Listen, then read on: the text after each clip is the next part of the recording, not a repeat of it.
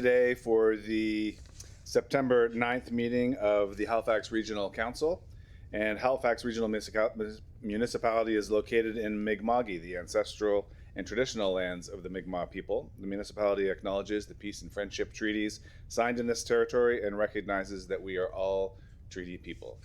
And to start the meeting today, I would invite us all to take a moment for prayer or quiet reflection or meditation.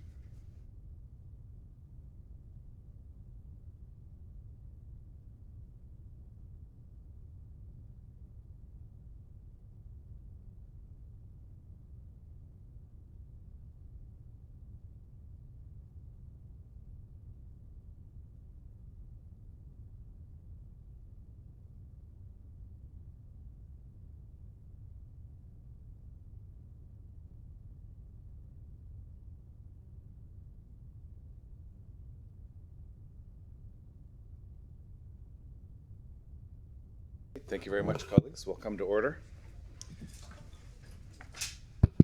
We're at the special community announcements and acknowledgements portion of the agenda, and if I could, I'd just like to begin by acknowledging our acting CAO, Brad Anguish, and thank him for his service. And yes, indeed, Brad's no stranger to this chair, and has more experience than just about anybody in HRM as an organization. So we're very lucky indeed to have him in the chair for the time being. And consequently, the Executive Director of Planning, Jacqueline Hamilton, will be in the acting role of Commissioner of Works.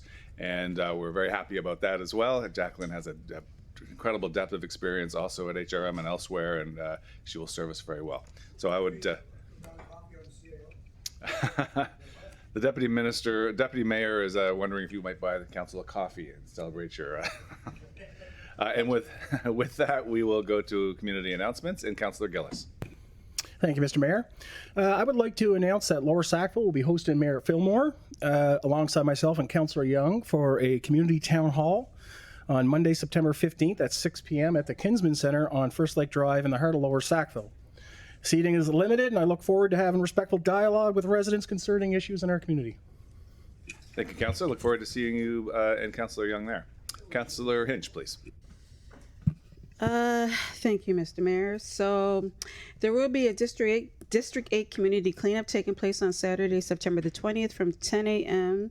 until 12 p.m. The cleanup is being held in partnership with our Halifax Solid Waste Resource Team, who will have information booths with litter cleanup supplies. We'll be setting up at the booth at the Halifax North Menor Public Library and the Needham Community Center.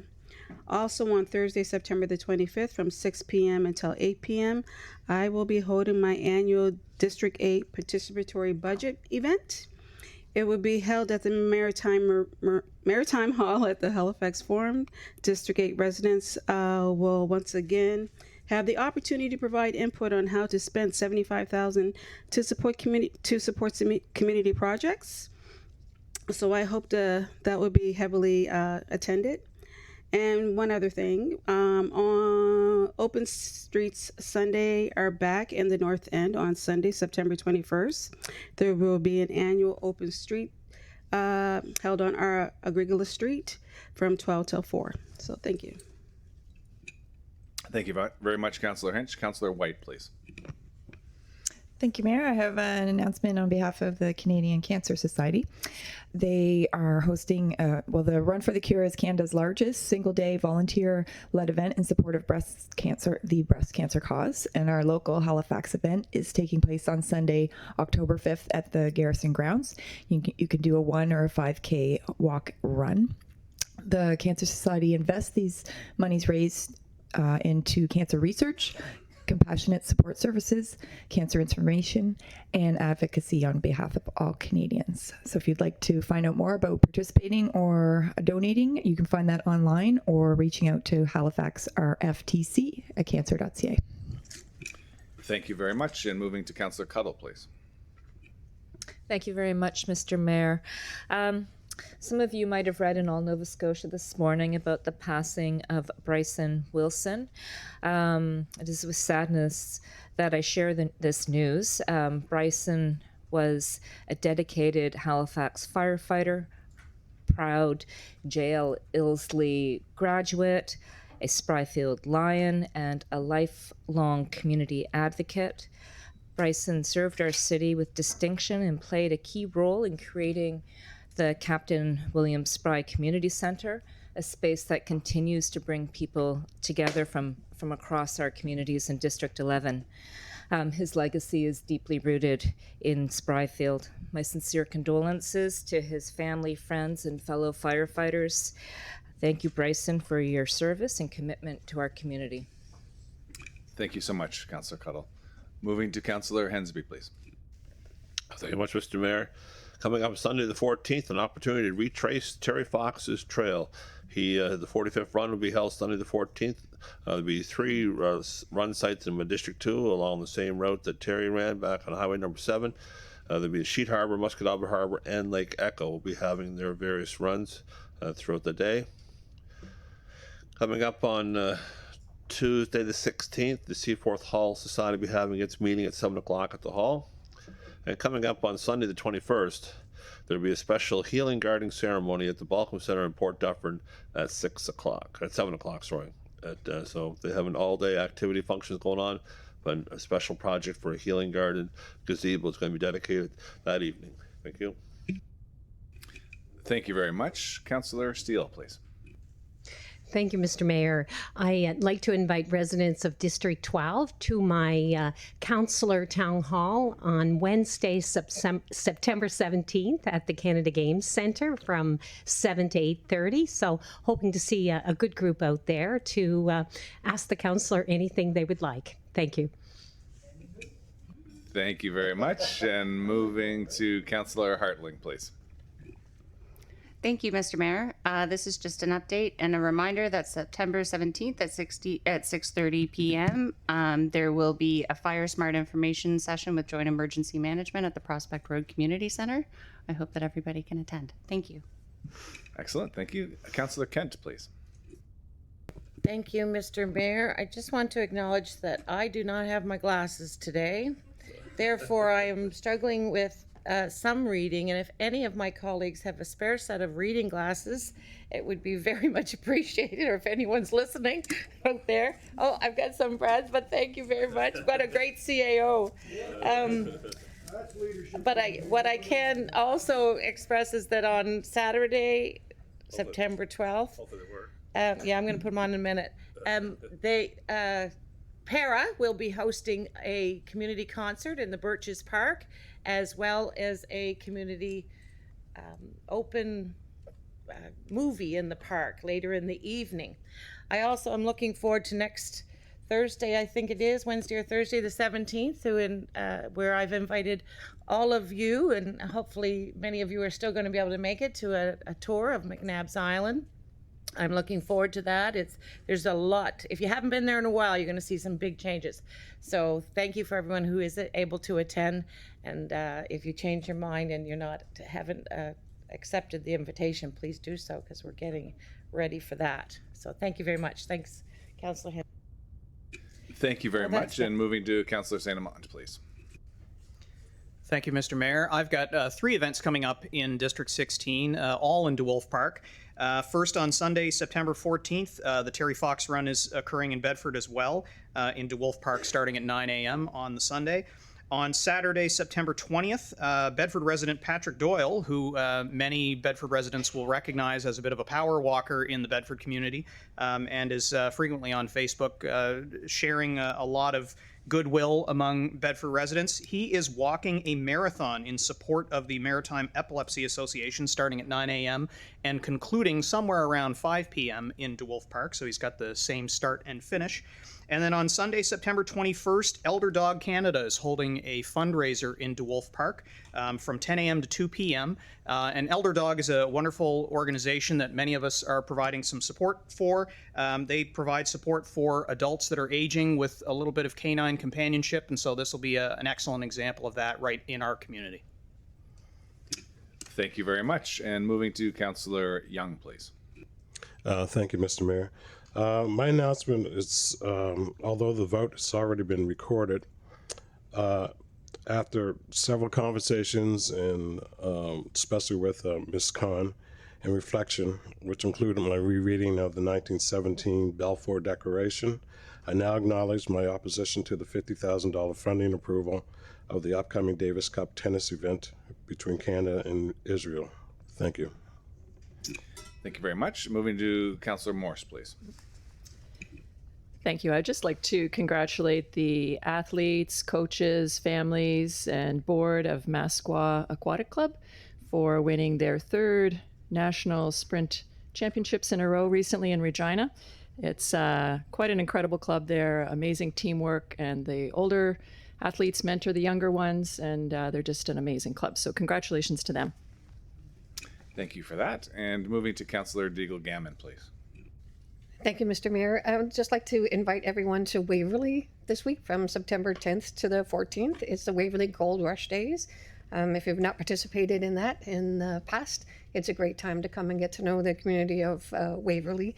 So everything from a casino night, fish and chips, washer toss tournament, a concert on the green Saturday night, and a car show. So there's lots going on in Waverly from September 10th to 14th.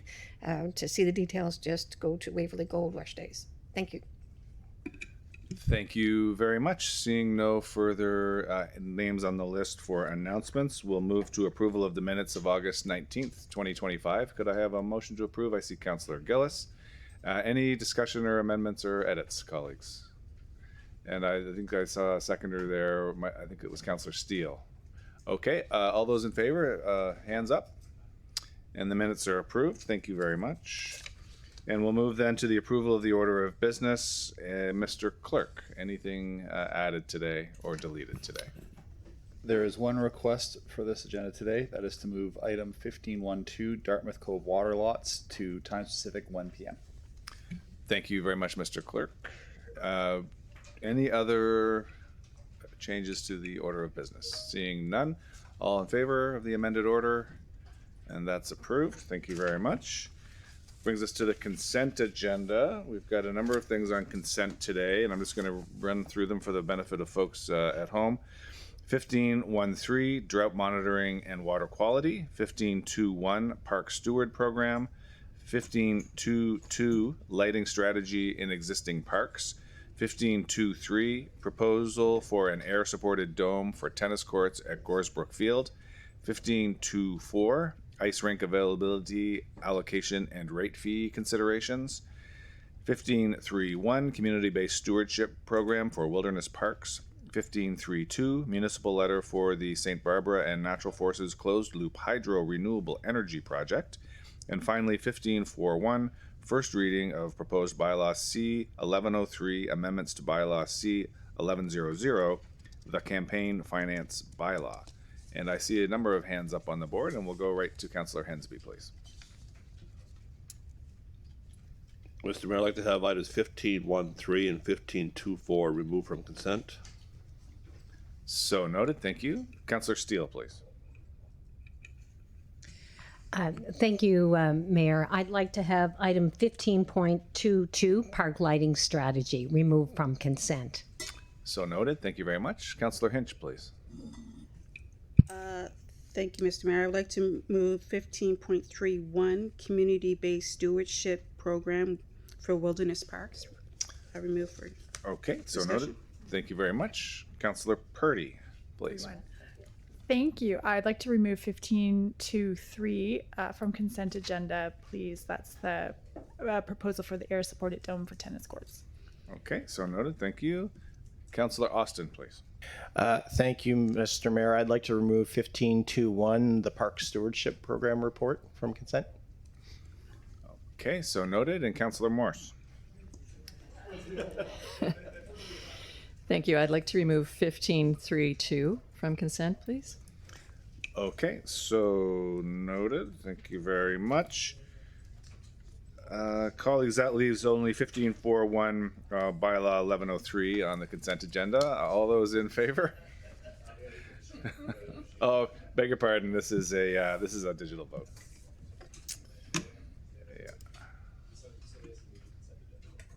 Oh, thank you. There we go. That's moved by Councillor Clearly, seconded by Councillor White.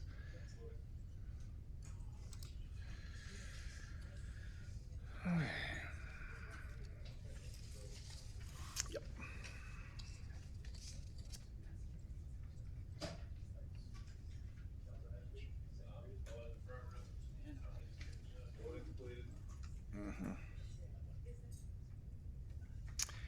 And the consent agenda is approved.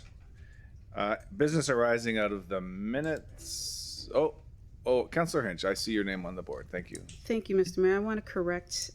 So I got a little confused.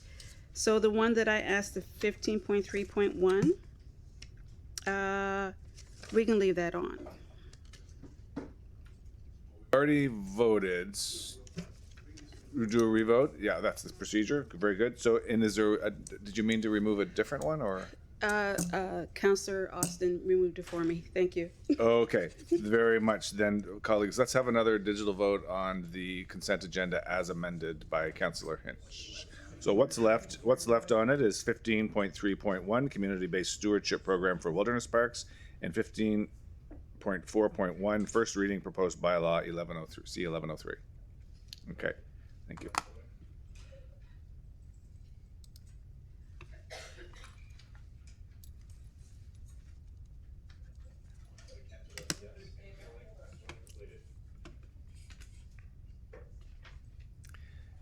And the amended consent agenda carries. Thank you very much. Item 6, business arising out of the minutes. Not seeing any. Number 7, calls for declaration of conflict of interest. Councillor Hartley. I believe I have a conflict of interest for an in-camera item, property matter. Thank you. Okay, thank you very much. Mr. Clerk, do we need the item number? Just the number?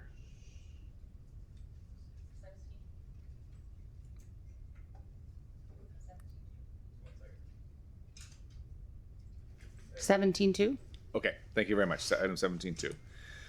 Motions of reconsideration. Seeing none. Motions of rescission. Seeing none. Consideration of deferred business. Seeing none. Notice of tabled matters. None. Colleagues, we note that we have a public hearing at 6 p.m. That is item 12.1, and it is case MPSA 2024-00975.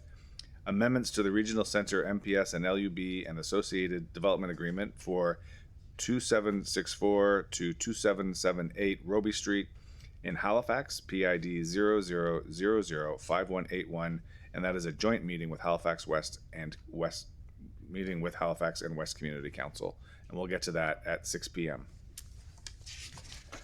And this brings us to correspondence, petitions, and delegations. Mr. Clerk, is there any correspondence today? Correspondence has been received for item 1512 and has been circulated to all members of Regional Council. Thank you very much. And petitions, colleagues, any petitions today? Seeing none. We're at 14 information items brought forward, and 14.1 goes to Councillor Austin regarding tax relief for nonprofit organizations. Councillor Austin, the floor is yours. Thank you, Mr. Mayor.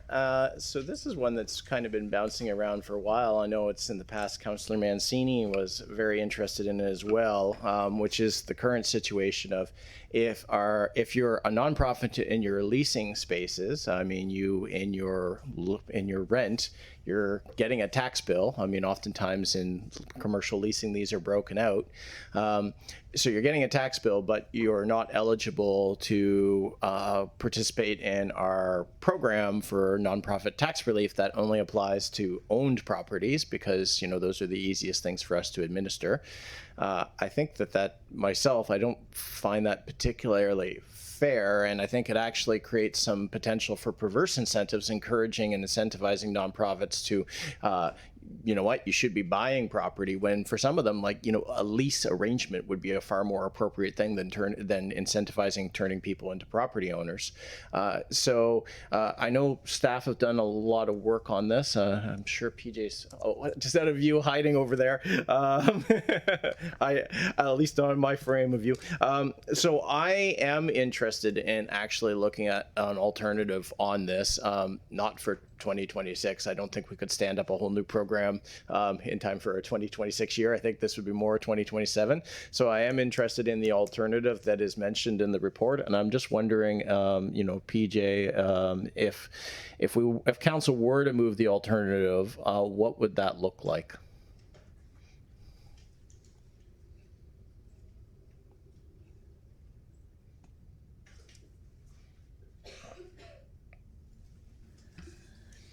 Thank you, Mr.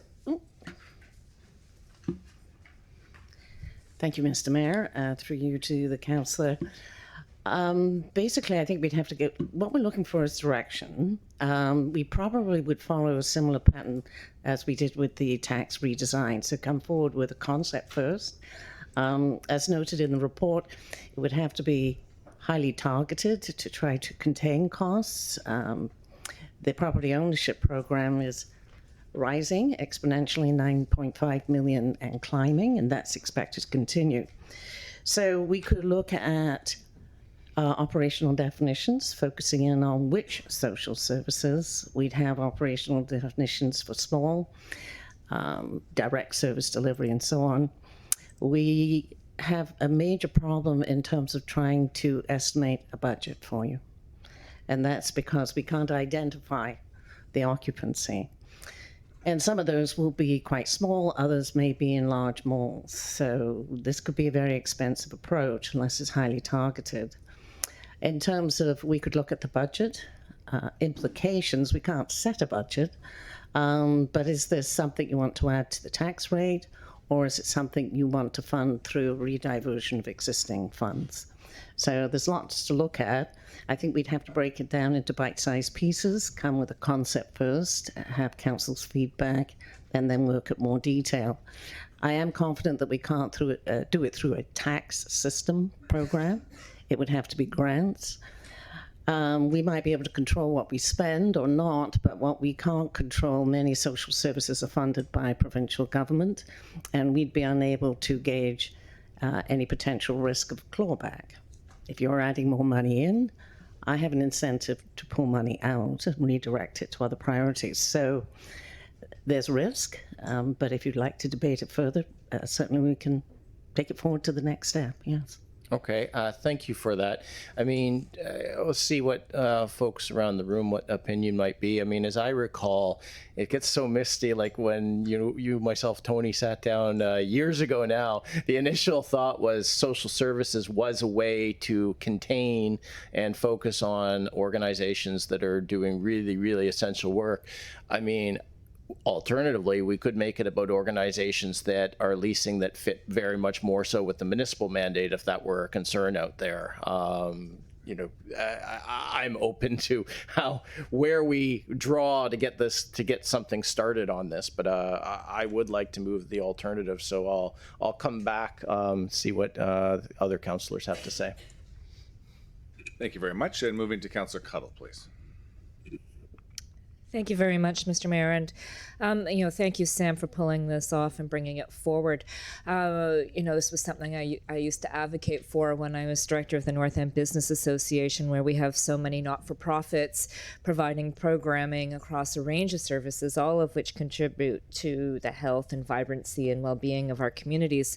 But if they don't own their building, they're stuck not only with increasing rent, but they don't get the breaks that people who own their property do. And that's a bit of an inequity, because people, organizations that would have got in on the ground floor a long time ago, who owned a building, are getting that benefit. In some cases, those not-for-profits are selling those properties because they can't necessarily afford the upkeep of those buildings, the maintenance of the buildings. A not-for-profit today to buy a property and build a building is just really largely out of scope.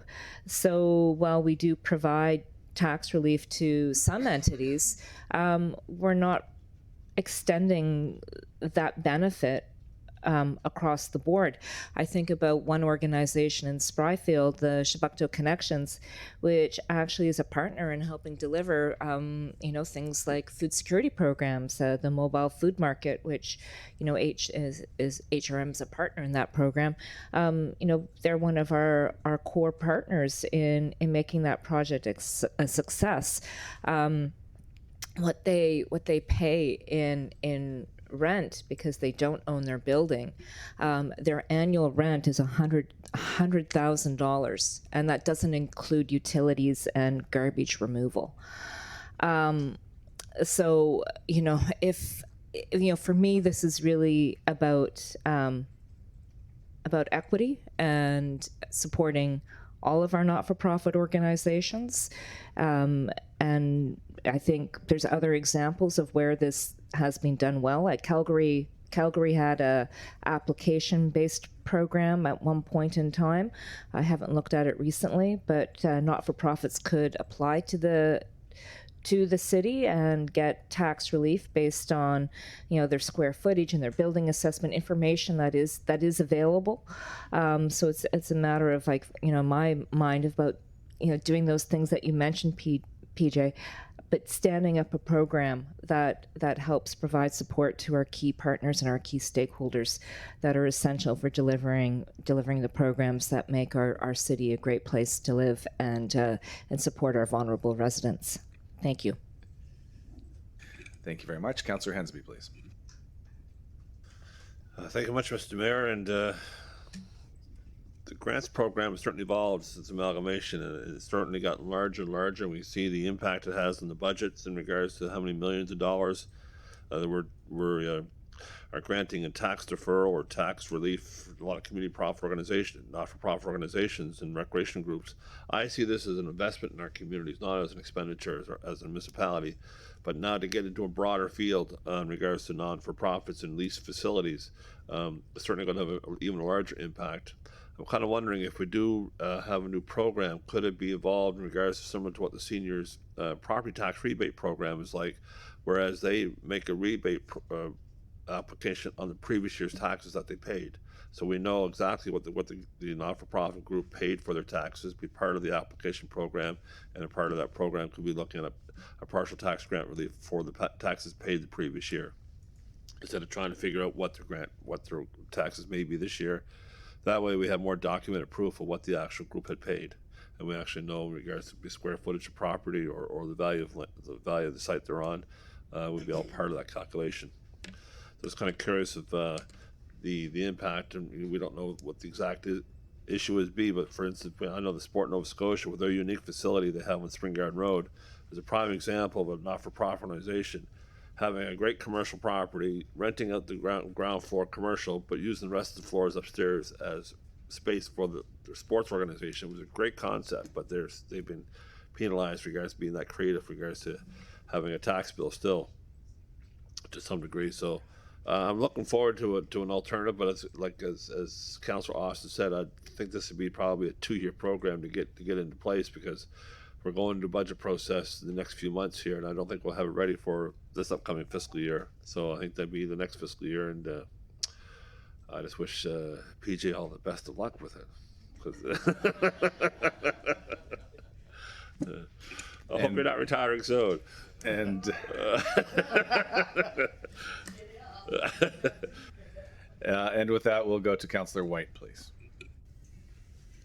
Thank you, Mayor. Just wanted to say that when I read this report, I had a note to, can we do the alternative? So yes, I'm interested in looking at this.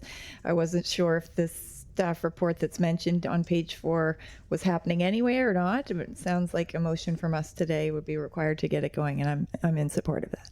Thank you. Thank you very much. Councillor Deagle Gammon, please. Oh my. Thank you, PJ. Of everybody here having run nonprofits for 40 years and, been in leased facilities and then moved into our own facility, getting the tax relief, I understand what happens. But one of the things that has happened over the 40 years that I think we have to be really cognizant of is that we have a lot of nonprofits that register, and it's like, so how long have you been in operation? What is your mission? I think any kind of a program like this, it is a little bit of a slippery slope, because just because you're a nonprofit, you do this, like, is it a social mission? Is it an environmental mission? All of these things that, the report would have to look at. And, some nonprofits are extremely profitable, which is great. And they reinvest their money in the mission, which is really good.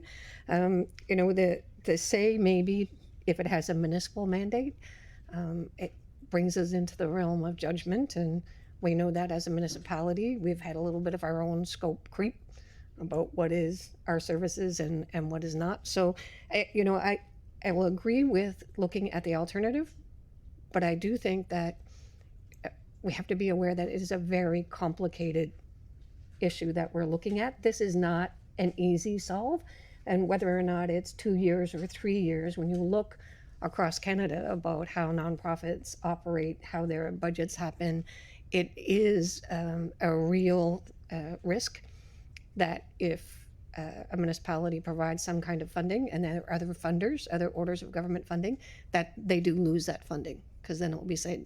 So, having been in leased facilities, I do know that when we did our operating budget and we went through what was then called community services, that rent didn't separate out where the taxes were, because some nonprofits are in incubator malls, and sometimes the landlord didn't know how to or in what way to assign a tax portion.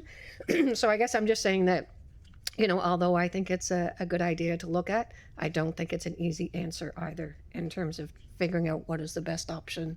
So, yeah, that's the... Thank you very much. And we'll move to Councillor St. Amand, please. Thank you, Mr. Mayor.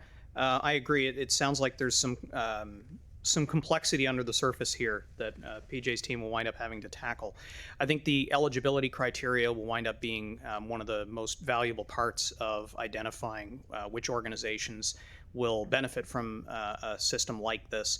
And, the one thing that we could be somewhat prescriptive on is ensuring that we don't cast too wide a net in the first go, to ensure that we're managing the expectations of such a program effectively, and to ensure that we don't have overlap with other orders of government for which there might be a penalty for those organizations. I think it becomes, because it would be structured as a grants program, at the very least, I would hope that means that they would have ultimately a little bit of control over their destiny based on actively applying for something as opposed to having something automatically applied to them.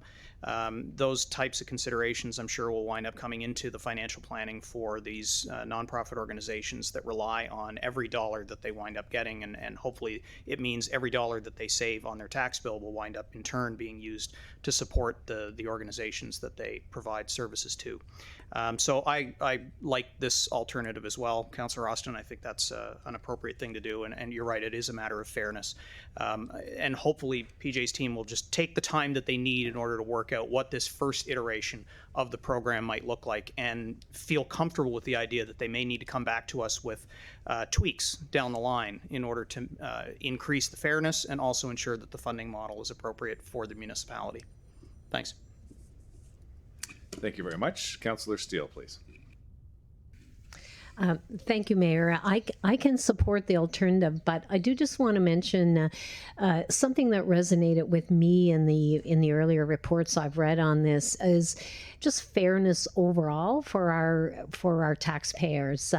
I know in my district I have a number of taxpayers that contact me and tell me they're struggling to pay. They're struggling to pay their municipal taxation, and some of them aren't eligible eligible for some of the other programs.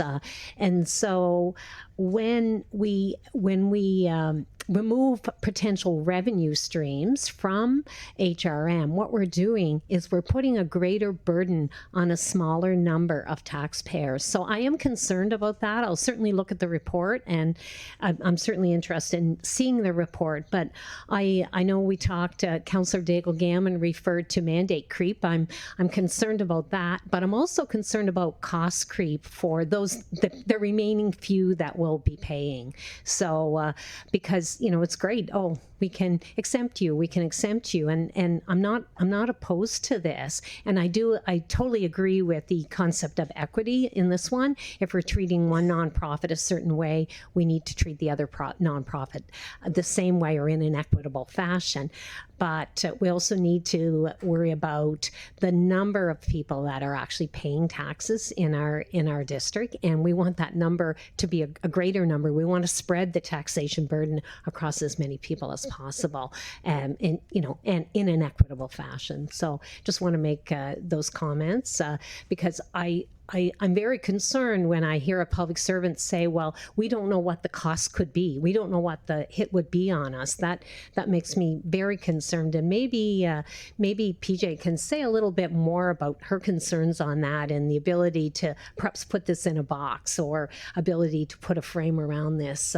I know the report spoke to that fairness side of things to the rest of the residents. So maybe you can comment on that a bit, because I noticed that theme throughout some of the material I read. Through you, Mayor. The biggest issue for us is identifying tenancy throughout the region. We did look at some data, which is now stale dated, in terms of the number of registered charities, which is what we were focusing on initially. And I think that's around 3,000, just in HRM. Of those, most were religious organizations, but second place was social services.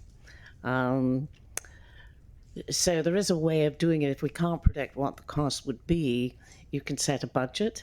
You could start out to Councillor Saint-Amon's approach with something highly targeted and call it a pilot. The rebate option does exist in other jurisdictions. That's administratively very heavy. A lot of paperwork, a lot of timelines, a lot of administrative workload. You could do it as a multi-year operating grant, let's say up to 3 years, fixed amount every year. That aids with predictability and is administratively less burdensome. The other thing too, if we're talking of equity, I've sort of hinted at it in this report, but right now in our tax relief program, we have mostly nonprofit property owners, but we also have less than market leases or leases for government property. So would we be prepared to take a second look at that? Should, for example, hypothetical question, a property owner receive the same as a tenant? If the property owner has a higher exposure to risk and recapitalization, are we prepared to remove our own leasing, provincial and federal, from one program and put them in with other tenants? So there's lots of hypothetical questions, and I think, again, the approach would be we'd just do it in small bites. We have done some background research. We can update the data for that.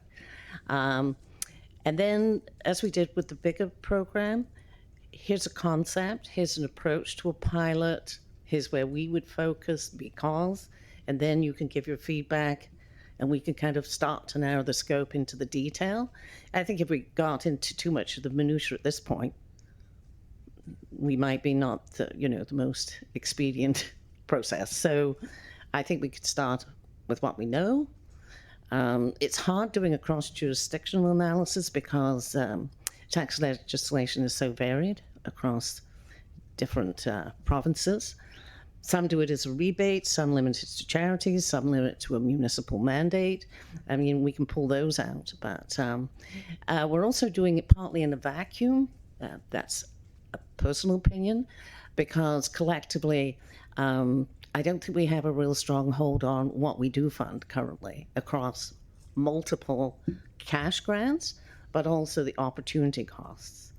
what we're not collecting in revenues that we might otherwise. And again, those opportunity costs put pressure on raising taxes to expend the cash. So it's not easy, but I think we can make some progress towards coming to a decision of council that's based on the evidence base that we can gather, and also pointing out the limitations of that data too.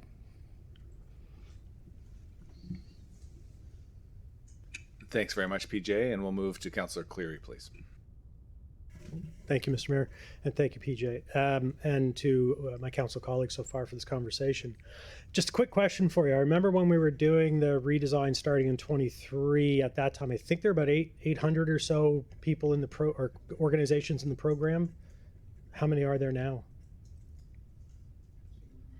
The 800 was the number of properties. We're about, I think it's 852. In terms of the number of actual organizations, I think it's in excess of 200. Okay. So many of those would have multiple properties that we're rebating that if there's 850 properties and 200. Oh, yes. Okay. Particularly the housing co-ops can have quite large portfolios. So just let's put this in perspective then. So you said in your preliminary research you found about 2,000 or 3,000 registered charities. And I think in Nova Scotia there's probably around 7,500 registered societies, that'd be nonprofit organizations. Probably over half of those would be in HRM. Let's say, 70, 80, 90% of those are actually active organizations. So let's say there's upwards of 4,000 organizations in HRM that could potentially be an applicant for this. So we go from 200 and something to thousands.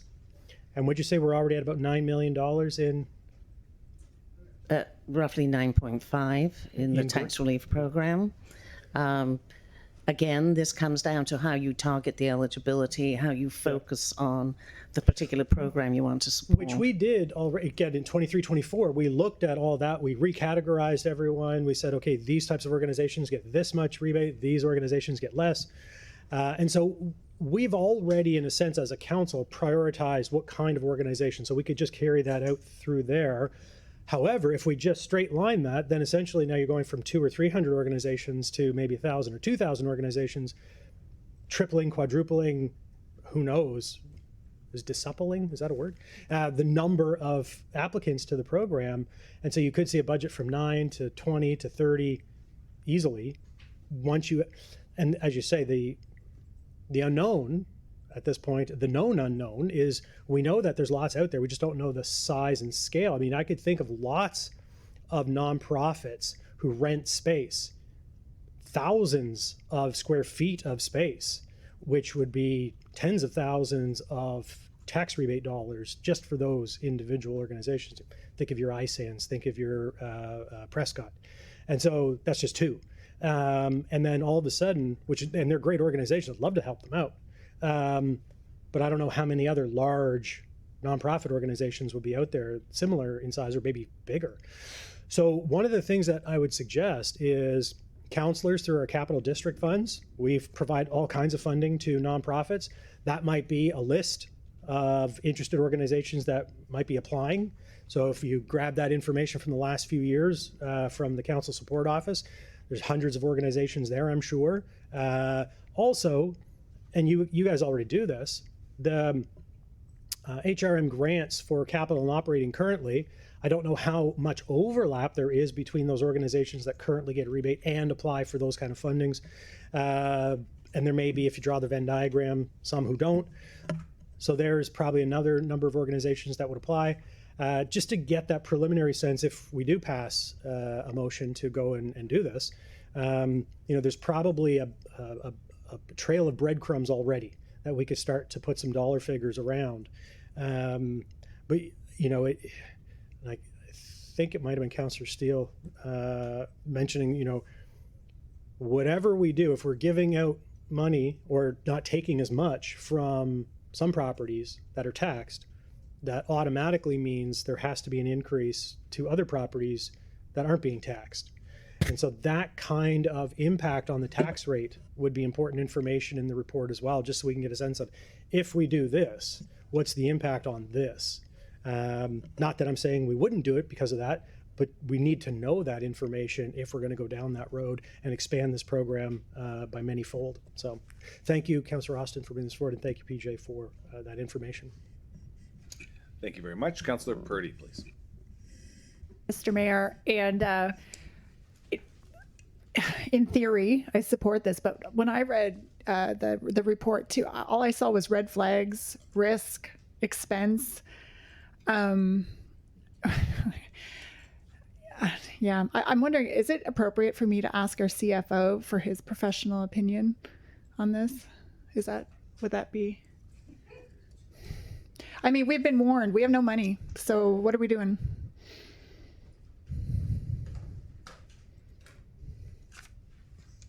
Thank you, Jerry Blackwood, CFO. I won't give you my opinion. I'll certainly give you my professional advice. Professional advice. Sorry, that's what I meant. Never advocate. Always professional advice. Yeah, I mean, PJ covered it. Our grants program through our redesign has increased quite a bit. I think since I back as CFO now 4 years, I think the program has probably doubled. I think one of the things that, council, when we did the redesign is we really put a focus on affordable housing at that point in time. The nonprofit sector has been very active in acquisitions in the market. You look at all Nova Scotia, every month there's always a couple of nonprofits that are acquiring properties that were held by private landlords, right?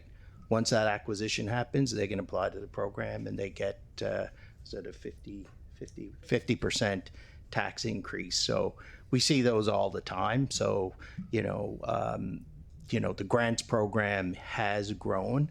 At the same time, I know council, in terms of affordability, that's one of the things that I've said throughout the budget in terms of things that you're investing in affordability is around your nonprofit grants program, which supports organizations that kind of deliver a level of affordability. But, moving into leasing, that will be a cost. That cost will have to be, put to the general rate and absorbed by the rest of the tax base.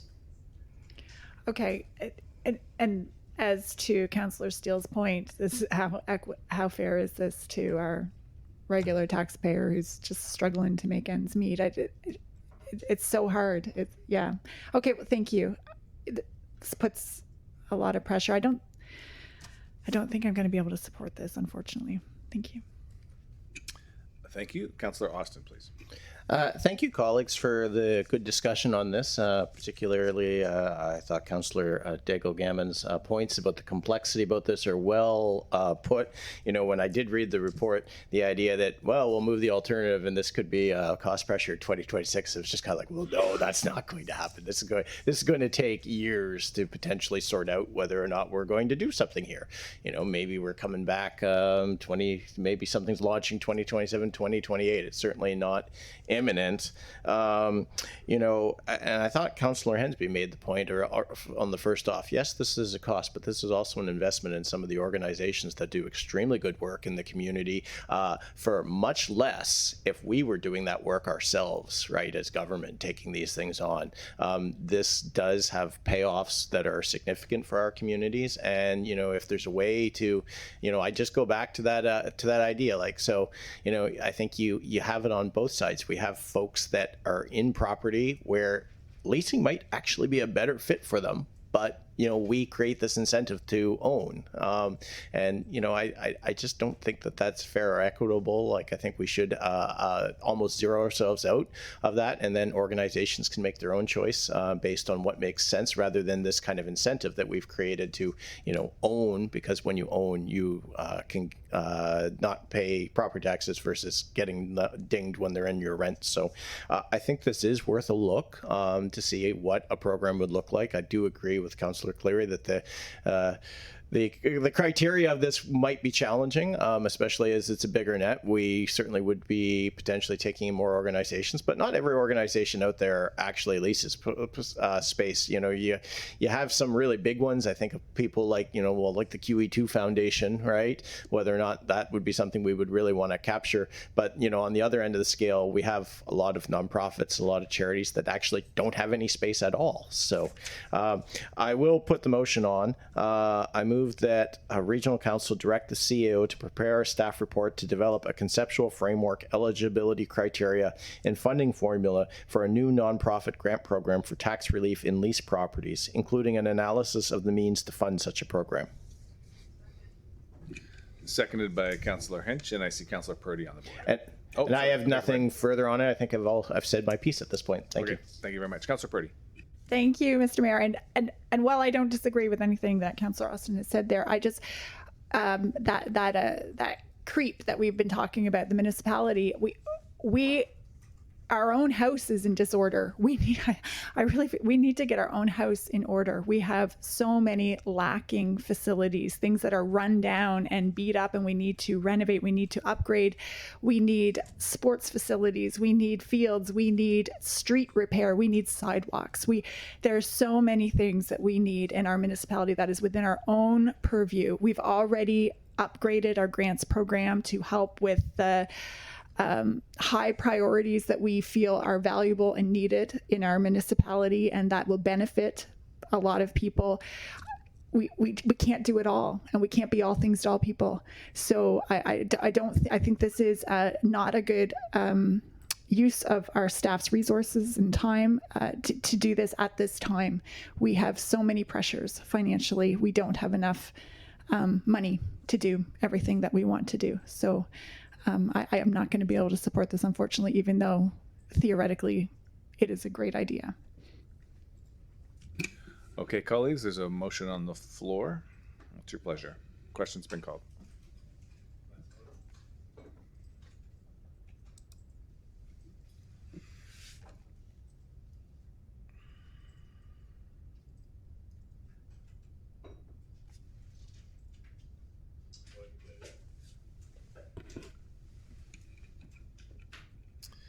And the motion is carried. Colleagues, will now move to section 15 reports. And that brings us to 15.1.1, second reading bylaw C703, respecting municipal cemeteries, and proposed amendments to Administrative Order 20, respecting fees for cemetery services. I wonder if someone would put the motion on the floor, please. Anyone? Well, it might be a short item. Okay, Councillor Steele has moved it, and is there a seconder? Seconded by oh, please go ahead and read it, yeah. Okay. That Halifax Regional Council direct the Chief Administrative Officer to adopt the proposed amendments to Administrative Order Number 20, respecting fees for cemetery services and cemetery bylaw C700, as outlined in attachments C and E of the staff report dated August 5, 2025. Thank you very much, and that was seconded by Councillor White. And I see well, first of all, Councillor Steele, would you like to say anything more? No, thank you, Mayor. Okay, thank you. Councillor Hensby, please. Mr. Mayor, I was kind of curious about section 29 about the use of recreational and commercial uses within our cemeteries. Just like to have clarification on that. Would that be more like the ghost walks and tourist things they have going through our cemeteries? Or are we looking at having some places disc golf set up in some places where you'd have cemeteries that have no headstones in the way, just open fields? I'm just kind of curious of what's considered recreational use in a cemetery besides a walking path. We've called a friend. Please. Hello, Adam Cornick, Superintendent of Parks West, from the Mayor to the Councillor. Basically what that would be things like yoga. We've had Tai Chi and things like that take place in there, and it has interrupted ceremonies in the past. So we just want to have the right to say, there's a ceremony taking place, can you move somewhere else? And would they have to require a permit or a fee to have their programs available in the facility, in the cemeteries, like the ghost walks and stuff? You know, they're charging an admission for those things. Should we be charging them an admission to enter the? we don't charge anything. So for them to do a ghost walk and that kind of thing, because really they're just walking through the park or through the cemetery. Okay, thank you. Thank you very much. I don't see any other names on the list. Ollie, what's your pleasure? Question has been called.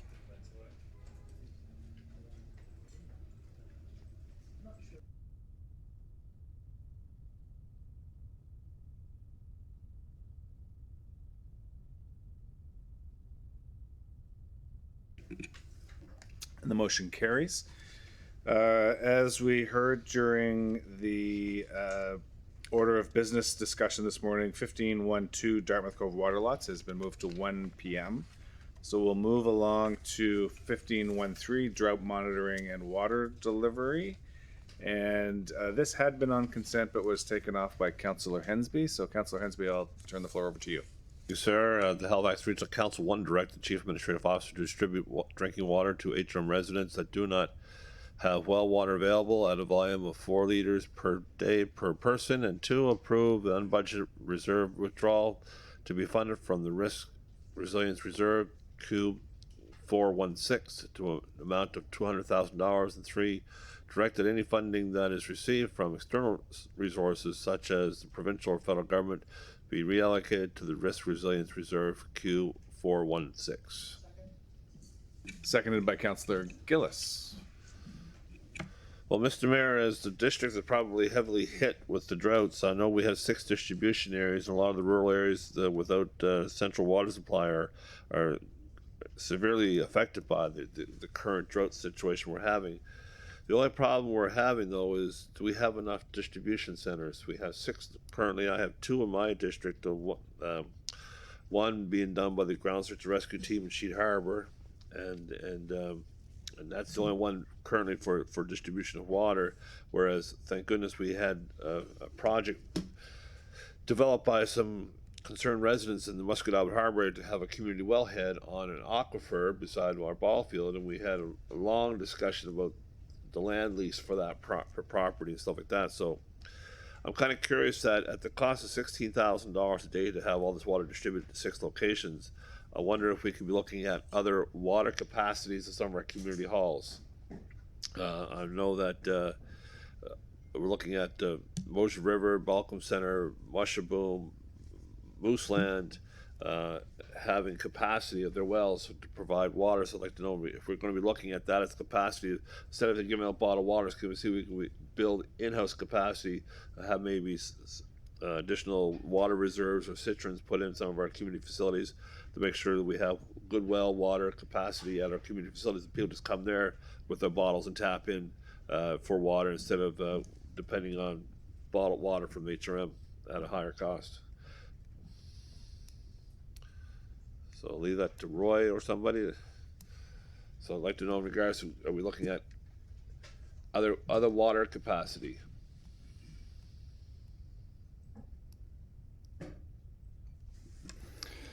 Mr. Mayor, Roy Hollett, Deputy Chief Halifax Fire and also Acting Director of Emergency Management.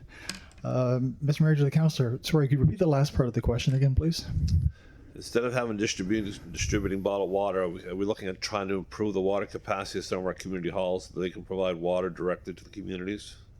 As in, can we check on the capacity of drilled wells and maybe drill additional wells, have cisterns or reservoir capacity at community halls that they could provide water to the community instead of us trucking out water?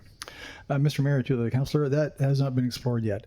That would be at the discretion of fleet and facilities if those locations have the water supply.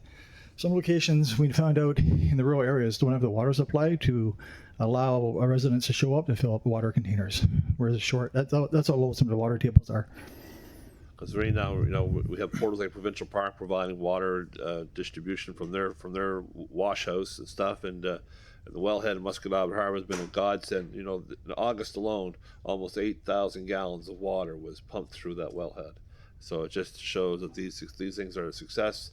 I think that if we look at some provincial studies for aquifers in Nova Scotia, if we have an ability to tap into these aquifers any within our municipality close to municipal property buildings, we should do so. Musquodoboit has proven it. I think we should expand it. Thank you. Thank you very much. Councillor Deagle Gammon, please. Thank you, Mr. Mayor.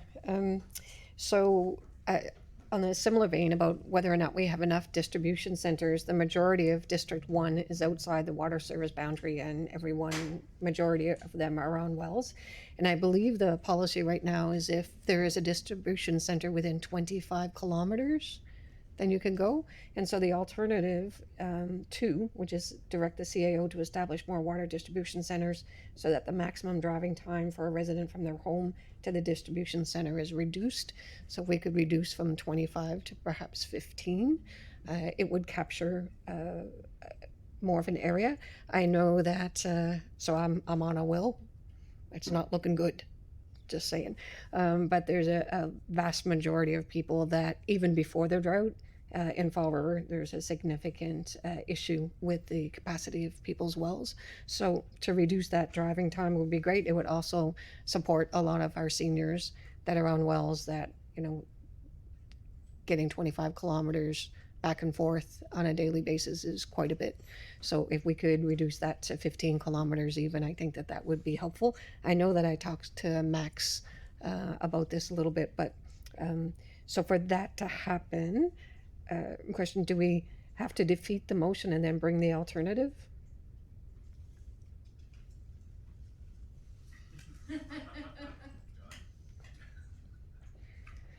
So silence is usually considered consent. No. I wonder, Councillor Deagle-Gammon, if you would repeat the query. Sure. Yep. Yeah. Okay. So the question is, if we wanted to move alternative 2 in the report to reduce the driving time from the distribution center, do we have to defeat the motion that is here and bring forward the alternative? Okay. Just we're going to take just a quick minute here to look into that. Or add it on the motion. Or add it on. As an amendment, yeah. It's possible to add on alternative 2, Mr. Traves? I just need a second, but I don't see that it's directly contrary to the main motion, so it would be an amendment. I would like to move that amendment, please, for alternative 2. Second that. It's been moved and seconded by Councillor Hensby, and I think maybe we can go on the board and ask that question, Councillor White, if you'd like. And we're going to see if anyone wants to. Councillor Gillis is on the board. Here we go. On the amendment. Oh. Yeah. Okay. Councillor Hartling on the amendment.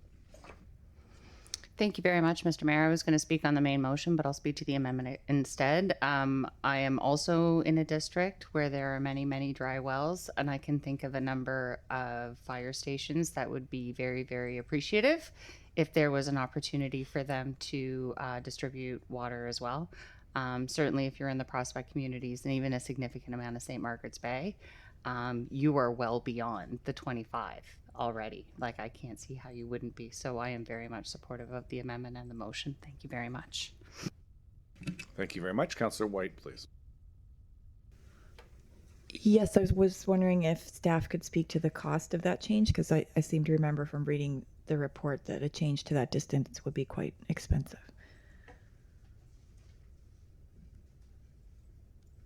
Mr. Mayor, to the council, there would be an increase cost. The more sites we set up, the more water we're going to give away. That's where the cost is coming into play, and we're looking for direction from council. We add more, the cost will go up approximately $2,000 per site. That's all it is. I thought it was Per site per day. And it's 2 days a week. Thank you. I wonder.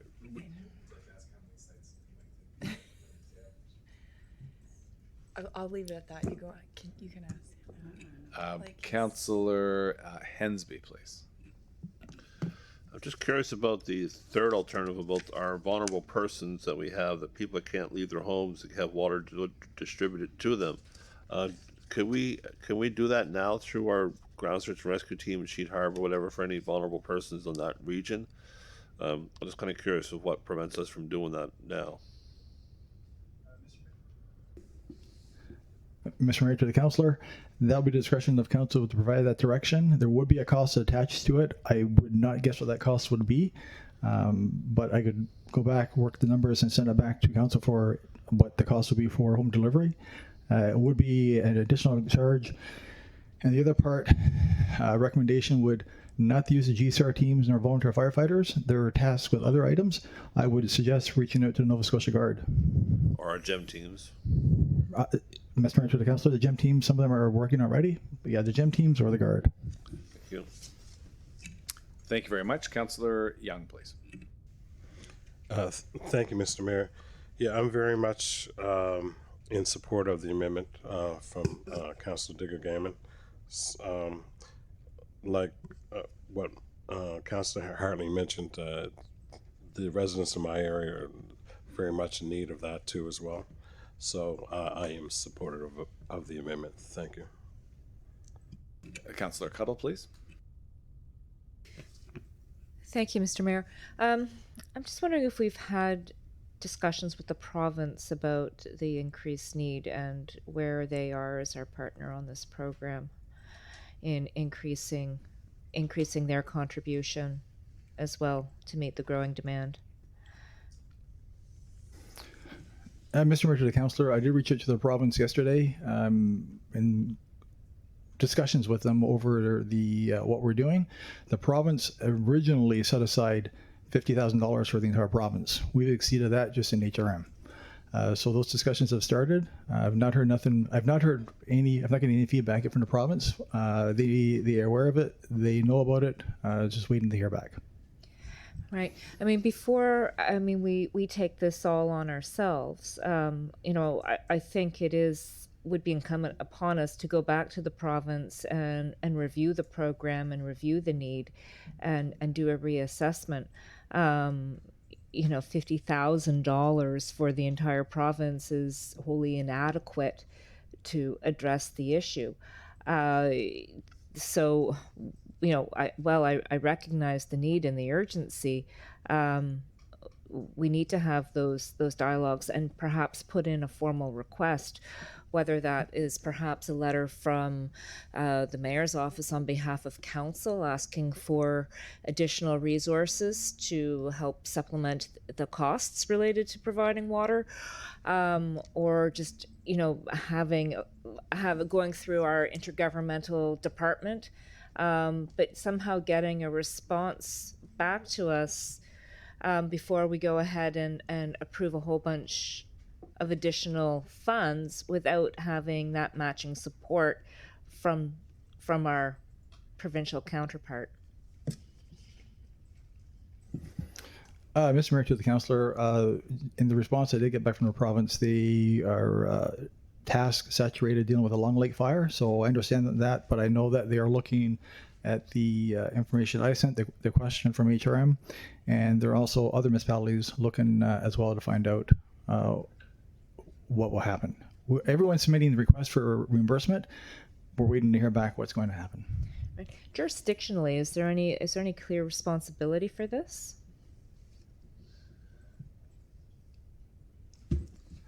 Mr. Mayor, Councillor, I'm going to defer to our senior solicitor on this one.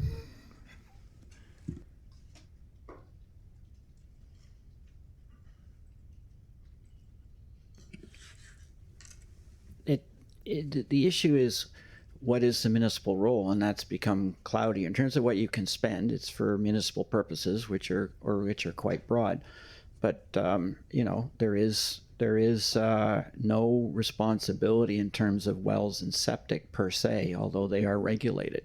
So the production of water falls into, in essence, I would suggest emergency services in the circumstances, and that, depending on the emergency, can be shared. Both municipalities and the provincial government, as well as the federal government, can step in emergency circumstances, such as a lack of water.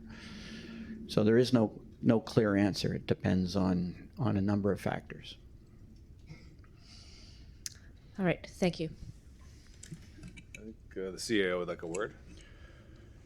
Yes. Vis-a-vis the alternatives, look, we're at 150,000 now. This is a cap at 200,000. With an expansion of the program, we've got a couple issues here. If we're going to move on the expansion of the program, we're going to need more money as well in terms of, or else it's not going to happen. I'm just going to ask either Rachel or Bill to come up and just discuss some of the financial and implications to this approach. Not to dissuade it, but rather just make sure council's fully informed.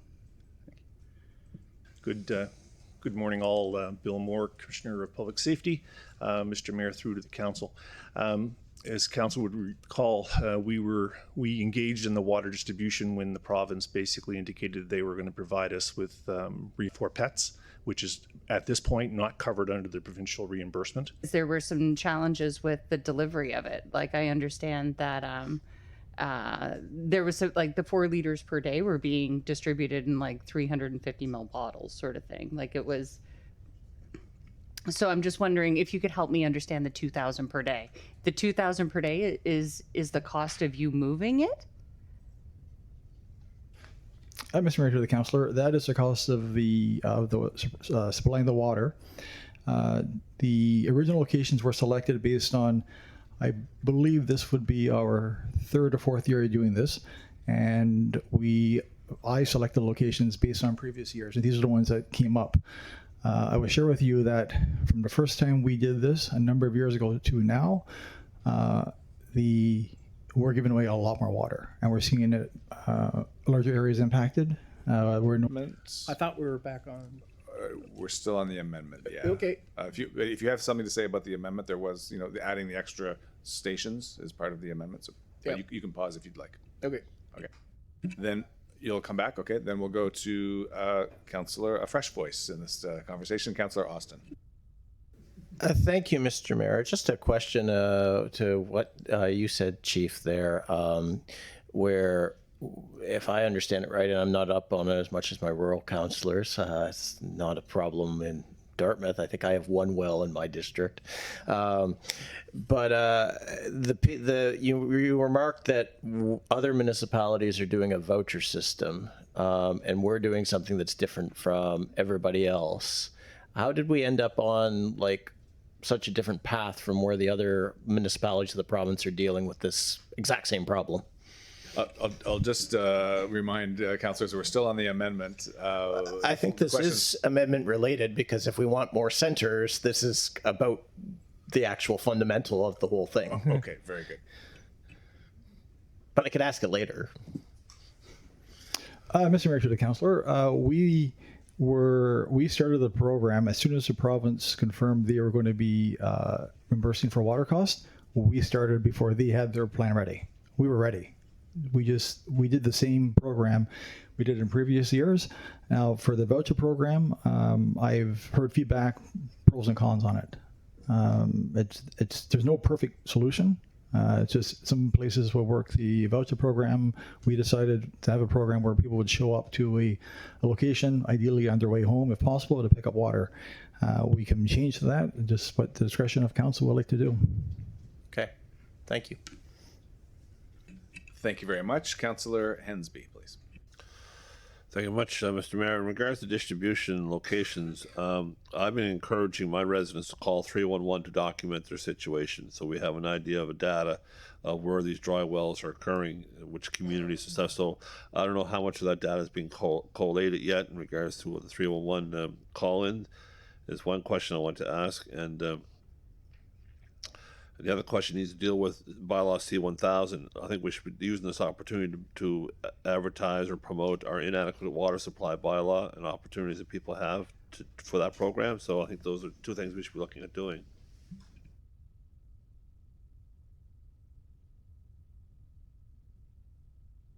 Was there any comment forthcoming from staff there?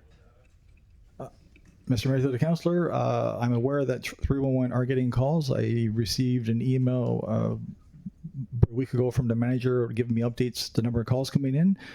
Yes, so I do get the updates from 311. I also get the information from the sites and looking at the addresses, and you can look on the map and see what the area is impacted. And again, compared to previous years, much larger.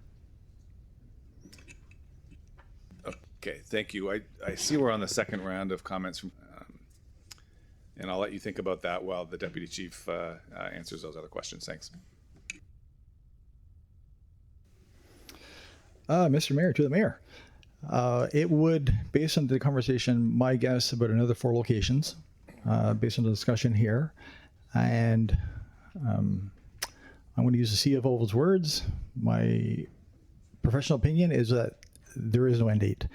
This is going to continue. I'm hearing from Halifax Water what they're looking at now for potential water levels from the province and various experts in this field. This is going to continue. They are looking at potential issues into October and November. So an end date, I don't think there is one.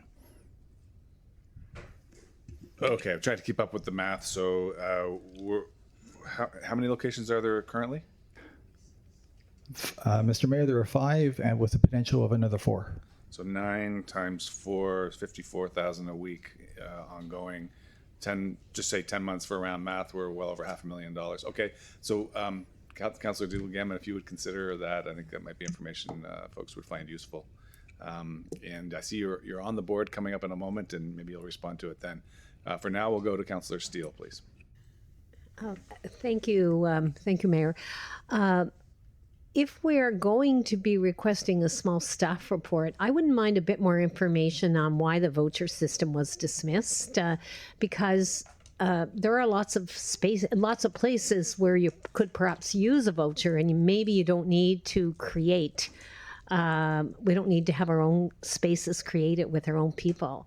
So I'm curious about that. I just like to know the pros and cons. I've been involved with various voucher systems for food in the past, and I've seen them work quite successfully. So I'm curious on I just like to have a bit more information. If we're doing some kind of a mini report, I'd like a bit more information on that. So I don't know if that's a suggested amendment to Councillor Daggle's amendment or not. So I apologize if this is out of order. Thank you. Thank you very much. Councillor Cleary, please.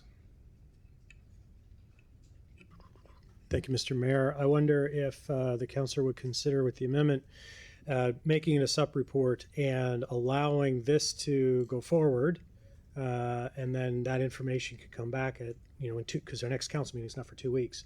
And that way the information could come back, water's being distributed, et cetera, and so that we're, going ahead but not pausing.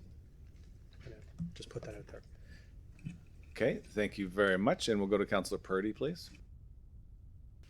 Thank you, Mr. Mayor. I like the idea of a supplemental or a little staff report on this, just because there's so many unknowns. But like another unknown is the cost for delivery. Like you said, that was one of the pressures of the finance here for this. So, like, we have cube vans, we have trucks in HRM. Would that not be an option to cut down on costs if this is going to be ongoing? Maybe we can look at maybe pivoting how we've done it to see where we can kind of save money moving forward. If there is going to be a supplemental, that would be useful information to know too. Thank you. Thank you very much. And we'll go to Councillor Cuddle, please. Oh, I think. Oh, yeah, looking for a response there. Thank you. Okay. Mr. Mayor, through to the councillor. We're basically not using staff, and really we don't have a staff to deliver water. This is a net new program outside of it. So yes, we would have to then look across the corporation if that was the case and pull somebody from doing something else to do the water delivery. So yes, we could certainly look at that, but to get the delivery moving quickly as possible with it, we used a service to do that. But obviously we can look at options. Thank you. Thank you very much. Councillor Cuddle. Thank you, Mr. Mayor. I just want to second Councillor Cleary's suggestion that while we're waiting, we add some additional stations to support the immediate need. But in the long term, I mean, this changes from being an emergency response to a chronic problem that needs a whole different set of solutions. I'm also curious about how the voucher program works and how currently we're assessing need. There's people who have different types of wells. Some are shallow wells and dug wells, and those are the ones that are currently facing, the greatest kind of drought, issues. There's people with deeper wells. It's very expensive to dig a deeper well. When we're handing out water, are we considering? How are we assessing need? How are we assessing financial need? If are we doing any of that? Do we know if the water is going to those in most need, or how's this working? Mr. Mayor, to the councillor,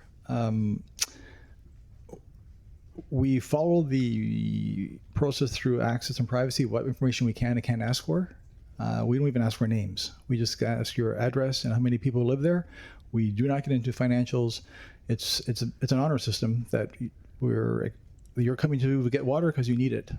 It's restrictive of what we can ask for, and I was given the parameters that we can ask for from access and privacy.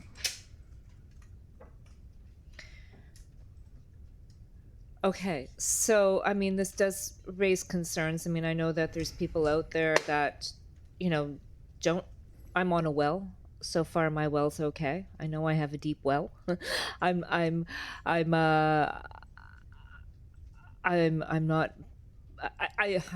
Okay, that raises a lot of questions, because I think a program like this needs to be directed to those most in need, and while I respect that most people are well-intentioned and the honor system works well, when we start to see this program going on and being extended and growing, an increase in costs, I think perhaps we need a little bit more criteria around where and how the water is distributed to make sure it's going to those in need. Because it's right now, we know we're having water issues everywhere.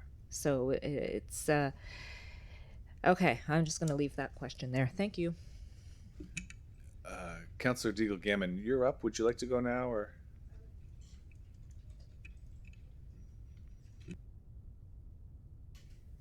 Thank you, Mr. Mayor. Are we doing committee of the whole rules? Are we into more speaking? Otherwise, this is my last 3 minutes. I just wanted to make sure I understood where we're at. No one has asked for committee of the whole rules. If you would like to not have this intervention count, I don't know that anyone else has been on the board. I haven't been keeping track how many times people have buzzed in. Okay. Would you like to wait and close? And then Yes, we only have please. 2 other speakers. Okay, Yes, thank you, please. Kathy. Then we'll go to Councillor Steele, please. To you. I'm not up though. You are up there for this That was, I'm not up. Thank you. Okay, you're Councillor White. Councillor White, please. Thank you, Mayor. I'm just speaking to say that I can't support the amendment to do more to pick up locations at this time, because when I'm reading the report, I mean, the 2,000 we're talking about is just water. And what I read in the report, that's that delivery fees to get the water to that spot and overtime are not eligible for reimbursement. It talks about staff time, overtime, none of that's included. So I just can't support it today without having that supplementary staff report to know what we're getting into. And I just wanted to highlight that this is a climate adaptation issue we're facing. This is just going to keep getting worse. And yeah, we really have to explore. So I do look forward to a supplemental staff report about all the different ways. But for the amendment on the floor about more locations today, I can't support it. Thanks. Thank you. Councillor St. Amant, please. Thank you, Mr. Mayor. I understand the need for an audit trail on everything that we are spending money on. Under these circumstances, I'm a little leery of holding things back because we're talking about the health and safety of our residents. And so for that reason, I will support the premise that we need some more pickup locations. Anything that we can do to ensure that there is access to healthy drinking water is something that we need to do. It's not really optional. Figuring out how we handle this in the longer term, what the implications are to our costs, Whether there are better mechanisms for distribution, to Councillor Purdy's point, those are all things that we can work out when we're not in an urgent situation. But I think we need to address what's in front of us right now, and that is these residents don't have other options. Casting a bigger net with the idea that there might be a small percentage in the group that come out looking for water that really don't need it is a small price to pay for ensuring that those that do need it have immediate, urgent access to the water that they need. To me, that's the priority, and we can worry about some of the other details later. Obviously, this is going to be an ongoing problem, and so we're not done with this conversation, not by any means. We're going to wind up having hard conversations among ourselves. We're going to have conversations with Halifax Water about how we address the availability of potable water for the long term. And so all of these things are things that we need to have serious conversations about, but we can't do it and hold back the resources that our residents need in the immediate short term to address this urgent need. Thanks. Thank you. Councillor Hinch, please. Thank you, Mr. Mayor. I just wanted to say that I do support the amendment, and it is an urgency that folks need water, so I wouldn't want to be that person to hold back, and you know, we need to support them now. They need the water now, so I just want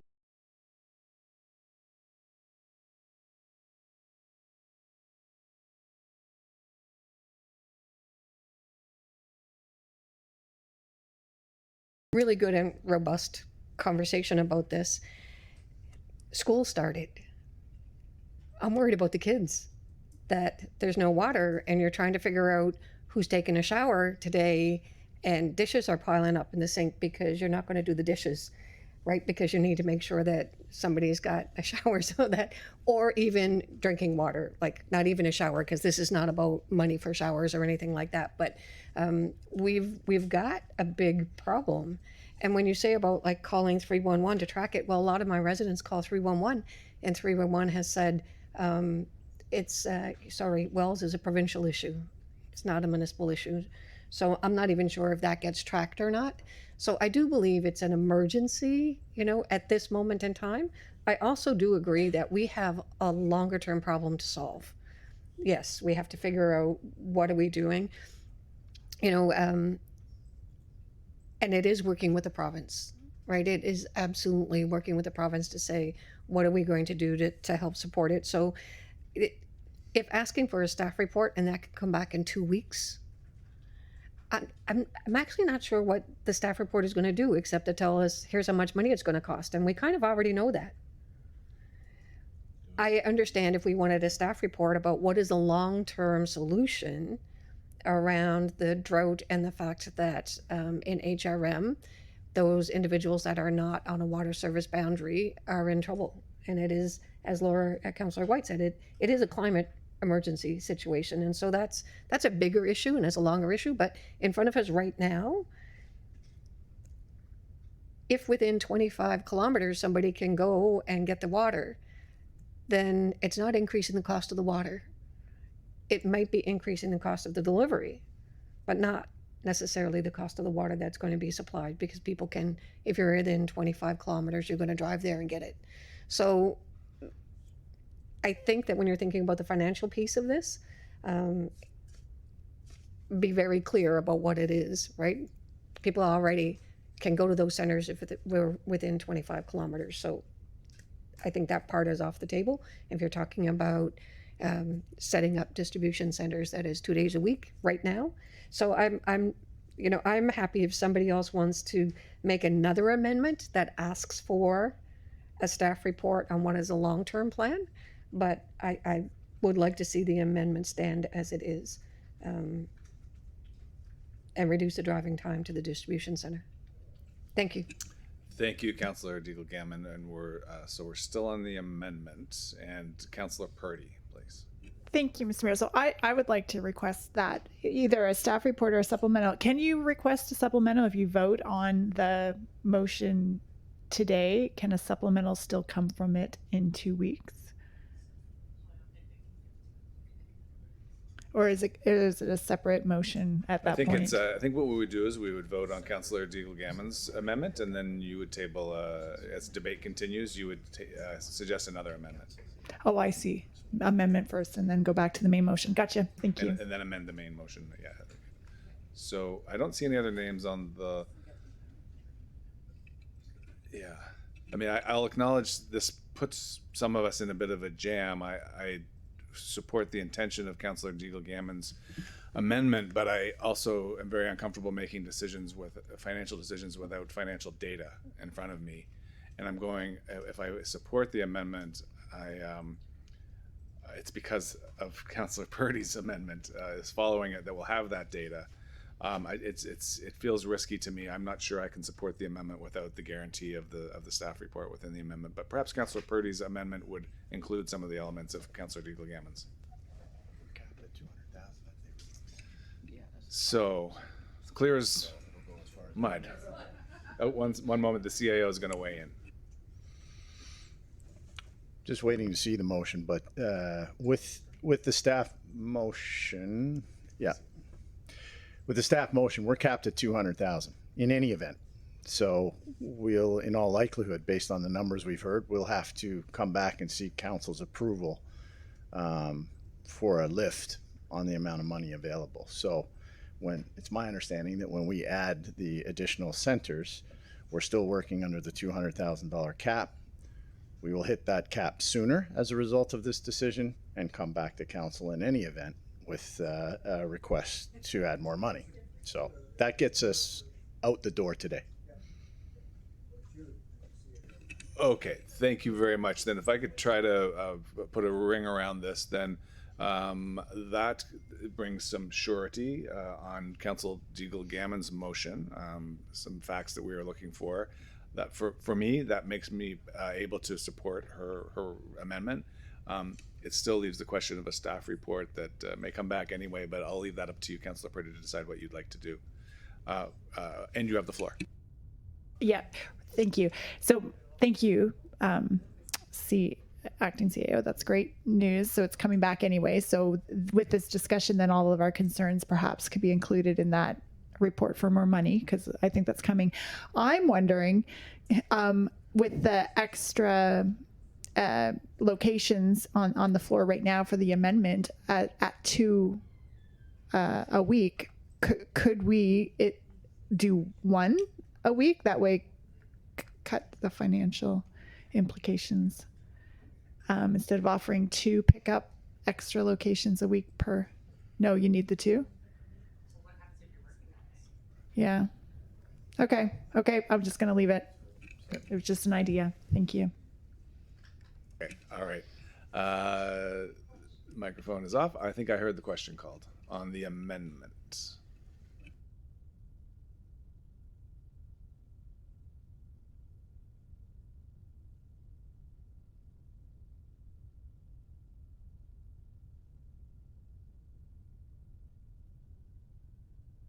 The motion passes, or the amendment passes rather, and we're back on the main motion.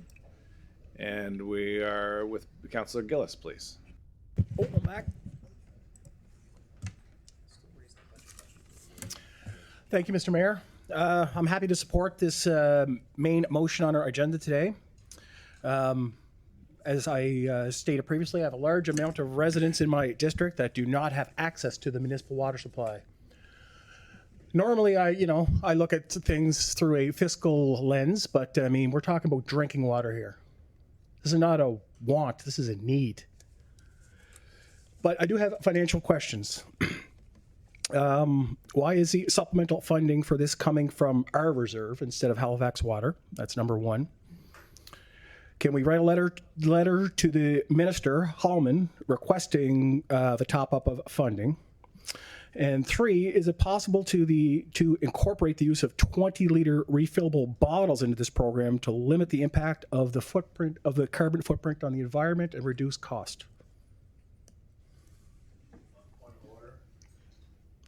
Point of order, Councillor Hensby.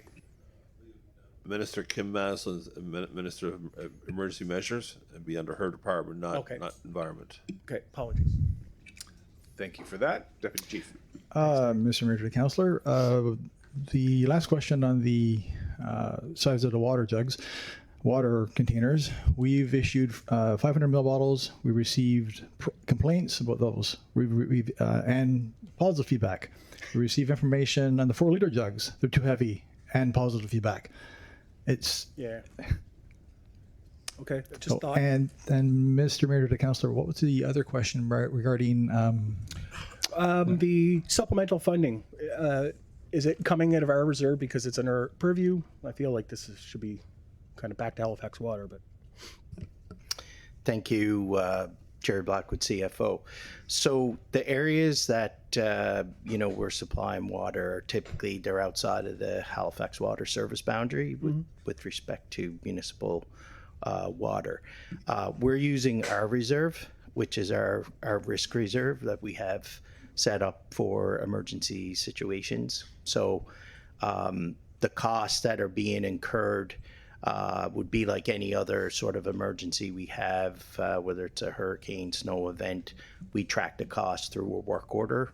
So all costs, overtime, delivery costs, purchase of water. So we're funding those through our risk reserve. Gotcha. Okay. Thank you. I appreciate it. Thank you, Mr. Mayor. Okay, thank you very much. I did not hear an amendment there, I do not believe, and I don't see any other names on the board. Council, what's your pleasure? Question's been called.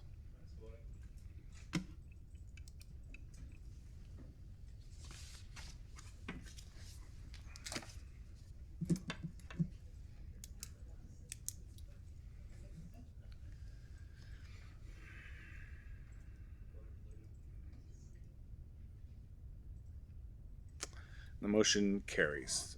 Thank you very much, Deputy Chief and Commissioner and CFO for your help today.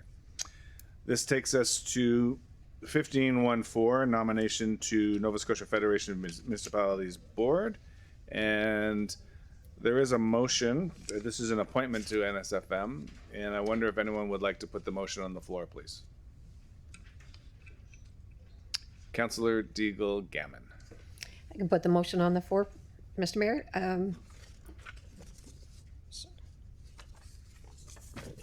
Sorry, that Halifax Regional Council, 1, suspend the rules of procedure under Schedule 6 of Administrative Order 1, Executive Standing Committee Terms of Reference, requiring the Executive Standing Committee to review the nomination outlined in the staff report dated August 28th, 2025, and make a recommendation to Regional Council. And 2, nominate Councillor Austin as the Halifax Region Municipalities representative to sit on the Nova Scotia Federation of Municipalities Board for a 2-year term.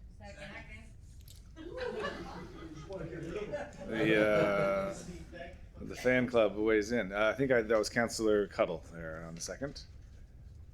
And any discussion? Yeah, just I think that Councillor Austin does a very good job with NSFM and represents HRM well on that board. So I would like to see him continue. Okay, shall we have the question? Question's been called.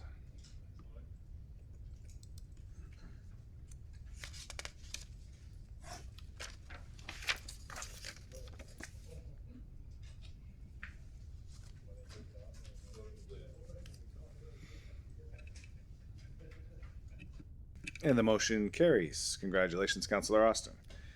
This takes us to the 15.2 Community Planning and Economic Development Standing Committee, beginning with 15.2.1, the Park Steward Program. And this is a motion that Councillor Austin has requested come off consent, and therefore, Councillor Austin, the floor is yours. Thank you, Mr. Mayor. I move that Halifax Regional Council direct the Chief Administrative Officer to develop the Park Stewardship Program as outlined in the discussion section of the staff report dated June 10th, 2025. Seconded by Councillor Hinch. And I do have a question for staff here on the report. As I reviewed it, I think there's a lot of really good stuff here in terms of, the public loves their spaces, and I think we have examples of people being involved in their local parks in a very organized kind of way. I think about the Oat Hill Lake Society in my district, which has done invasive species removal, trail repairs, planting of native species. They're very active in their neighborhood park. And we cooperate with that, but we've never actually encouraged that. And so what I see coming out of this park stewardship program is active encouragement for people to be more involved in their neighborhood parks, as other cities have successfully implemented. And I think this is going to be a wonderful thing. My concern around it goes to staff resourcing. And I'm wondering if, I don't know if Richard's over there, why we think that we can successfully do this with existing resources with someone doing it off the side of their desk, because this feels to me like a program that is going to require more resources than that if we actually want it to be all it could be. Mr. Mayor, members of council, Richard Harvey, Manager of Policy and Planning with Parks and Recreation. At this time, we undertake quite a lot of work with community groups. So in many ways, we're already undertaking parts of the program. What this allows us to do is to look at the way we're doing our intake and to manage it to a greater degree rather than it being I wouldn't say haphazard, but in a way that's not coordinated. So we see the benefit as much to the program in terms of the way in which we're able to organize ourselves around it and the intake of it. And that's why we are suggesting that this can be done, at least initially, with our existing resources. Thank you for that. Would it be a problem, because I know we talked about this offline, would it be a problem staff-wise to set a return date to come back to council and, like, say, give 2 seasons worth of, operating this program with an assessment of the results and to take a look at the staffing piece at that time? Like, I don't think this needs a giant operation, but I think about our naturalization program where we initially didn't have anyone that was dedicated to that, and we got a few things done, but it was a bit haphazard, whereas the result of just having a single person in parks that this is their job, oh my goodness, what a difference it has made in our effectiveness in that space. And I tend to think that this is probably something that fits into that same sort of bucket. And I'm wondering would there be a problem in returning in like the for the 2028-2029 budget cycle with a report assessing the program and the potential for additional resources at that time? Yes, Mr. Mayor, we would be able to do that. Okay, I will put something together and I will come back with that. Thank you, Mr. Mayor. Thank you very much, Councillor Austin. Moving to Councillor Hinch, please. Thank you, Mr. Mayor. So I want to know more about this program.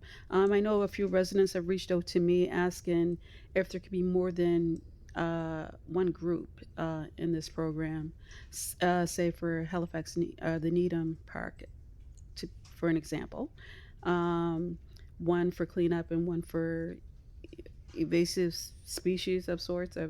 So I was just wondering if that's a possibility. Mr. Mayor, under the umbrella of park stewardship, the report outlines several opportunities for grassroots community involvement within parks. So quite simply, on an individual basis, even currently, groups can essentially go through the great Nova Scotia Pick Me Up program and do an individual cleanup of a park space. That's even happening at this particular point in time. And we as a municipality, through this park stewardship program, would be promoting that to a much greater degree with council's approval. So that's one route in which individual park cleanups can happen. If a group wished to, if you like, as outlined in the report, adopt a park, if they wanted to formally identify themselves to be associated with the care and oversight of a park, they're able to do that with council's approval. We would launch that program over the next several months so that it would be available into spring, and we would anticipate that community groups would be able to again essentially adopt a park and provide some basic care and oversight to the maintenance of it beyond what we do from a staff perspective. That dovetails into our existing programs, which include naturalization, as Councillor Austin's already highlighted, and community gardening as well. We would see that as being the start of the park stewardship program that residents would be able to take advantage of. Thank you. Thank you very much, Richard. And we'll move to Councillor Steele, please. Thank you, Mr. Mayor, and thank you, Richard, for answering those questions. I'm curious about, in terms of the park stewards and the work of volunteers, I believe you said that we would envisage some training and development for volunteers to help support them in their Adopt a Park capacity. Maybe could you say a bit more about that? Mr. Mayor, in many ways, the program isn't, if you like, all that complicated to undertake the basic cleanups and oversight of a park. But if there was to be additional measures that were undertaken, for example, in some cases, there could be a specialized horticultural bed or something of that nature. Those are things that our operations staff do get involved with. But it would be under those circumstances of needing something more specialized. This program should not be seen as something that requires a tremendous amount of training. In fact, it's very much one that's centered upon the ease by which citizens and community groups would be able to get involved within their parks without a great deal of complication. Okay, thank you.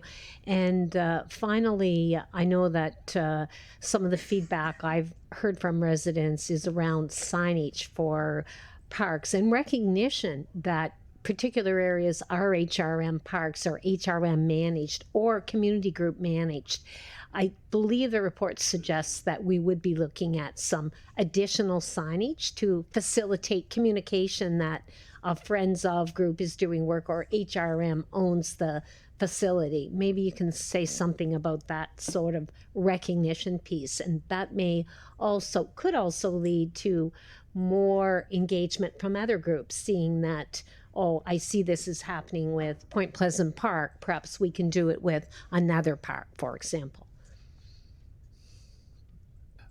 Mr. Mayor, the councillor is right. We are going to be looking at ways in which we can recognize groups, albeit in sort of modest ways, without requiring a substantial amount of operational funding. That could be done, for example, with a slight addition to our park ID signs or on our website to recognize the various groups and their affiliation with a particular park for that Adopt a Park program.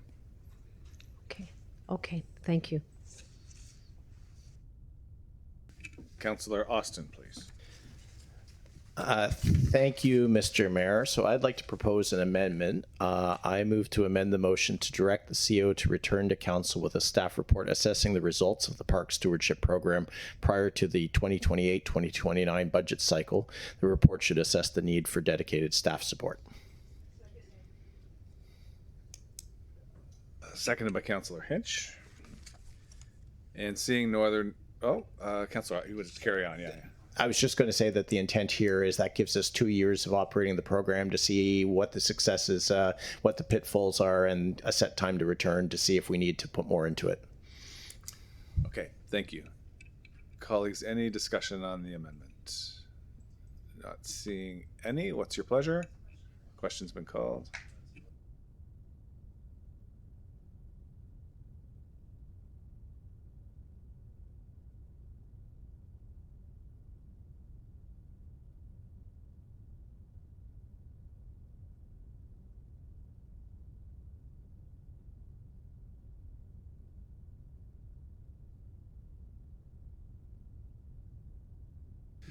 The amendment carries, and we'll return to the main question.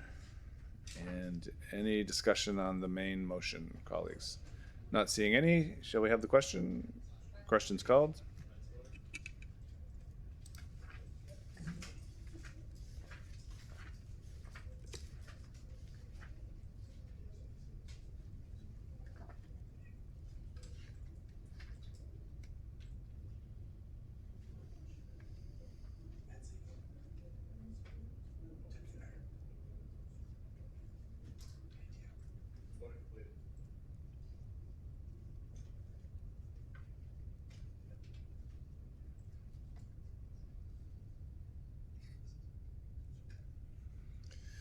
And the motion carries.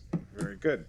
So this brings us, that was the amendment and the main question. Full motion. Yeah, we did both. Well, colleagues, it's perhaps we'll stop for the midday recess, and we'll come back at 1 to discuss Dartmouth Cove. Okay, we are in recess.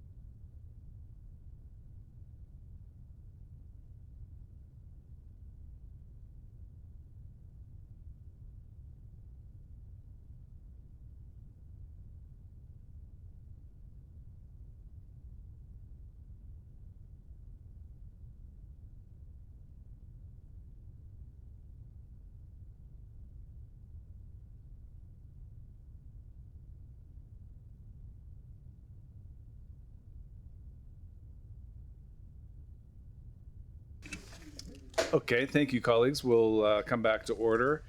And we are joining the agenda for the discussion of Dartmouth Cove. And just let me flip to the right item number, 1512. This is item PLPROJ-2024-01075, Dartmouth Cove water lots. And I see Councillor Austin on the board. Thank you, Mr. Mayor. So I'll go ahead and put the motion on the floor. It is recommended that Halifax Regional Council defer consideration of any amendments to the Regional Centre Secondary Municipal Planning Strategy and Regional Centre Land Use Bylaw concerning the Dartmouth Cove water lots under such time that the Downtown Dartmouth Waterfront Revitalization DDWR project has returned to Regional Council for consideration. I think I heard a second. It was Councillor Kent. Okay, very good. Thank you. Would you like to carry on? There is a presentation. We have a presentation. I'll come back right after the presentation if that's okay, Mr. Mayor, then. Okay, that sounds great. And then we're going to invite Dali. Welcome, and the floor is yours when you're ready.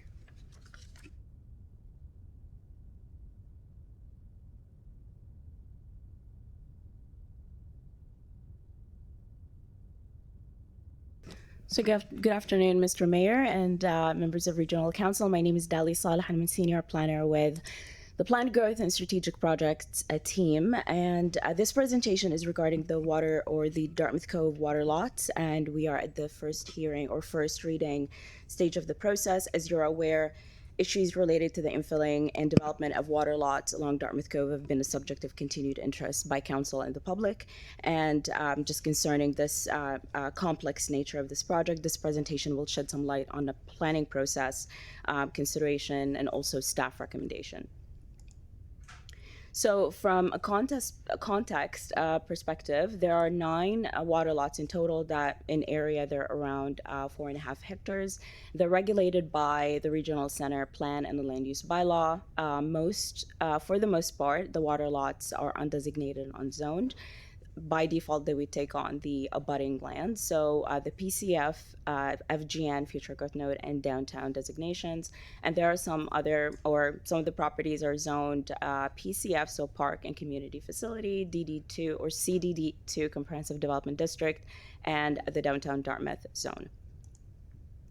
This is a list of council motions. They're all detailed in the staff report. So starts in 2023 when council directed staff to engage with the federal government and explore planning amendments to restrict infilling in Dartmouth Cove. In 2024, council essentially directed former mayor to express objection to Transport Canada's infilling approval. And prepare amendments similar to those of the Northwest Arm. And then for 2024, council initiated formal planning process to restrict the water lot development and infilling following HRM's public engagement process. With regards to the planning process consideration and the next steps or during the review process, essentially, so staff assessed the feasibility of adopting similar regulations that are currently applied to the Northwest Arm. And those regulations consist essentially of 2 layers.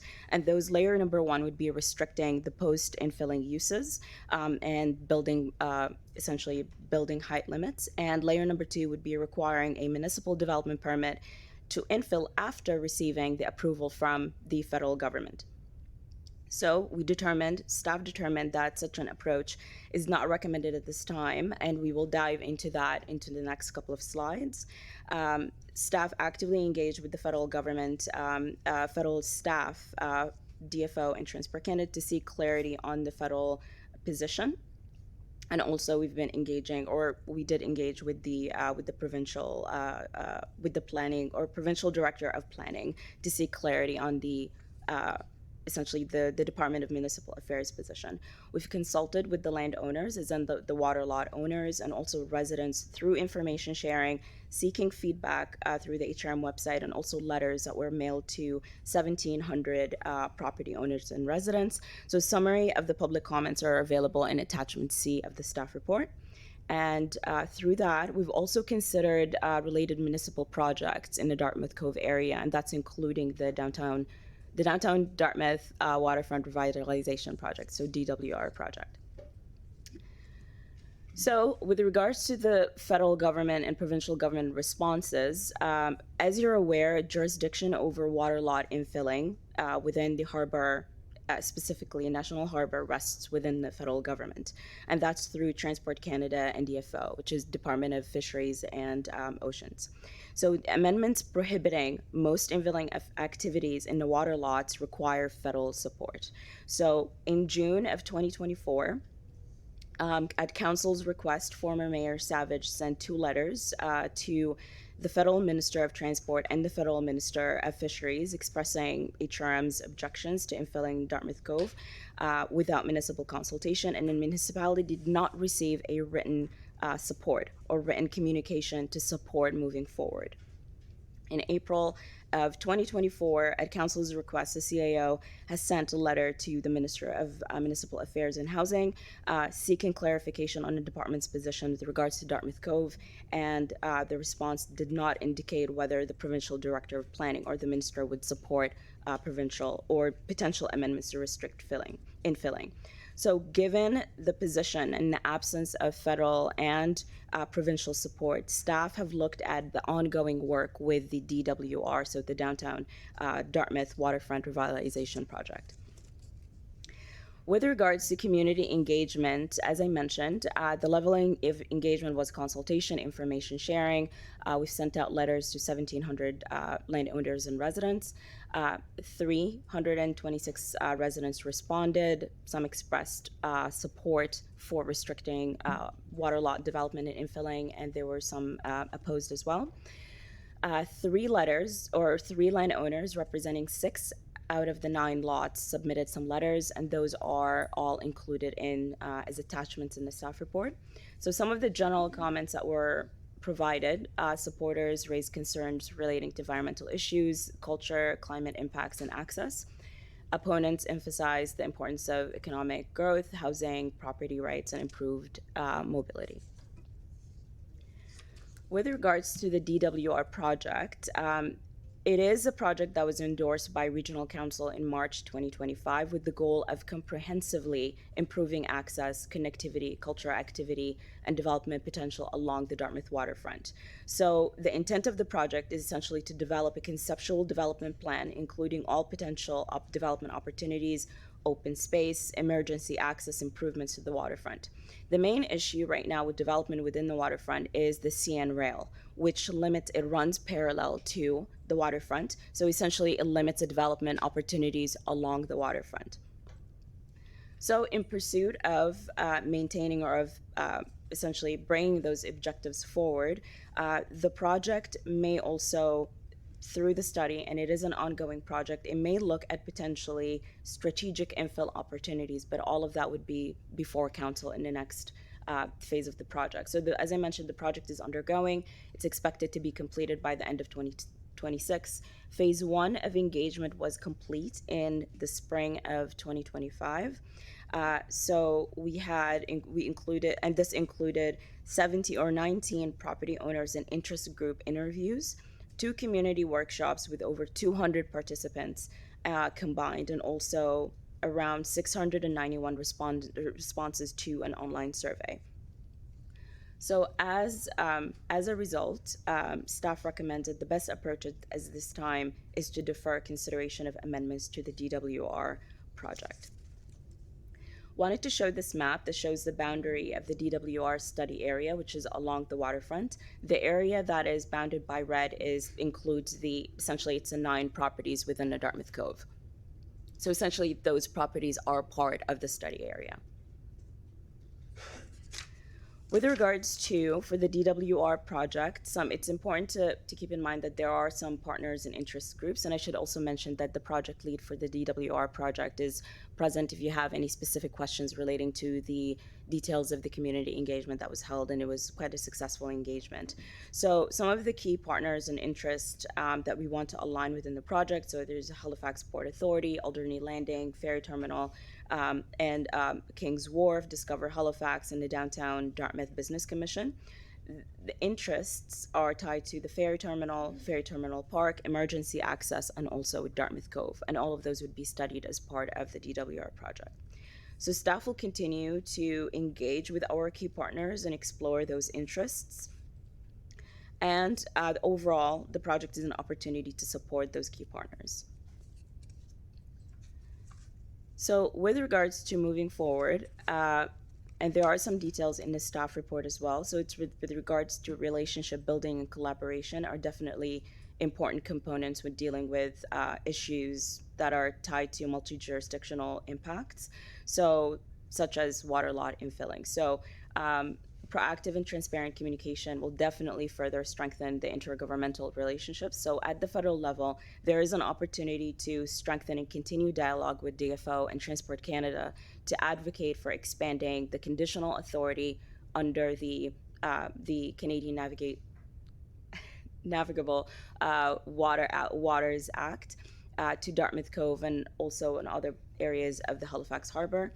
Within the provincial level, there's an opportunity to engage with the provincial director of planning early on in the process in the development of municipal planning amendments to reduce the risks of any delays.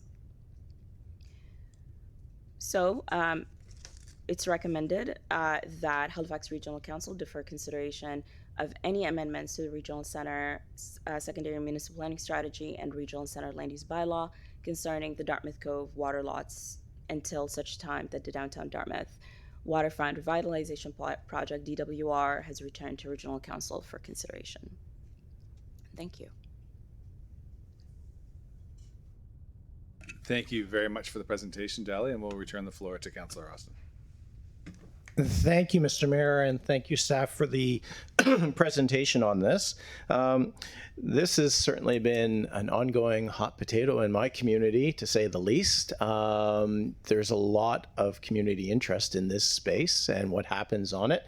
I was struck during the election campaign as going door to door. It was coming up all over Dartmouth. Folks in Creighton Park were mentioning it. Folks in Manor Park were mentioning it. People who were blocks and blocks, neighborhoods away, removed from this space, were bringing this up. And why is that? It's because the waterfront doesn't just belong to any one individual. It's not just any one person's backyard. It is this collective space, and the Dartmouth waterfront is worthy of kind of planning in the same way that the Halifax waterfront has benefited from over the decades. And there's potential there. And so people feel an attachment to this space. And I think that is really important for us to note.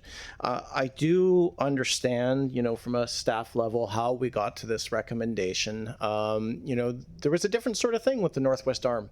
With the Northwest Arm, the federal government was much more of an active driver of the process than is the case with Dartmouth Cove.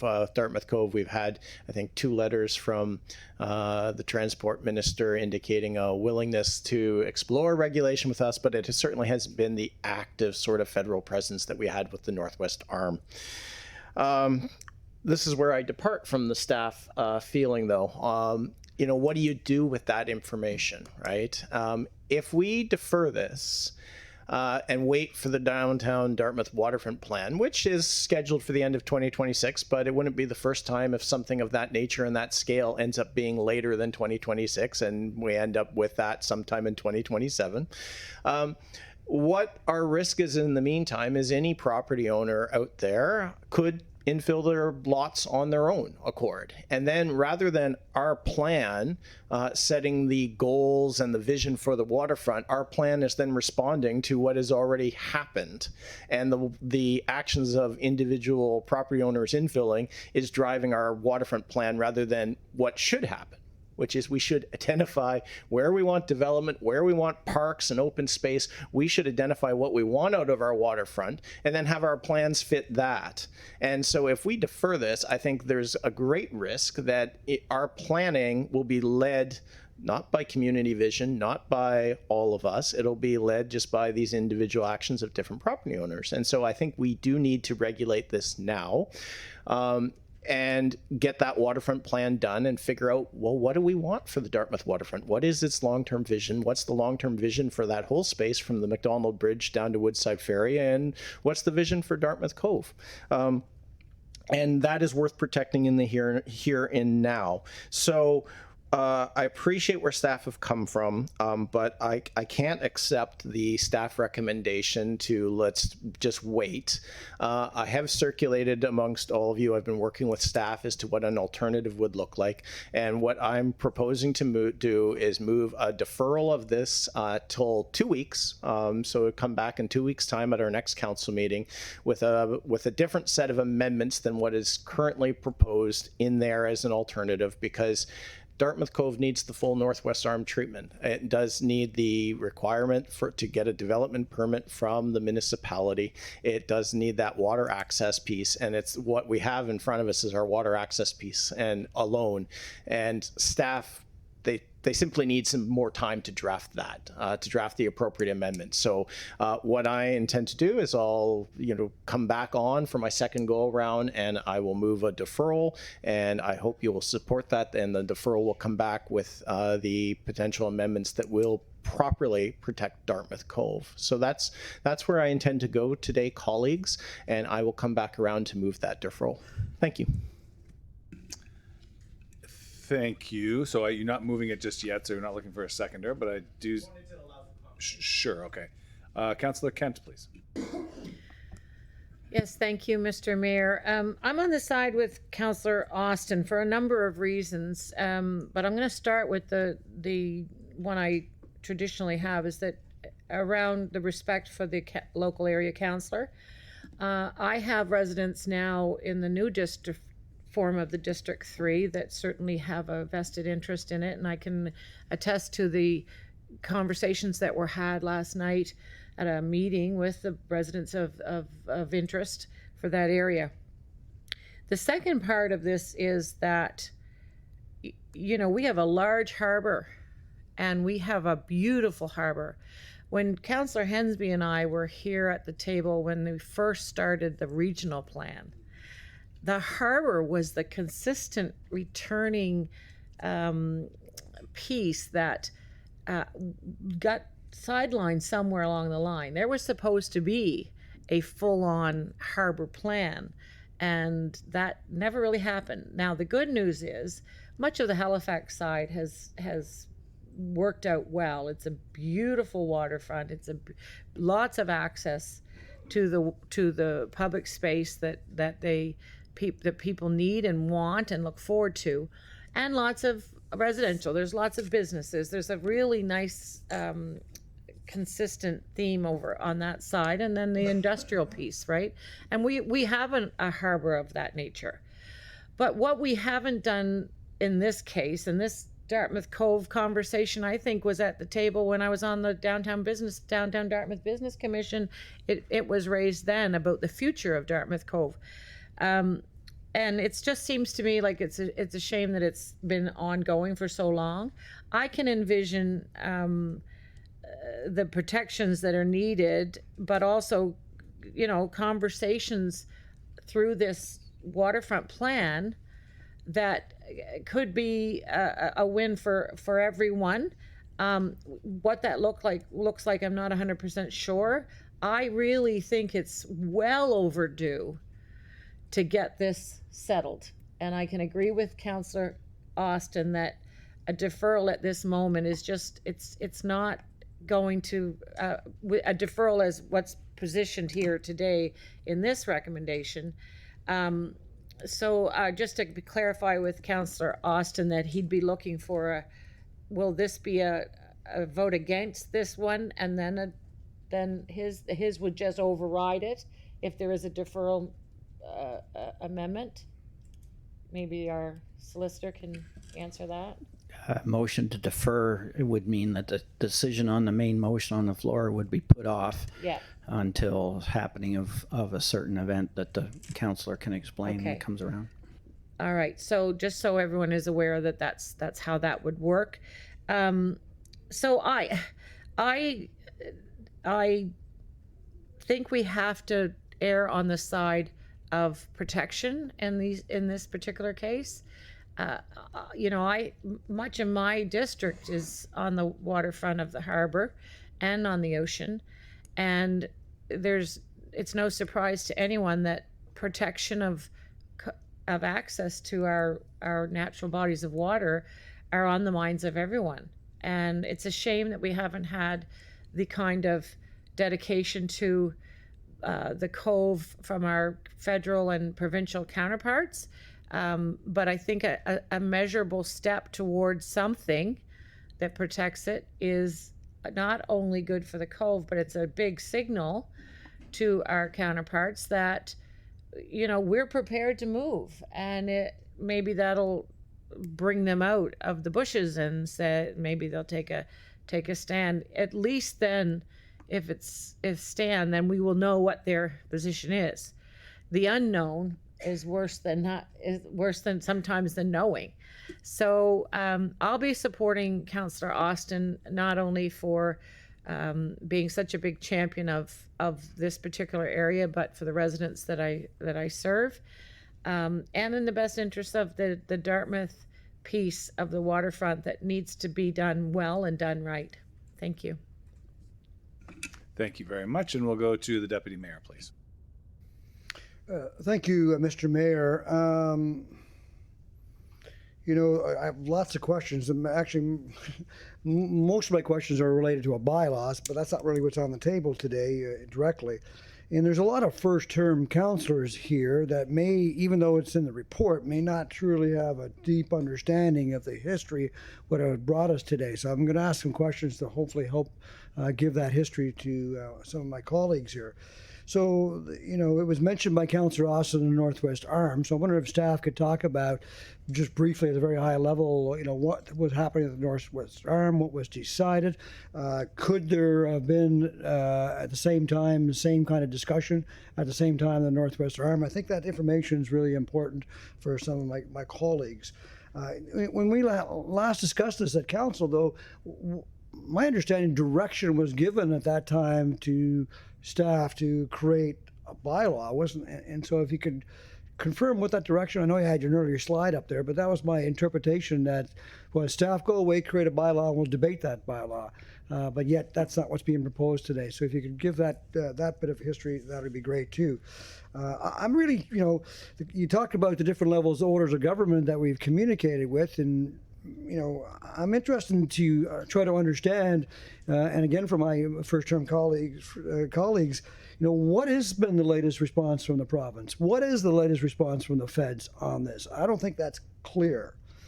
And if we do approve what's in front of us today, not the deferral, if we do approve, what does that mean then?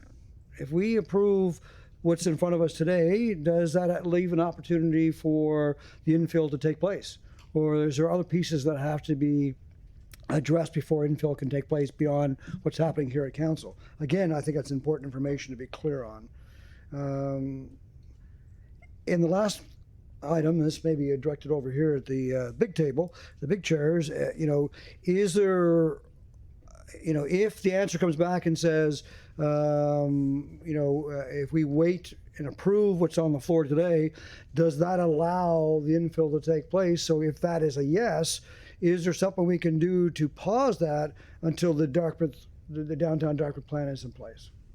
So those are my questions. Hopefully I caught all those, and I can repeat them if you need to be, but thank you.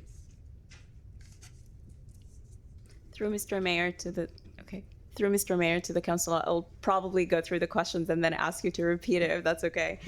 So we'll start with the Northwest Arm. So essentially with the Northwest Arm, and there is a little bit of a blurb in the staff report just about what it included. So there were some properties along the Northwest Arm, and we added 2 levels of regulations. The first one was added in 2007, and that's basically the water access zone and designation. So basically, those specific designations discouraged infilling in the Northwest Arm by restricting post-infill, essentially uses, to just limit it to boating uses, and that's it. So it also limited it to conservation uses, to park area, water access structures, historical site and monuments, temporary construction, ferry terminals, utilities. So it was quite limited, and there was a level of height control, which is to 11 meters. Then in 2000, I believe as of January 9th, 2024, Regional Council has required that a municipal permit be required to infill in the Northwest Arm once the landowners receive specific infill or specific permit from the federal government. So through that entire process, we've received essentially support from the federal government to proceed ahead with creating those amendments to the planning documents. And that is the biggest piece that differs from the project that's before you today, is that we do not have the explicit support from the provincial or from the federal and provincial government throughout. And just sorry, about 30 seconds up, I'm not allowed to ask any clarifying questions on that piece. Was there not at the time, though, a request to pause the Northwest Arm so that we could incorporate the same conversation with the federal government and about Dartmouth Cove? This is something that I can probably look into. I can definitely take some notes and look into it and provide an answer after the presentation. Okay, thank you. For sure. So with regards to, believe you had a question about the history of council's motion, which is a motion that is in 2000 or 2024 that essentially initiated this entire process. So at the time, there were discussions with the DFO and Transport Canada with regards to, the status of infilling within the Dartmouth Cove area. Basically, we've actively, as a municipal level, we've engaged with DFO and Transport Canada, and also through the former mayor's office. And essentially, we've received the response that we've received at the time is that it's under consideration and under review. Based on that, we've proceeded forward with putting a staff report or initiating the planning process, hoping that we would get clarity when we are proceeding through the process from the federal government and the provincial government. And up to date, we have not received that. So it became quite a complex situation. Also, with regards, you had a question about the approval and what does that mean, as in the approval of the package that is included within the staff report, or if you can clarify that question, that would be great. Sorry, say that again? You had a question about the approval and what it means to approve the package. Is it the amendments package that you're referring to within the staff report? Yeah, if you can clarify, that would be great. So my question was, if what we have in front of us today, before Councillor Austin puts his on, if that gets approved today, does that, because we're going to wait for the downtown Dartmouth plan, does that allow the applicant to infill regardless, because in the meantime?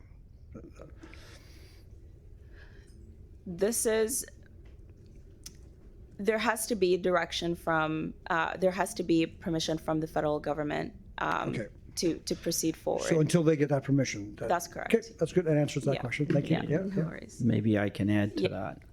So the amendment package, which is the alternative number 1, which is attached to the report, is effectively, the first stage, similar to what was put in place in 2007. So what it does in respect of water lots which are infilled under a permit from the Transport Canada is it would then restrict the uses that those new lands would be put to, to essentially park and rec and the other sorts of things. So it addresses the future uses. It does not prevent infilling, right? And so, staff's recommendation is defer, but there was, as part of Councillor Austin's motion, a direction to prepare amendments, and those would be the alternative that staff has put together and would recommend. And that aligns back to the differences in where we find ourselves with respect to the Northwest Arm vis-a-vis Dartmouth Cove. As you recall, at the time that we were successful engaging with the federal government on the Northwest Arm, there was at that time, as we're going through that process, an application by one of the property owners in Dartmouth Cove. And so in the environmental impact meetings and assessment that was held and all the consultation the federal government held, they still restricted all of their input and discussions to simply the Northwest Arm, the more recreational side as opposed to working harbor. And so we don't have the same, uptake, despite, and I'm aware that the minister wrote, MP Fisher, indicating, and I think the wording is to the effect that if the municipality chooses to pursue further changes or areas where these bylaws apply, they can continue to expect full cooperation from Transport Canada. That has not been our experience. It took us a significant period of time to even get a meeting, which staff has referred to, over 3 months. And in the interim, the minister issued the permit for infilling. Right. So the circumstances are materially different, unfortunately, from where we are, which is in fact part of where staff has come in terms of the recommendation and also the alternative. Yeah, it's really important for many of my colleagues to understand that and hear that. Yeah, appreciate that. You know, the Northwest Arm initiated. I mean, you know, we had the results. We had a position, the minister was issuing permits, and, you know, council was unhappy. And so that led to, you know, pressure on the minister and federally, which is what led to, you know, them reaching out to HRM and staff to pursue a solution on that. We've never had the same take up. We've had no clarity on a position either from the province or the feds as to whether they would support municipal regulation within the National Harbor. Yeah. Okay. So, Thank so you. John answered. Thank you, Deputy Mayor. We'll move along to Councillor Steele, please. Thank you, Mayor. And I'm going down the same path as Deputy Mayor Mancini. I'm trying to understand, does the staff recommendation requesting a pause until we have the other report, is that based on the fact that they feel we don't have the authority? Is it about authority? And I don't know if that's for our legal folks or our planning folks. Is it based on authority? And then I have a couple other questions as well.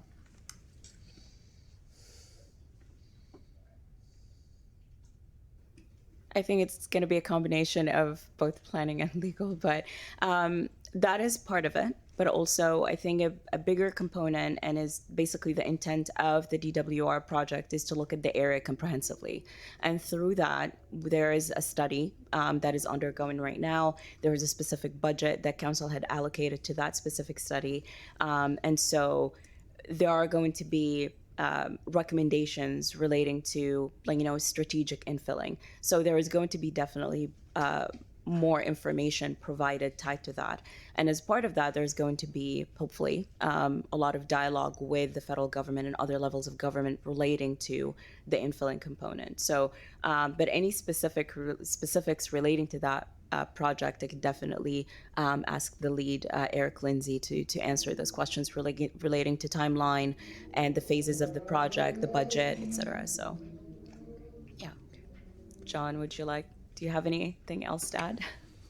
I think at this point, there's no real value in getting into authorities. If council wishes to pursue, you know, some other alternative, then we may need to go in camera and have a discussion. It really depends on what it is that you're looking at in terms of what you want to do. Okay. Well, I think what I want to do is better understand why we're lacking the federal and provincial responses that we require to enable us to feel comfortable coming up with the bylaw. So whether that requires in camera or not, I want to fully understand that. Why are they sitting on their hands? And why aren't they giving us the response? Is it, you know, why is the political will lacking here when it was available for the Northwest Arm? So I need to fully understand this. And if it's about authorities and we can't move forward without the authority, it's one thing. If it's about something else, well, I'd be interested to know what that is.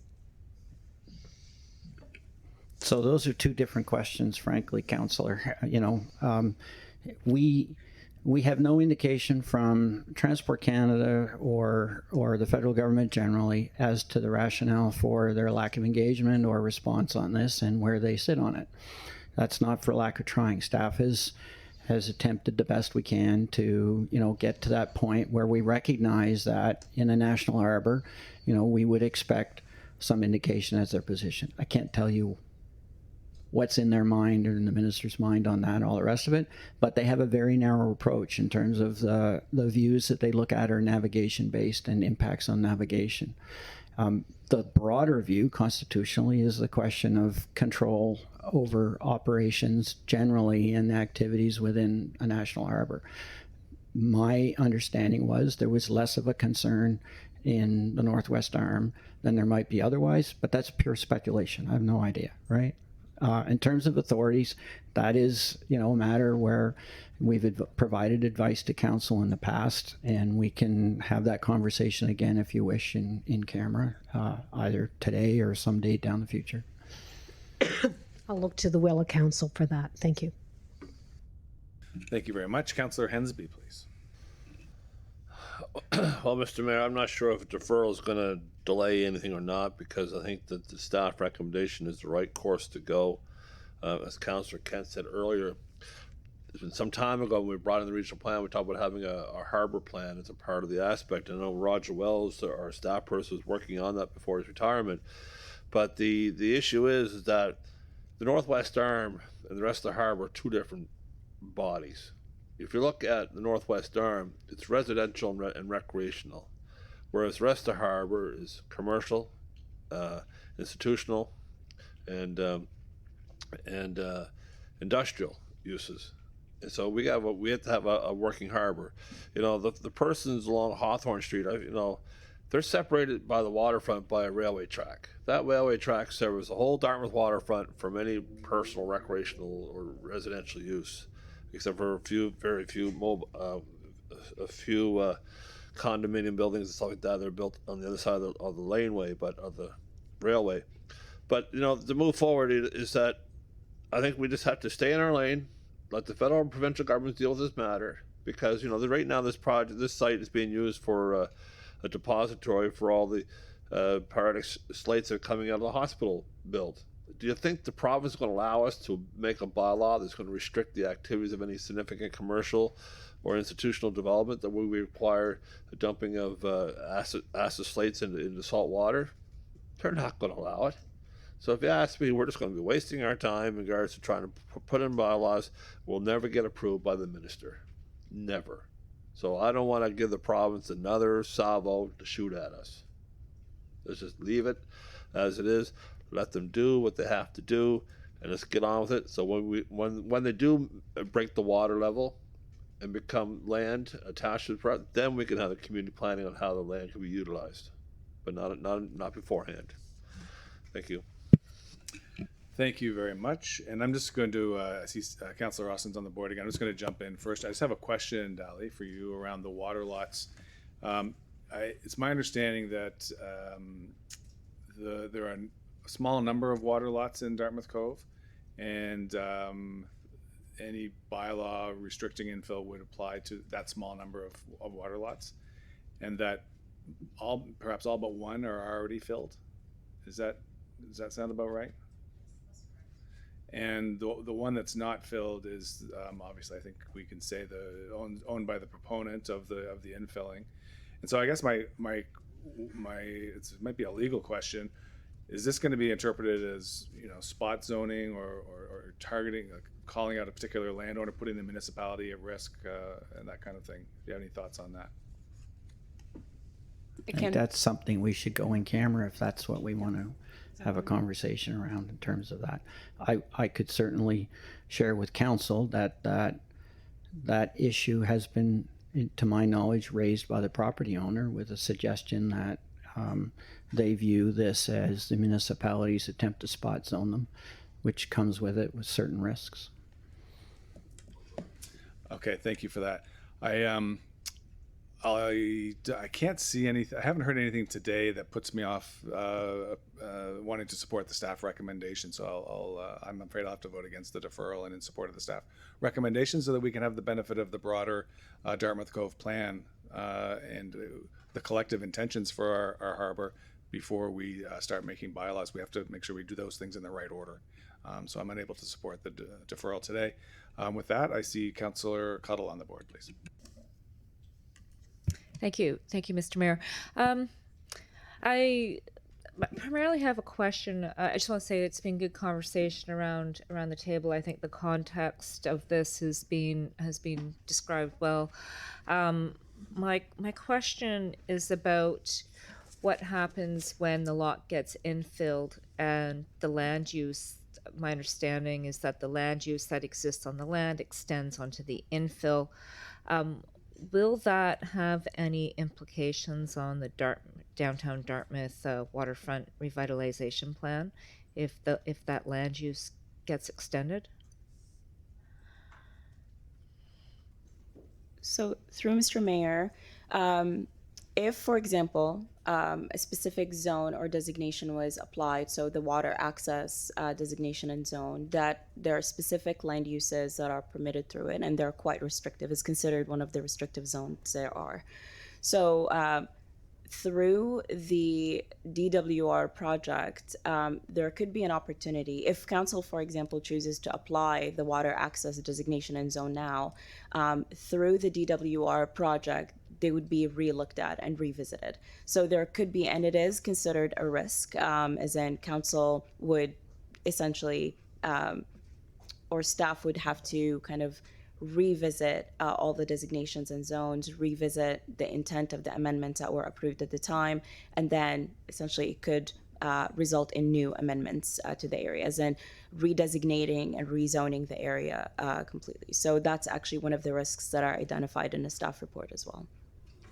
Right. So if infill were to happen and the zone was extended, the property owner would have the ability to utilize land under which zone?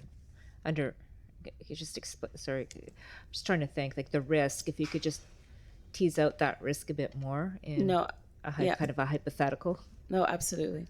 Stephanie, would you like to? Okay. So for example, as I mentioned, the water access zone and designation, and this is where essentially the focus is right now, even as part of the amendments package, that is part of different alternative in the staff report.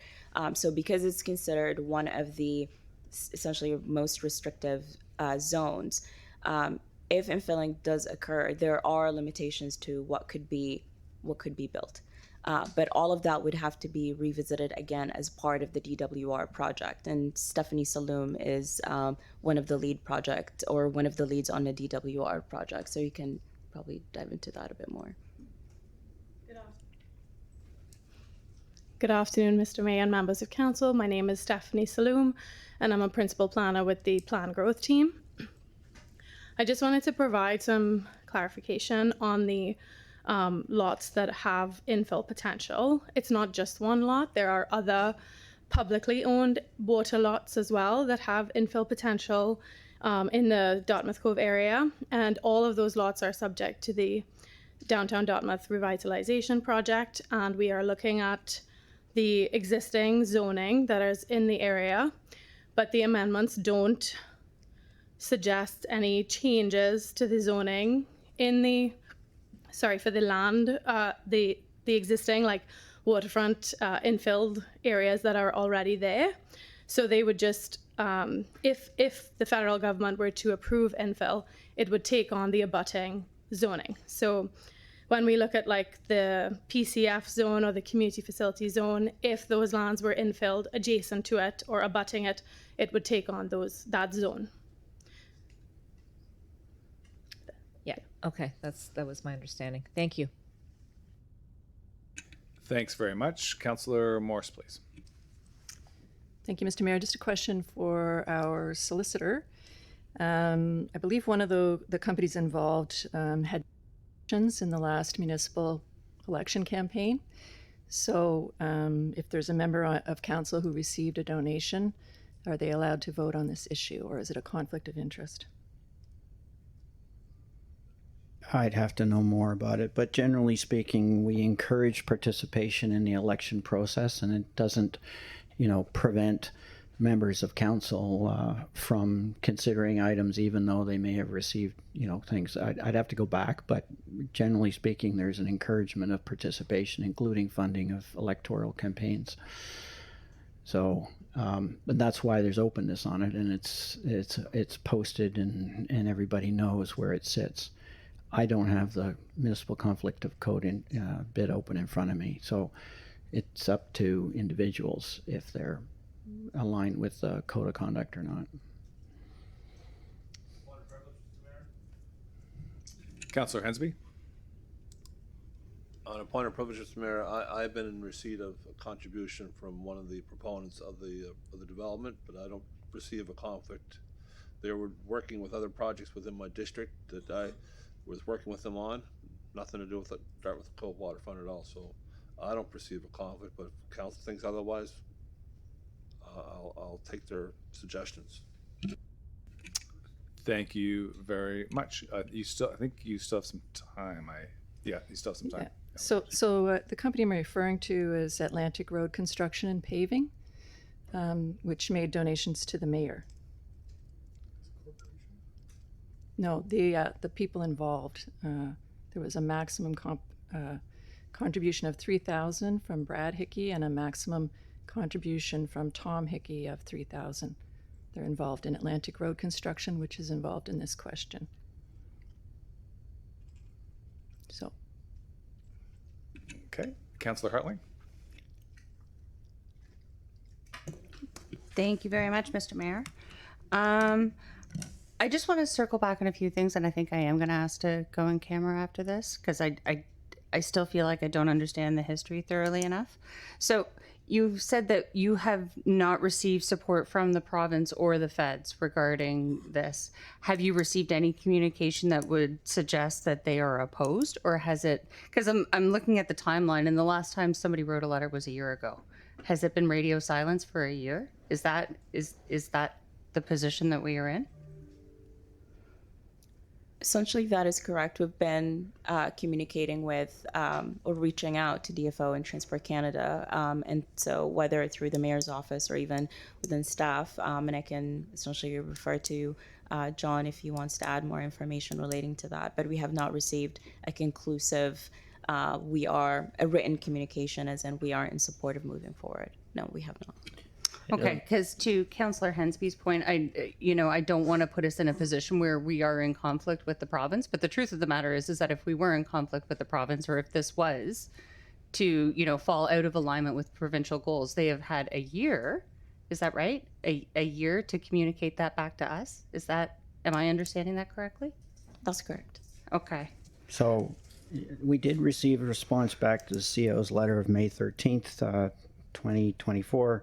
Effectively, what the province responded was, and I'll read it to you, with respect to additional restrictions the municipality may impose in the case of Dartmouth Cove infill, Transport Canada is responsible for the approval. It is our understanding Transport Canada will conduct further consultations, and the department awaits the resulting outcome of those consultations. It doesn't say much in terms, it does not answer the questions of what their position is. And of course, as I've indicated, we've had nothing really transpiring from Transport Canada, despite what the province assumed or thought was happening and all the rest of it. And if I can just go back for a second to an earlier question, which was specific to, what are the uses with respect to lands which might be infilled at this time. The zoning map is an attachment to the staff report, and it shows CDT2s and the downtown Dartmouth is along Kings Wharf, and then the PCF zone. So that is the current legal status that, and let's be frank, there is currently only one application outstanding for infilling. And so if, as an example only, if that was to proceed, then the land that was created would be zone PCF, right, which is Parks and Community.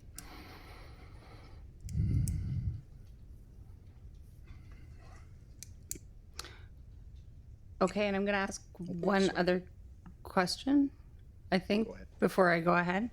I've heard some conflicting ideas about whether it makes sense for us to have bylaws that make sense, and then have that understood via the Dartmouth waterfront, under that lens.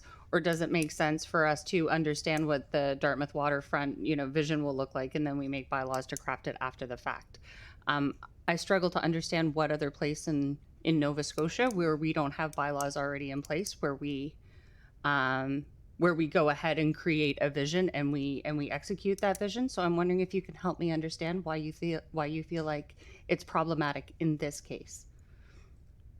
Like, certainly on land, there's no land where we don't have bylaws for. So why is the suggestion different here, that we should not have those bylaws in place in advance of that. Thank you. Through Mr. Mayor to the councillor, I can probably defer the question to either Stephanie or Eric to answer specific, because it ties to the DWR project and the intent of it and the vision behind it. So I think it's important for the leads to speak directly relating to that. Good stuff. Through you, Mr. Mayor, to the councillor. So we do have existing bylaws that would speak to if water lots are infilled today. So the process would be if an approval is granted for infill, it would take on the abutting zone, which is what John just explained. So that is what is allowed today. That's our current framework and bylaw. What is being proposed as an alternative by Councillor Austin is to apply a different approach, a water access designation and a water access zone that would have limited, a consistent, I guess, zoning for these water lots and limited land uses. So that's the difference, but it's not that we don't have a bylaw in place today.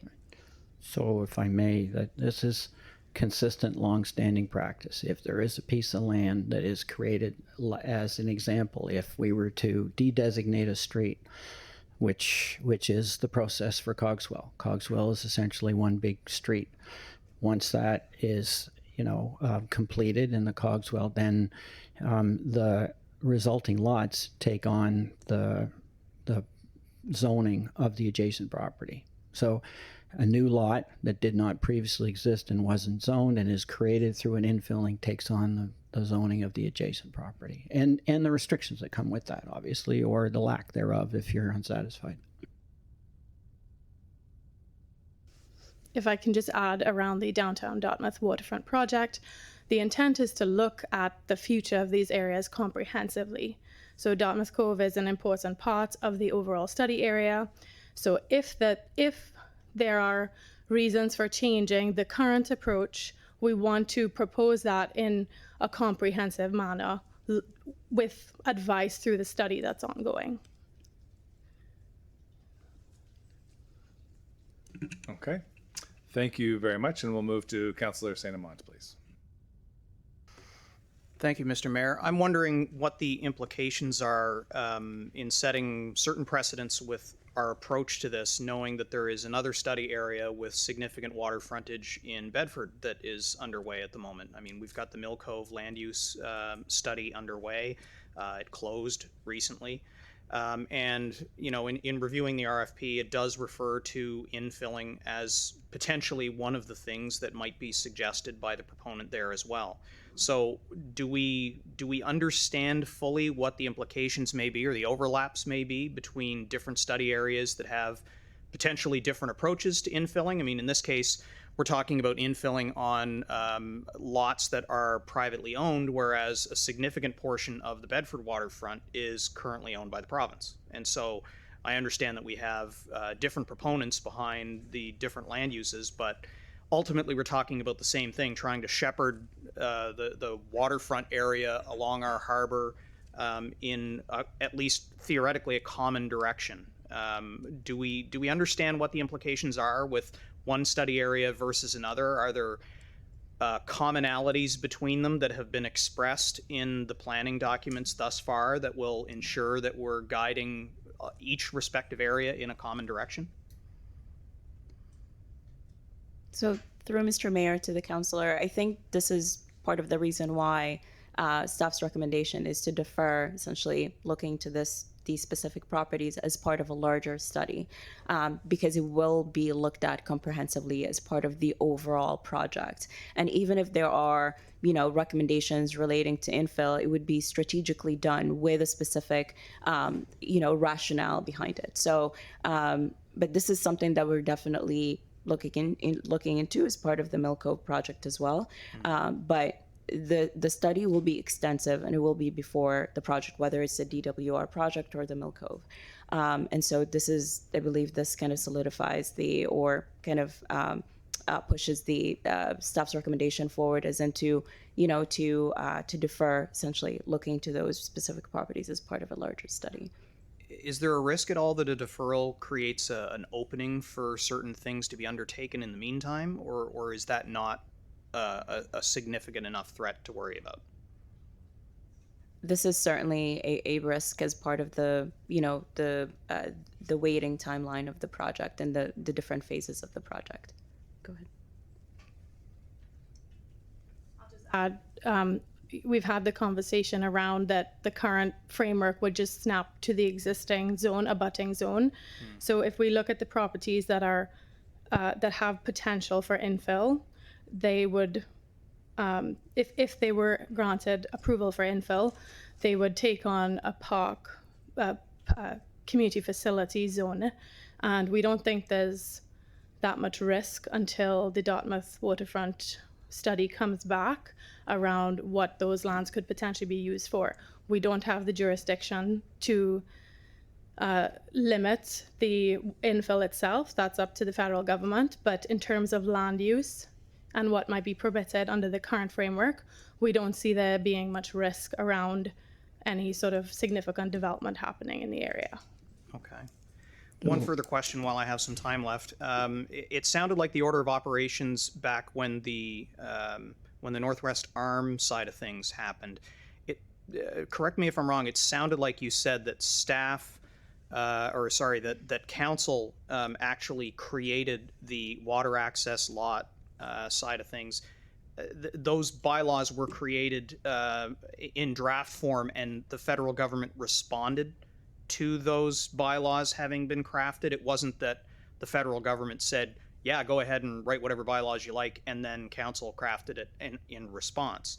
So did I get that order of operations correctly from what happened then? And so why would it differ now, where we're kind of holding back under the premise that we need permission to create a bylaw, where the first time around it sounded like we were given permission after we established a bylaw? I can speak to that because I was involved with it.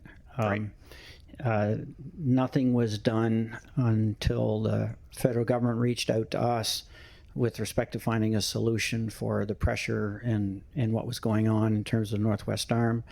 After discussions with Justice Canada, we offered to draft a bylaw and regional plan amendments for their consideration to see if they would be acceptable to the federal government before council would pass them, and then we brought them to council with sign off from the federal government that this was something that they could live with for the Northwest Arm.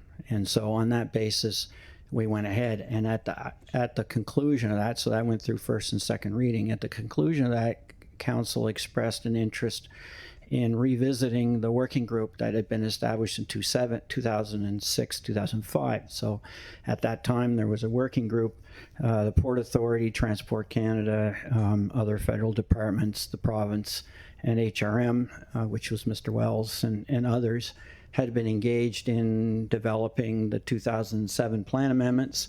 So we pursued that in 2004. In 2004 at council's direction. We took us about 3 months, and as I said, in the interim, things progressed. But we had a meeting with HRM, Transport Canada, Port Authority, DFO. We discussed specifically Dartmouth Cove, but the larger issue of the entirety of the working harbor.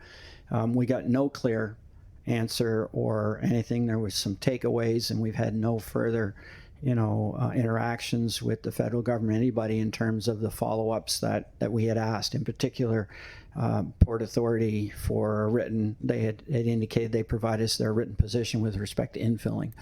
Don't believe that will be received from them. So it does not appear that there's much interest in terms of a tripartite or other working group at this point in terms of the larger harbor.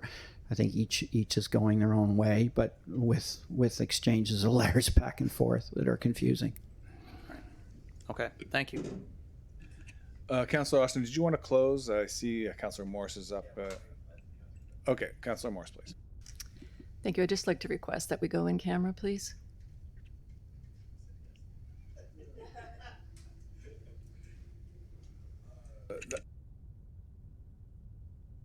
Okay, colleagues, all in favor of going in camera? Show of hands. And that carries. Okay, we'll give the clerk a moment to prepare the room, and then we'll go in camera.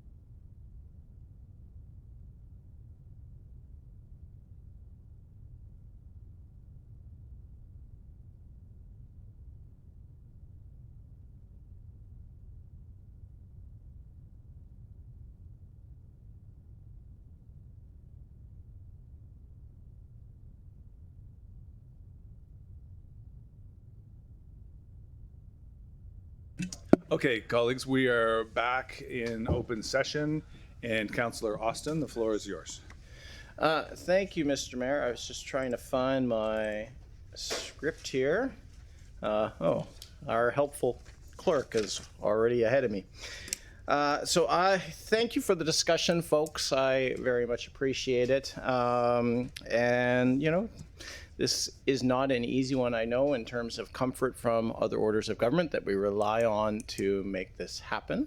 But I think it is still worth doing. I think we've got a waterfront plan that will be better if the plan is leading activity rather than the plan being dictated by things that happen. And I think, you know, we've just this afternoon, a fresh letter from the federal government indicating a willingness of some form to cooperate, maybes from the province. I think there's value in proceeding and, you know, testing whether or not the will from the other orders of government is actually there. This is very important in the Dartmouth area and beyond. And so I would propose what I'm going to propose. I'll read it now and then I'll just give a quick kind of reminder, recenter as to what I'm trying to do. So I move that Halifax Regional Council defer the recommendation regarding PLPROJ 2024-01075 Dartmouth Cove water lots pending receipt of a set of amendments to enable council to proceed with alternative 2 to direct changes to restrict water lot development and infilling in Dartmouth Cove and return to Regional Council at the next regularly scheduled Regional Council meeting. Seconded by Councillor Hinch. Thank you, Councillor Hinch. And so what this is, because there's some, I was just reminded on break, there's some confusion because I'm asking for defer, but staff's motion is also to defer. So what my deferral is, what is different is I do not support the staff recommendation. We should not wait on bringing in protections in Dartmouth Cove.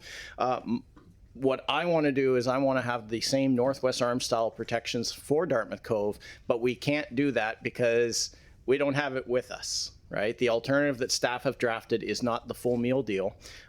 So they need time. They need 2 weeks to get something together to then come back to us, which we could then, if council is willing, if we like where we're heading, we then could vote down the staff recommendation and move the alternative that they will prepare over the next 2 weeks. And so that's what I want us to do. That's what I'm proposing. So this is step 1, defer for 2 weeks so staff can bring back those amendments. And then in 2 weeks' time, we vote down the staff recommendation and give first reading to adopt those amendments. And then we eventually have a public hearing. If new information comes up between now and then, we can always consider it, but that's where I think we are on this, and that's what I would humbly ask you all to vote for and support. Thank you. Councillor St. Amand, please.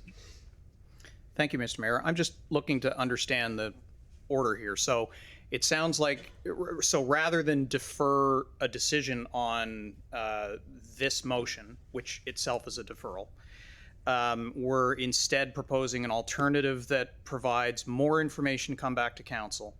And then what happens in 2 weeks? I mean, what if the recommendations that they come back with don't satisfy our requirements and we've already defeated this deferral? What then?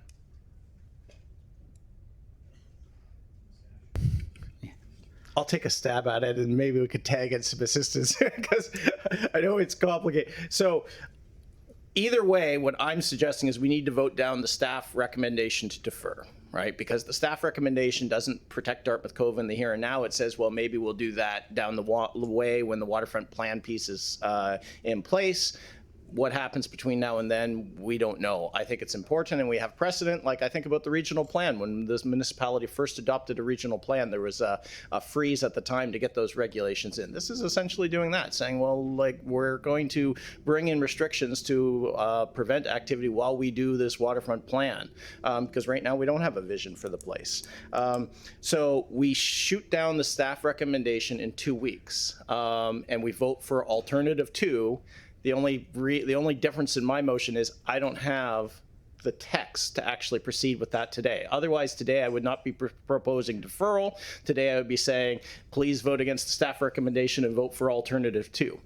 Staff just need 2 weeks to prepare for alternative 2. So in 2 weeks' time, what happens? I ask you all to vote against the staff recommendation, and if that proceed. If that's what happens, the staff recommendation is shot down, and then I move alternative 2, and we schedule a public hearing. Okay, I follow that bouncing ball then. Okay. Yeah, I know. Defer and deferred in two different things that are doing two very different things is complicated. Right. Yeah. So no decision today. That in 2 weeks to come back, and at that time, council will decide first on the staff recommendation, which is the deferral pending the Dartmouth Cove study. Alternatively, it would be open to, if that is defeated, a councillor to move either alternative 1 or alternative 2, which we will have further details on in a supplemental report. So we have a full package. Right. Okay. Thank you.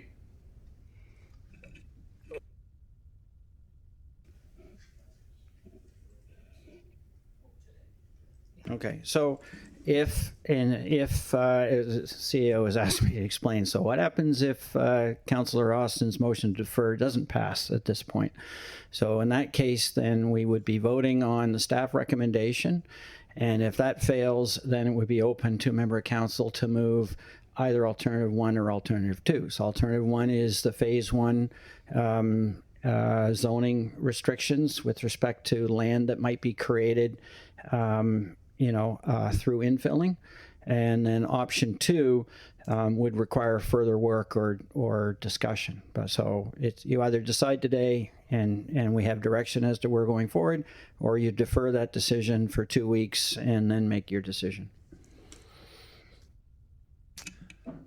Councillor Cuddle, please. Thank you very much, Mr. Mayor.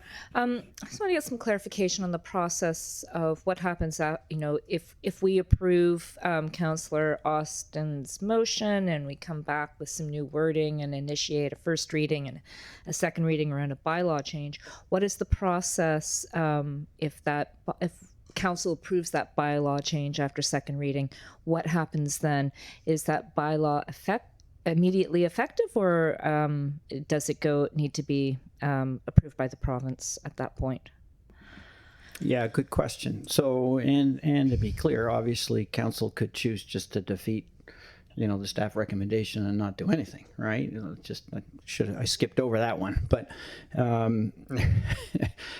so, after a public hearing from the public, council then makes a decision on second reading as to whether they pass the bylaw or not. After which it is then filed with the department, and it does not become law unless and until the minister approves it on the advice of the executive director of planning. And so they have, I think, 30 days essentially to make that determination as to whether they'll approve it or not. All right. Thank you. Thank you very much. I don't see any other names on the list, so I just want to take a moment to explain my vote, if I could. I hope that will be helpful. You can take the boy out of planning, but you can't take the planner out of the boy. I feel the right thing here to do is to undertake the downtown Dartmouth waterfront revitalization project, and then let bylaws follow that. For me, that's the right order of operations. So if I were to vote in favor of the deferral today, one of the outcomes in 2 weeks could be that we have a bylaw before the downtown Dartmouth waterfront revitalization project, and that's not an outcome that I am in favor of. So therefore I must, unfortunately, Councillor Austin, vote against the deferral today. I just wanted to explain that. Question's been called.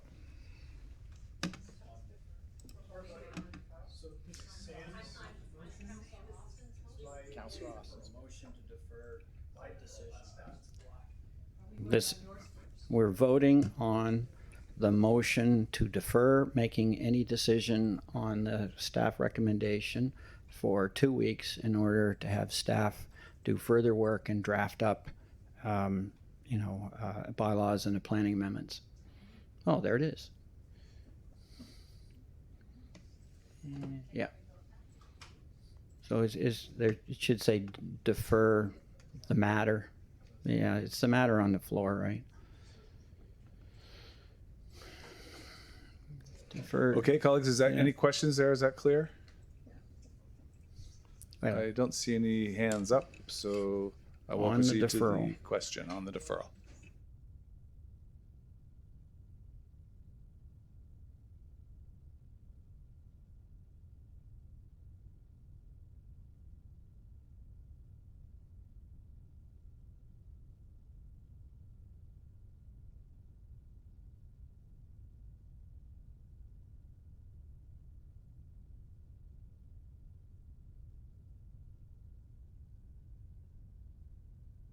And the matter is deferred. Very good. Then that concludes that agenda item for today. And we will then move on to item 15.2.2, lighting strategy in existing parks. And Councillor Steele, I believe that's your item, so the floor is yours. Thank you, Mr. Mayor. I'll put the motion on the floor that Halifax Regional Council direct the Chief Administrative Officer to include the park pathway and court lighting as identified in the staff report dated May 29, 2025 in the 26-27 capital plan within current funding levels and with implementation occurring over 5 years, subject to the annual capital project prioritization process. Seconded by Councillor Morris. Thank you, Mr. Mayor. And I took the motion off consent today because like Councillor Austin, I too would like to ask for a deferral on this decision. Following the best practice of Councillor Austin, perhaps we can have discussion on the motion, and then I will bring my suggestion for a deferral, looking for a supplementary report that would provide more information. And what I'd like is a supplementary report that does a bit more of an in-depth look at active transportation trails. So I have a motion requesting that, but I'll open up the floor for debate and discussion on this, and then I'll bring forward my motion a little bit later. Thank you. Councillor Austin, please. Thank you, Mr. Mayor, and thank you, Councillor Steele. I appreciated the back and forth emails last night on this to kind of get a flavor where you're going. So I did have 2 questions for staff, if there is anybody over there. If we don't have anyone for me to ask.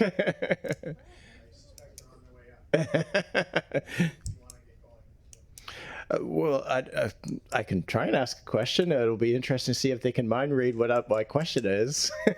I mean, basically what I'm looking for is 2 things, which is, it's been a long time coming for me on this. The park lighting strategy was work that I initiated a couple of years back because I saw a need in my district as I looked around, and, we didn't have any sort of park plan for how to make improvements to places that were continually getting requests for lighting, like the Dartmouth Common, the Harbourfront Trail being the 2 biggies, sometimes the Binook Trail, Sullivan's Pond. There was just no set of standards, no strategy, no idea how to do these things. And so I asked for a lighting strategy, which came back eventually a year later with staff saying, yes, we should get a lighting strategy. Then it was programmed into the budget, and then that work actually happened. It's a very long process to get to here. And so I'm happy to see the Dartmouth Common on this list finally after all that time and effort, along with other places, because I think a systematic approach is warranted. And so I'm sympathetic to what Councillor Steele's trying to do. My only kind of 2 questions just goes to, if we defer this, what is the impact on the projects that actually are identified in this report? And then the second piece, well, I'll get an answer on that first if someone came in. No, that was Boyd.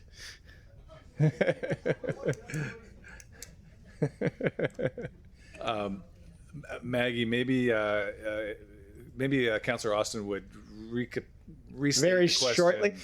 What is the impact if we defer this today to look at other criteria? What's the impact on the projects that actually were identified in the staff report in terms of timeline for them to happen, that kind of thing?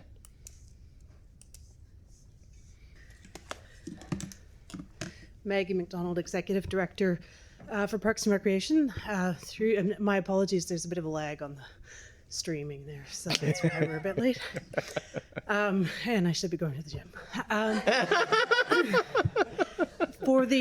I think if we were to come back with a prioritization of additional projects, it would mean that we wouldn't be advancing the projects that we've identified now. So probably a year before we're coming back with kind of a full list. So it would add a year to everything that's on there. Okay, question number 2, because this is a different lens than probably, like, I mean, the way I understand the report is we're not coming up with new money here. It's just inside the regular capital budget. If council wanted to come up with new money, would that be through budget discussions, or is that something we could also look at? Through the mayor to you, that would be so correct. Because of council direction, sort of in between when the motion was made and today, or when we wrote the report, that's why we identified it as a discussion within capital budget. But council could certainly direct us to increase capital budget. That's a discussion I would say in capital budget. Okay. I just, like, we can't constantly heap on, and they're legitimate residents asking for, like, the reason we've got a potential deferral on this is because there's other areas where this is a pertinent thing. Like, these aren't just kind of frivolous things. They're coming from a request from community to actually have these improvements made. So I mean, I think sometimes, like, we are pinched on capital. We have to also be honest with folks along the way as we grapple with these things. Or if we want nice things, these are what nice things cost, and be prepared to adjust the budgets accordingly for things that we decide are priorities. If we decide this isn't a priority, well, that's a different sort of thing. But so a year's delay, if we don't defer this, like, when were some of these projects really going to be moving forward? Wasn't going to be this coming year, was it?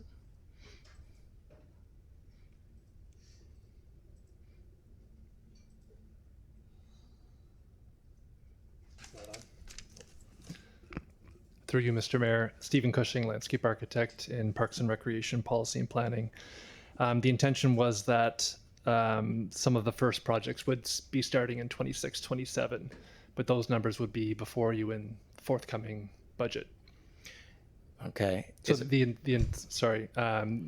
idea was that this capital 5-year capital priority would be spread over 5 years, and so the capital team would determine, of that 750 or 800 of the first year, what project could move forward in that first year. Okay. Yeah. To wrap up, Mr. Mayor, I'd be more comfortable with us approving what's here today and asking for a supplemental report on what is missing, rather than putting what staff have prepared as a program a year behind. Thank you. Thank you very much. Councillor Cuttle, please. Thank you very much, Mr. Mayor. And Councillor Austin, you just addressed a lot of my primary concerns. This isn't the end point. It's only the beginning of our parking light strategy, and moving forward, there's projects that have been identified with funding to implement them. And I don't think delaying is going to help us advance this larger piece of work, which is lighting in our parks. So I'm inclined to approve what's before us, and ask that Councillor Steele consider asking for a supplemental report with budget considerations, and maybe that's something that can be debated during the budget process as a budget over, or an additional project, or line that up for next year, because it seems that by delaying this, we'll be delaying everything, and I can't support that. Thank you. Thank you very much. Councillor White, please. Thank you, Mayor. My concern reading this report is the way the recommendation's written, that we go do these lighting projects within the existing capital plans, like not adding any budget. To me, that means we're not doing some other parks priorities within our scope of work. Like, I like this, it's great work, it's definitely valuable to the community, but now we're saying we'll put it in with everything else. So it's like we're making a budget decision today to cut other parks things. Can you talk about that? That's what it feels like to me. if we Through the don't- mayor to the councillor, I would say it becomes part of the broader broader capital discussion. So it's part of the sort of full package of capital that's brought forward, and council makes that decision against not just other park projects, but other projects generally. But you're right. There's a certain there's an amount of funding that would be in consideration, and so council has to make those choices when the capital budget comes. But will we get to see that? Like, here's everything we would have asked for without the lighting strategy, and here's the lighting strategy. You know what I mean? I just feel like we lose track of knowing what we're missing. I don't feel, going through budget, I never felt like I understood what we were giving up. Yeah, I mean, I can certainly speak to the parks component of it insofar as that, we attempt in advance of budget to talk about sort of what projects are potentially going forward, and so individual councillors in those meetings have the chance to sort of talk about projects. But you're right insofar as there's a sort of suite of projects that come forward a capital budget that are on the list.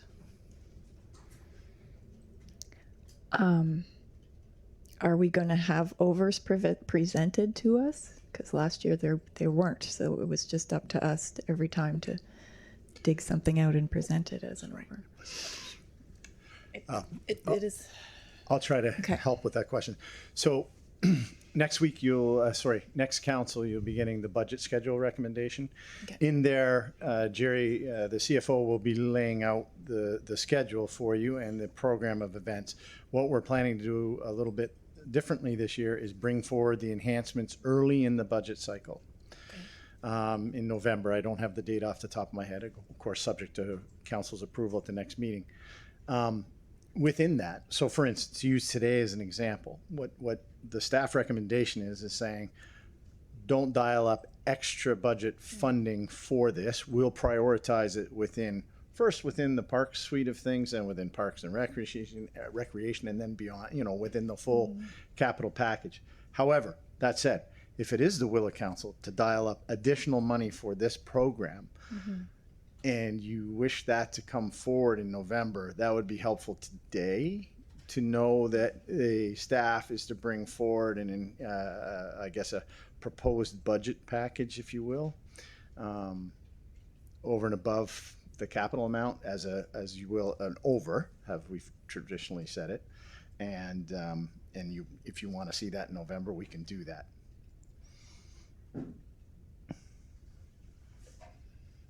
I'm good for now, but to me that means we'd have to bring up one of the alternatives listed on page 6.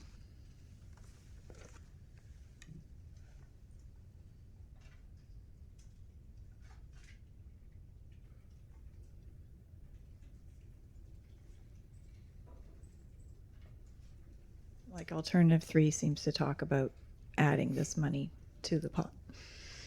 Correct. Yes. I agree. Yeah. Yes, so I'll listen what other people think on that, but that's just where my head goes, is that it's just the more we squeeze in, we're missing out on something. Thanks. Thank you. Councillor Morris, please. Thank you, Mr. Mayor. The Mainland Trail is the boundary between my district and Councillor Steele's district. It's quite long. It connects Fairview, Clayton Park, and Clayton Park West, goes almost out to Carney Lake. It goes right through the heart of our communities because along this trail you can connect to the grocery store, you can connect to CGC, the Canada Games Centre, Soccer Centre, Keshen Goodman Library, the second most used library in HRM. And most importantly, it goes right to a transit terminal and a number of schools. So it's a fantastic trail and AT link. It's an example of really great planning. And I guess I just feel like this will be quite a missed opportunity if we can't even get the Mainland Trail considered as part of this lighting strategy. I understand we have funding limitations and that sort of thing, but because it's not even in the report as a recommended trail, we would not be able to really seek out funding partners or that sort of thing to find alternative funding sources potentially.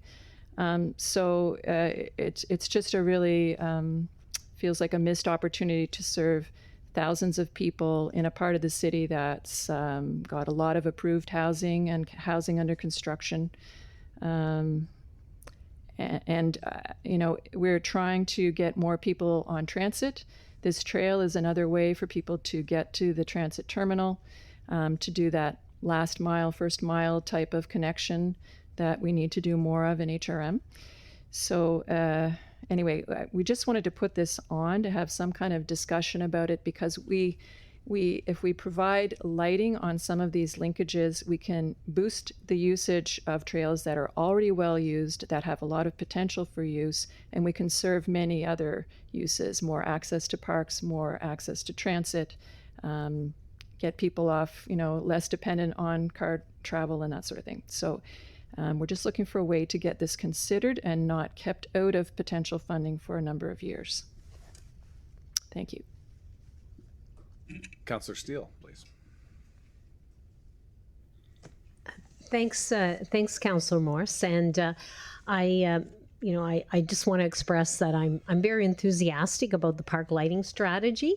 And when it came to council in January of 2025, I felt that it was going to include parks and linear parks and all those things. However, when I looked at the report that came to Community Planning and Economic Development, I saw that things such as usage volume and purpose, the purpose of the various trails and parks that were being proposed for prioritization, that was not included. And I also noticed, to my surprise, that the mainland linear trail was not there. So I've written my alternative motion, to look at identifying a prioritization approach for lighting of existing active transportation pathways in HRM that's based on criteria such as volume of use, proximity to services and destinations, such as Councillor Morse mentioned, transit. We're all trying to encourage transit. And I walked home on the mainland linear trail in the dark when I got off at the Lacewood terminal. And luckily I'm a runner, so I feel a little safer. I can probably get away from most people. But anyway, the trail is widely used even by some people in the dark. We're also close to schools, the Halifax West High School, about 2,000 students. And I was talking to a teacher at Park West P-9 school. They're at about 930 right now in terms of students. There's a new school proposed for there as well, and we know this is a plan for the next 5 or 6 years. The school might be there before the trail lighting would be. The library, Keshen Goodman, Canada Games Centre, our premier recreation facility in the area. Employment, we have Sobeys, we have employment in Barris Lake as well. So this to me seemed like it checks an awful lot of boxes. So I was super surprised that it hadn't made the initial list. And initially when I looked at the list, I saw Mainland Commons. So I thought it actually had been looked at, but that didn't include the Mainland Linear Park. So I appreciate staff's concern with budget. I certainly am very concerned with budget. Affordability is a big deal. But I think we need to ensure that we're looking at one of the prime trails and transportation routes and connections for community. I can just attest to how many calls I received when the trail was closed, just how much people like to use it. And they use it in the daytime, but they also use it in the evening and would like to use it more. So I'll stop there. My request is I would like to bring forward an alternative motion, and I'll look to legal right now if I should bring that motion up or how that works. I knew this process would mess me up. Thank you. You caught me off guard. You want to move an alternative to? Well, for my supplemental report. Oh, your yes. supplement. So you're Yes. looking to amend the main motion by adding in a request for a supplemental Yes. report. Yeah. So- So that can be made now if you wish, or is this your second time? It is my second Well, time. now's the time. Pardon me? Now is the time. Okay. So I'd like to suggest the following motion. That Regional Council direct the Chief Administrative Officer to defer motion 15.2.2 and to prepare a supplemental staff report that identifies a prioritization approach for the lighting of existing active transportation pathways in HRM parks that's based on criteria such as volume of use, proximity to services and destinations such as transit, schools, libraries, recreation, employment, and other key destinations. The report should identify prospective capital costs and a proposed implementation approach. Councillor Hartling on the second. Just to clarify, so it's a motion to defer a decision on the main motion in waiting for the supplemental information. Yeah. Okay, looks like there's some discussion. Are you finished for now, Councillor Steele? Okay, thank you very much. Let's turn to Councillor Cuttle, please. Yeah, thank you, Mr. Mayor.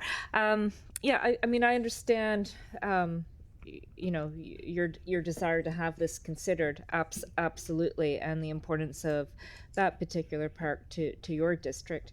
You know, I think any of us could probably sit here and come up with a long list of deserving parks and deserving trails that require lighting. You know, I look at the one for Captain William Spry, and it's a pathway and a bridge to a community center that connects the McIntosh Run Community Trail, as well as, you know, transit, the library, businesses. You know, many of the same things that you also have highlighted. You know, that connection is important to the Spryfield area for those reasons. My concern with your motion, as staff have indicated, is that by deferring this and going away with a supplemental report, we delay the implementation of these projects. I don't, you know, I would prefer to see a supplemental report asking for the active transportation trails as a separate motion and not have that report delay what has already been identified as priority projects that could move forward within the budget envelope, the existing budget envelope. You know, again, this is only the beginning of this process. There will be opportunities along the way to look at adding parks and adding other areas, but I can't support your motion to defer a decision today on what's in front of us. Thank you. Thank you. Councillor Deagle Gammon, please.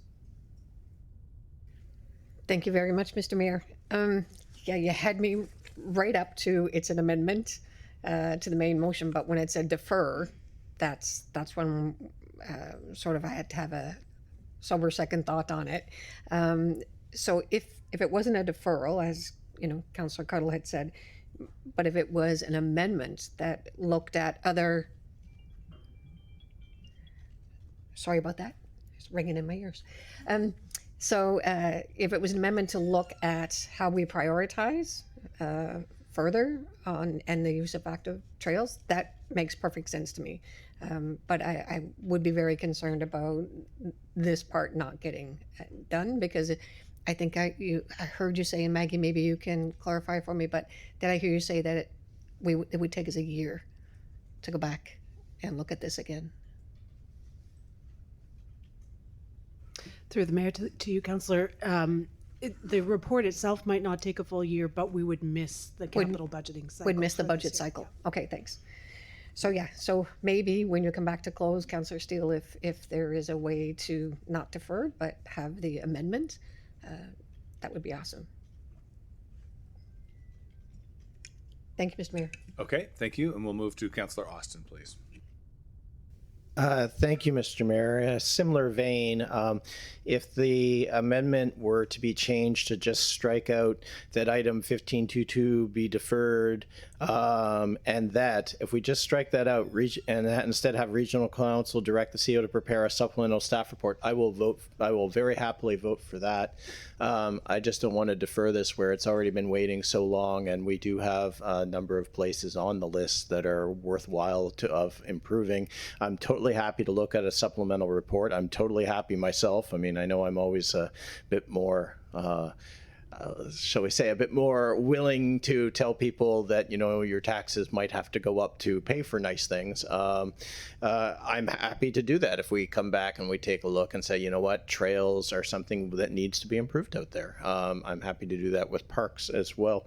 But I don't want to defer this. I'm happy to do a supplemental. So that's that's really where I land. There's a quote that sometimes some of the gets put to me now, has been put to me now and then from one of our old directors of Winter Works when tasked with the challenge of, hey, my street isn't, why is my street always plowed last, or why is my street plowed first, right? The immortal lines is someone has to go first and someone has to go second, right? And I think that's where we are. We have a program of work that was developed by staff, and I think it's worthwhile to move forward with what we can and get the supplemental to see if there needs to be some edits for the because it's a 5-year program, right? You know, for all I know, Dartmouth Common might be year 5. So, thank you. So, unless the councillor is willing to withdraw the motion to defer, we'd have to decide that first, and then we can, you know, decide if it remains the issue of a supplemental report. Yeah, well, I think the request is, are you willing to consider withdrawing your motion to defer in favor of instead making a motion for a supplemental report later? Thank you, Mr. Traves. Currently, I'm undecided. I'd like to hear some more discussion. Thank you. Fair enough. Technically, the floor is still yours, Councillor. Oh, I think I've said my piece. Okay, all right. Yeah. Then we'll move on to Councillor Hartling, please.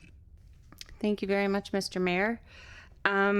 So I think that we're all, at least for my part, I'm very sympathetic to the challenges that you're facing, because this is very much a good idea. The idea that we would wait, profoundly longer to address the mainland linear trail feels like a bridge too far. And so I really appreciate that. So my question to staff is, what would it take in terms of timing for us to just identify the mainland linear trail? Like, is there an opportunity for us to understand that in the list of designated parks now? Like, and I'm wondering whether that might be more palatable for Councillor Steele, for Councillor Morse. Like I said, I feel like it is a missed opportunity for us to not consider it in the first go round. So I'm wondering, is it possible for us to identify it now? Through the mayor to the councillor, I mean, council could certainly direct us to include it in consideration for the budget, just that trail. In terms of an analysis of that trail specifically, I think we'd still have to staff would still have to come back with a report looking at sort of how it stacks up against the criteria. And I might lean on Stephen a little bit if I don't quite get this right, but that there were a number of criteria that helped us identify which items to consider further, so that's why it wasn't sort of in that initial mix of trails. Now, if council directed us to go away and relook at that specific, that would obviously be, I would say, a faster report than looking at active transportation trails as a whole. So it's certainly a possibility to consider. Yeah. Okay. Okay. Thank you very much. And back to Councillor Austin, please. A question has been inspired.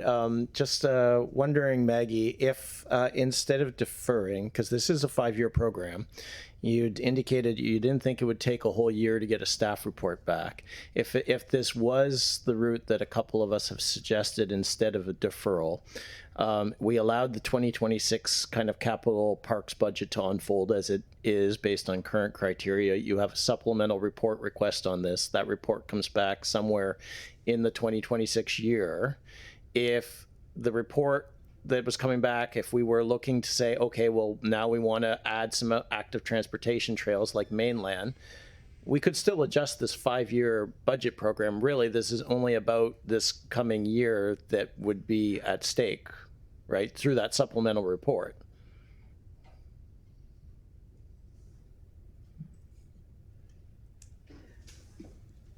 Through the mayor to the councillor, you're right. Sort of, we could readjust. I mean, the council can at any time adjust its prioritization of projects in the capital budget. So we could relook at it. I think it risks. So we've looked at sort of it as a package. I'm a little cautious to commit to something without sort of having thought through what the implications are.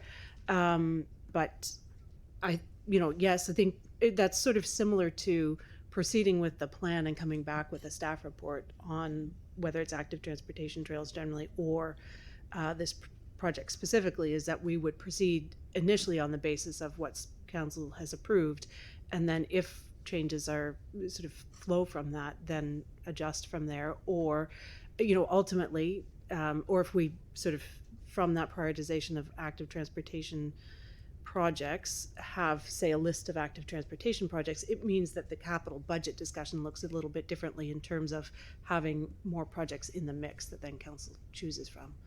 So, I think that answers your question. I think so. Thank you. Thank you. Councillor Hinch, please. Thank you, Mr. Mayor. My only concern with that is because there's 2 parks on there, George Dixon Community Center, North Preston Community Center Park. My concern would be that they would be pushed back. Would that be a possibility where they are prioritized already?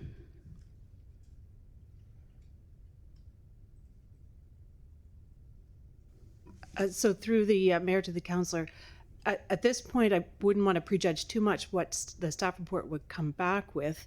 There is, I guess, at any point a possibility that in deliberation on the capital budget, introduction of new projects means taking other projects off. So there's not zero risk associated with that, but that risk exists sort of just generally in the capital budget discussion anyway, I would say. Okay.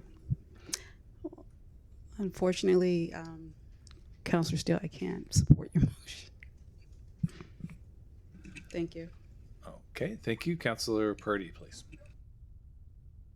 Mr. Mayor, and I wasn't going to weigh in on this at all, but yeah, just with the deferred portion of this motion, I don't want to defer the projects that are already recommended in this report to move forward.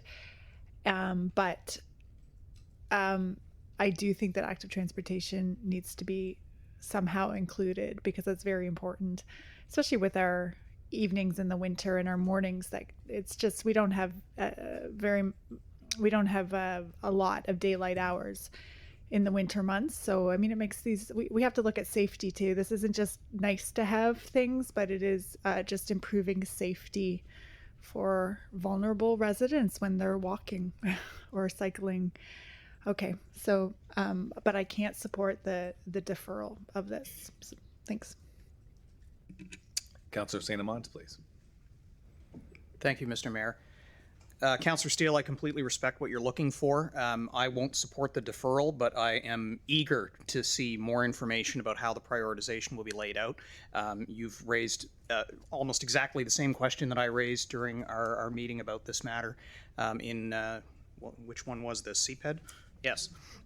So, yeah, I had raised those same kinds of questions because I was interested to understand, how did our active transportation network play into how certain parks would be prioritized? Because obviously lighting is of primary concern there, and it plays a role beyond just the role in parks. So I'd love to see us get some more information on that, but I don't want to risk having the implementation of the plan delayed any further.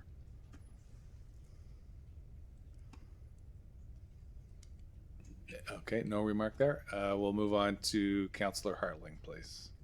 Oh, sorry. Yeah, why not? It's all the same. Yeah. If you could just help me out in understanding a little bit further, because the challenge that I'm having with the Mainland Common Park, for example, not being assessed, is that it makes me question how things were assessed. So if you can help me understand why the Mainland Linear Park was not assessed and how we got to this prioritized list a little bit more, that would really be helpful for me. I agree, it is very challenging to defer, but I think the only advantage in deferring is that we might understand or get an opportunity to rethink. So I'm just checking to see that our initial thought process made sense. Thank you. Through you, Mr. Mayor, to the councillor. So the Mainland Common shows up in the appendix of the staff report because it was largely based on the community safety assessment and crime data from police. So the Mainland Linear Park, which has the Mainland North Trail, is a separate park than the Mainland Common. So that safety data is more related to the library, the community center, and the school. And so that crime-related data is tied to PIDs. And so that's why the Mainland North Trail didn't surface within this particular assessment. I will say that within the appendix of the park lighting strategy itself that was approved in January, the Mainland North Trail does surface as a candidate site that would be good because we agree it does connect a lot of these important community connections.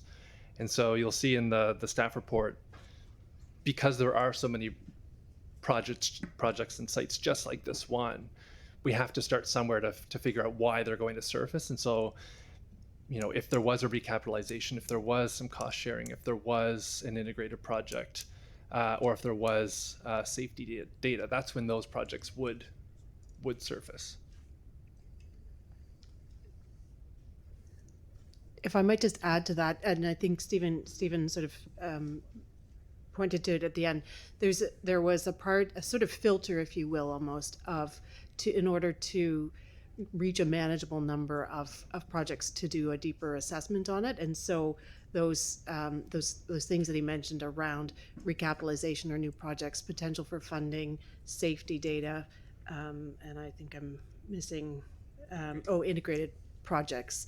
So those were sort of the filter, if you will, that were applied in order to then look more deeply at projects. So that deeper set of criteria included things like usage or transportation connections. So those things were considered at sort of that next stage, but there were some projects that were excluded in the initial filtering in order to have a way, just a practical way to identify which projects to kind of put forward initially. Okay, thank you.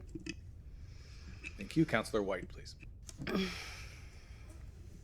Thank you, Mayor. And I had similar questions to Councillor Hartling, but I think part of it is maybe not having the lighting strategy in this when we're reading this.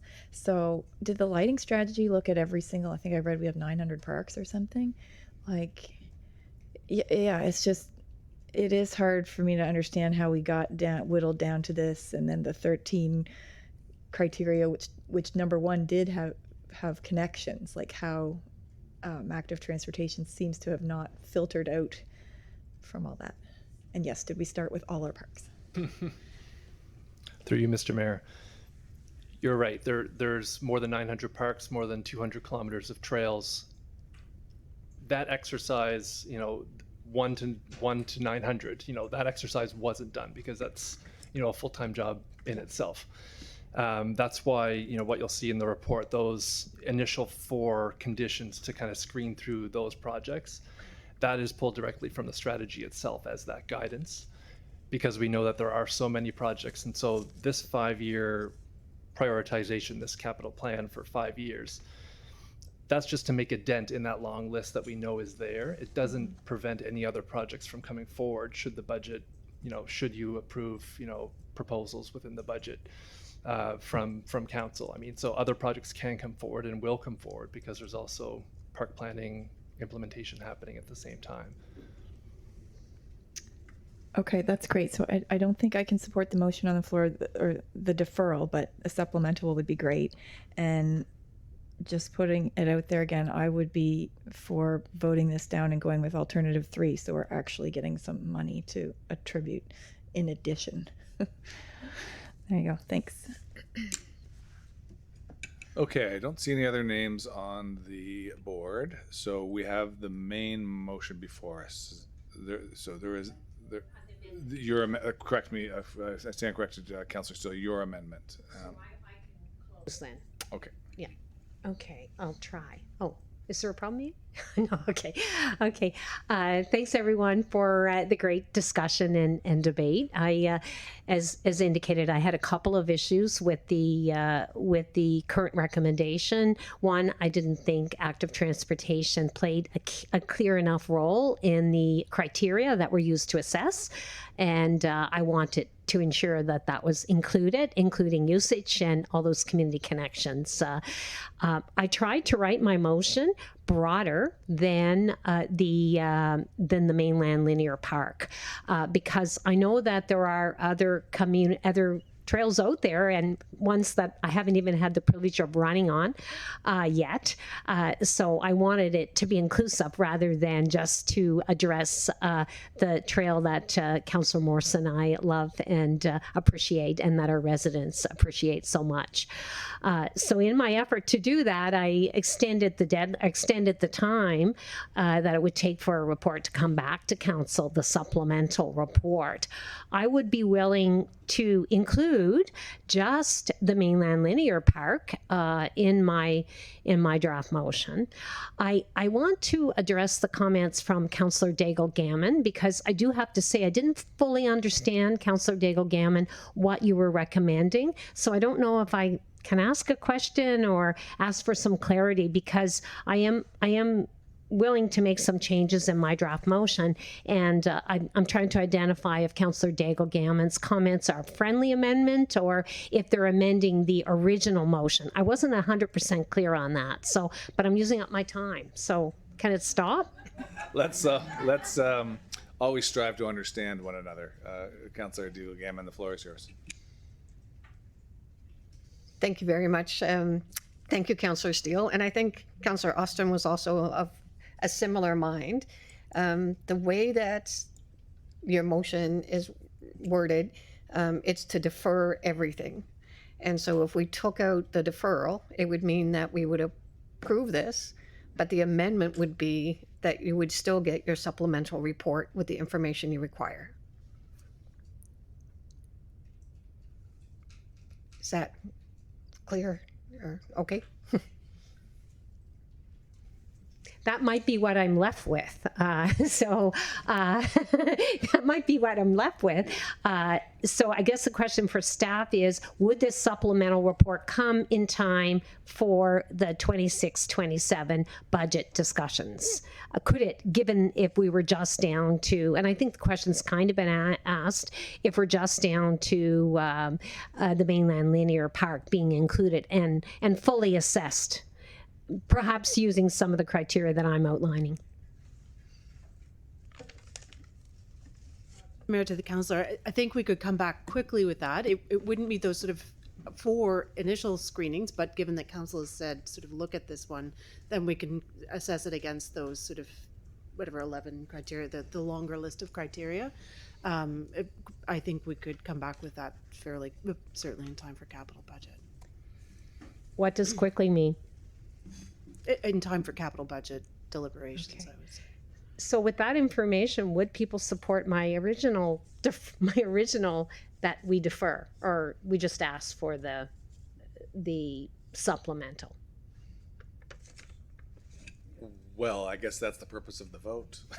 Okay. Okay. I'll get rid of the deferral. Okay. So my new motion is, it takes the deferral out. Ian? And are you good with that?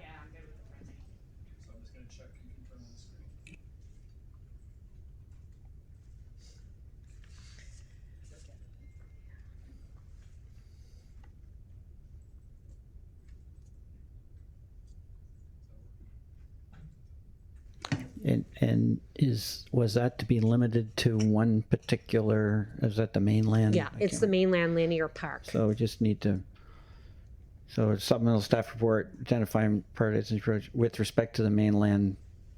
Yeah, sorry, you've got it right, Ian. Pathways in We're just limiting it.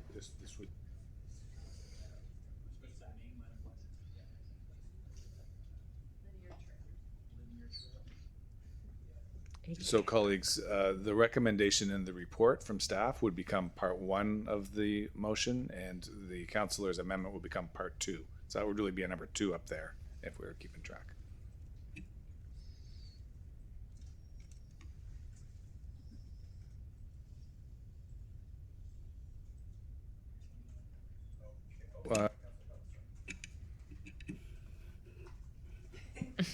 Okay, here, Councillor Steele. I was prepared to support your amendment if it was looking at all active transportation trails. But now we've reduced it to 1 in this case, and these nice candies aren't gonna help persuade me otherwise. But nice try. Can I suggest a tiebreaker that, you know, perhaps that's a separate motion, because it won't be able to be achieved within the timeline for this year's capital budget, which I understand is Councillor Steele's intention on that one. So I think we just deal with Councillor Steele's amendment, if that is all right, and if Councillor Cuddly, you want to come back another day on notice with a motion for a much broader bit, then we can deal with it when we're all fresh. Right. So then to get this, just so I have this right, this is the supplemental report. Let me just read it. It's just the criteria is so broad, but the ask is very specific. So that's fine. I'm fine. Then I will take your advice and we'll come back. And I guess my concern is coming back and looking at all active transportation trails and prioritizing them, not just looking at one. But I think this is, if I'm correct here in your intent, you're looking to have this considered for next year's budget. So that's not in the motion either. Anyway, it's kind of, did we lose John? Did he just collapse? Oh, there you are. Okay. That's fine. I will stand down. I will stand down. And Take the candy. 2 candies. Okay, I'll come back. I That's good advice. Thank you. think your motion, if you have conversation with staff about, you know, the criteria and all the rest of it, you'll end up with a better motion, and then come back with that in terms of looking at the much broader bit. I agree. Thank you. Okay, Councillor White. I have the same concern as Councillor Cuddle. As much as I want to light the mainland linear trail, it just feels very odd to be adding one on without going through this whole criteria for everything. So I really liked your motion without the deferral, just a supplemental report to look at active transportation and prioritize. But it feels a lot different to single one out to get lit. So that's why it's tough, even though I totally agree that trail is a good, it's a good one. It just feels pretty targeted. Thanks. Thank you. Councillor Gillis, please. Thank you, Mr. Mayor. Yeah, the same as my council colleagues. I'd be happy to support this without the specifics in there for the mainland park. I think it should be a more broader scope and to include all the parks and not just a specific park, because if not, we can make motions to start adding parks, right? So I think we should look at the broader aspect of this. So I can't support this amendment, unfortunately. Thank you.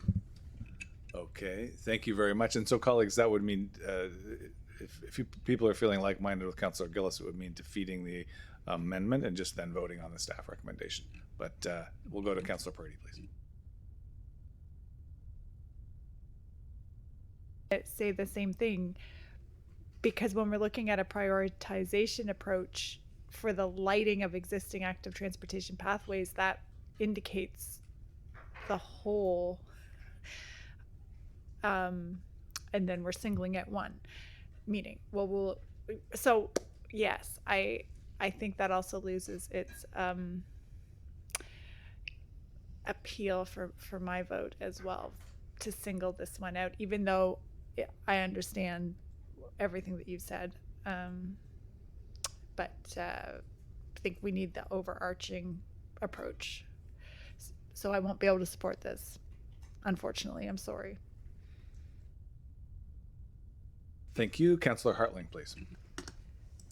Thank you very much, Mr. Mayor. I feel like we may have got like some less than perfect advice from the solicitor. Sorry, John. But my understanding of Councillor Steele's taking out, amending of her original amendment when we took out the deferral was that there would be a supplemental staff report that identifies all these things, not just with respect to the mainland linear trail, but including the mainland linear trail. So I'm wondering if there's an opportunity, would you consider, I mean, I'm already the seconder, but I'm wondering, Councillor Steele, whether you would consider, instead of it saying with respect to the mainland linear trail, if we could turn that into including the mainland linear trail, so that there might be an opportunity for it to be reviewed early, but with the understanding that all of it would still be considered. Because there we are. Because like I said, I feel like what has happened with this amendment is probably not helpful and probably not what anybody wants to achieve, because I think we all acknowledge that active transportation trails need to all be considered, but it's just I'm wondering if that might suffice instead of with respect to the mainland linear trail, saying including, so that all active transportation trails could be considered, but that's specifically including the mainland linear trail. Whether that would make a difference or not, I don't know. But that would be my take.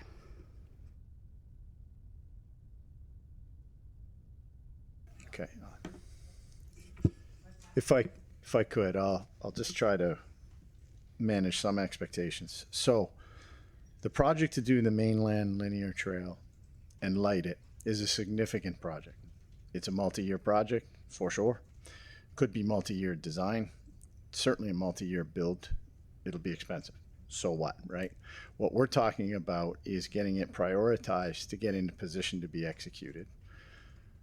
The only concern I have with using one trail in the criteria is that we're basically taking an apple, we're trying to throw an orange into the mix and create some criteria. To really make this work, I think what council's asking is, I think, if it passes, we want you to go away with the work you did on parks, and we want you to throw in linear parks and now reassess the whole mix and see what comes out of it. Fair enough. We've been very clear. We can't get that work back in time to save the priority for this coming capital budget. As you can imagine, these things are already in motion. Council knows very well what it takes to get our capital program. So what I'm hearing is council would like us continue with what we can for the 25-26 season, I think, and simultaneously start work on the prioritizing of linear trails. So we get out the door with the initial capital program. Somewhere in that year one program, we'll come back with a reprioritized list with linear trails in it and see where it shakes out. From a staff point of view, that's probably the best use of our time and gets you the most program moving out the door.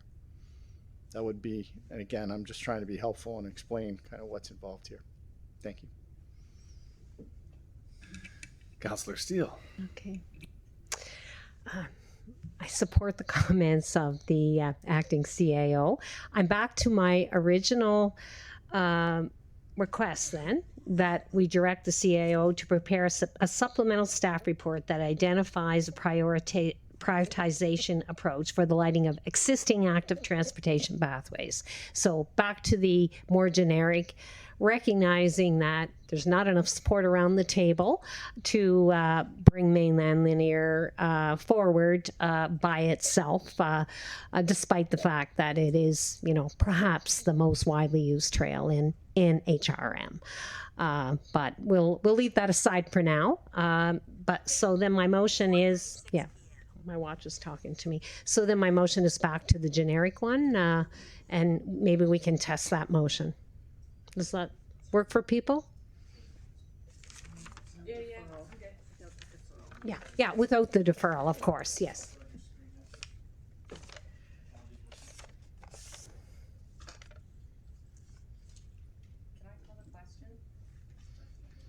I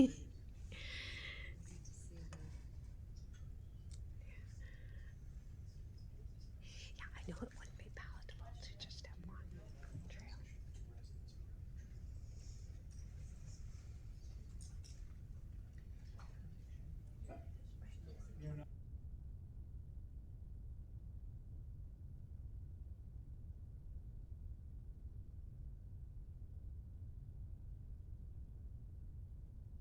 Okay, colleagues, everybody clear on Councillor Steele's amendment?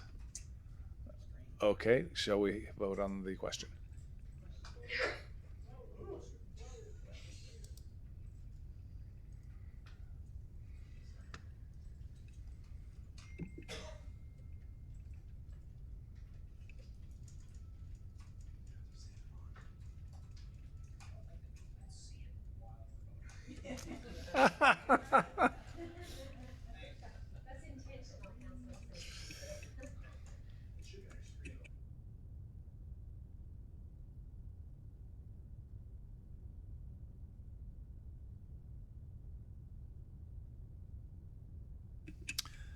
Okay, the amendment carries. With, I'm sure with unanimous consent, we can reverse your vote. Okay, so it's a unanimous carrying of the deeply amended motion, amendment. Okay. And now we'll turn our attention to the main motion.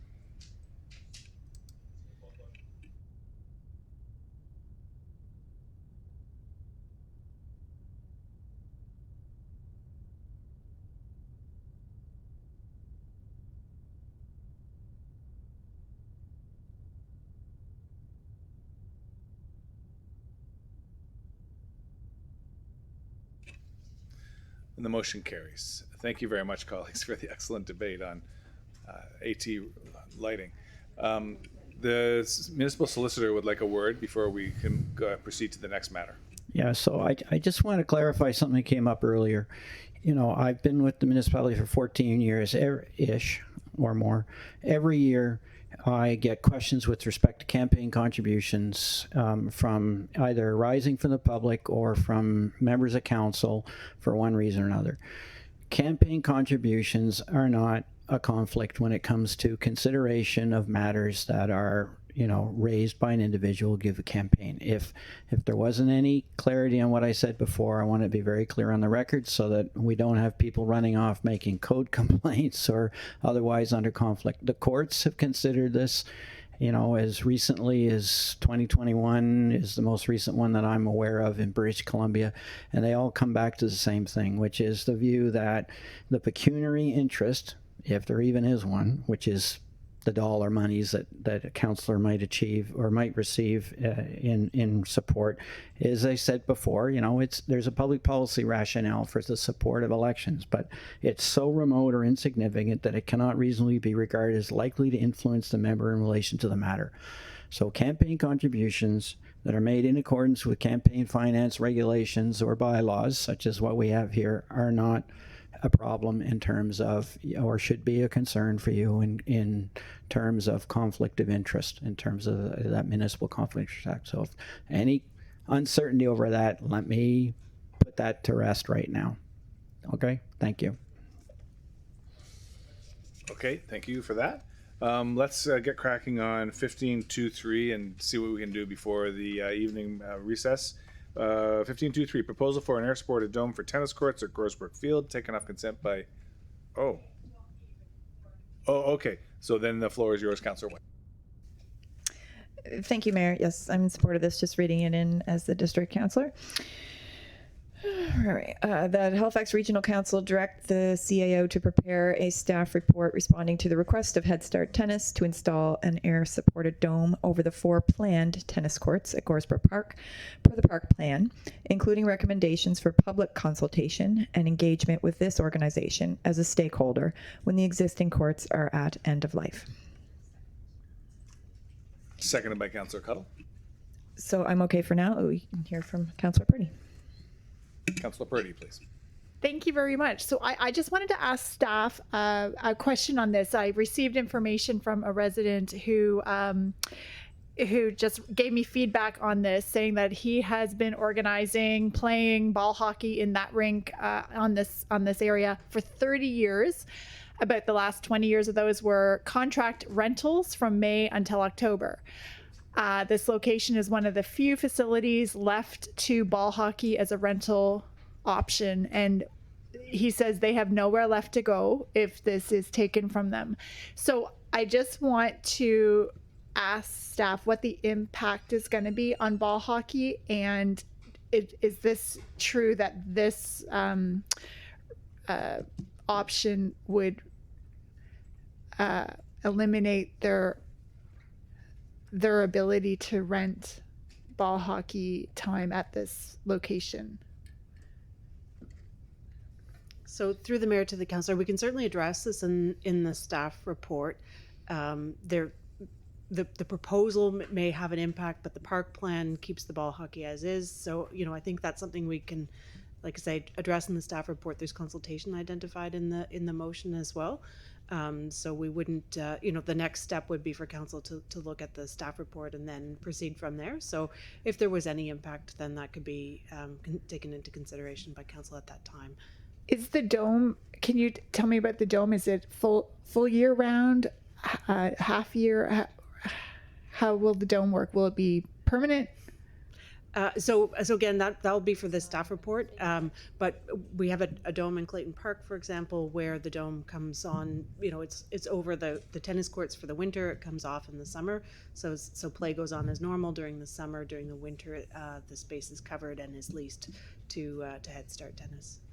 Okay, and at part of the consultation stakeholder process, will it involve the ball hockey folks? We can certainly engage with them. Yeah. Yeah, I would like to make that request, please, that they're engaged with.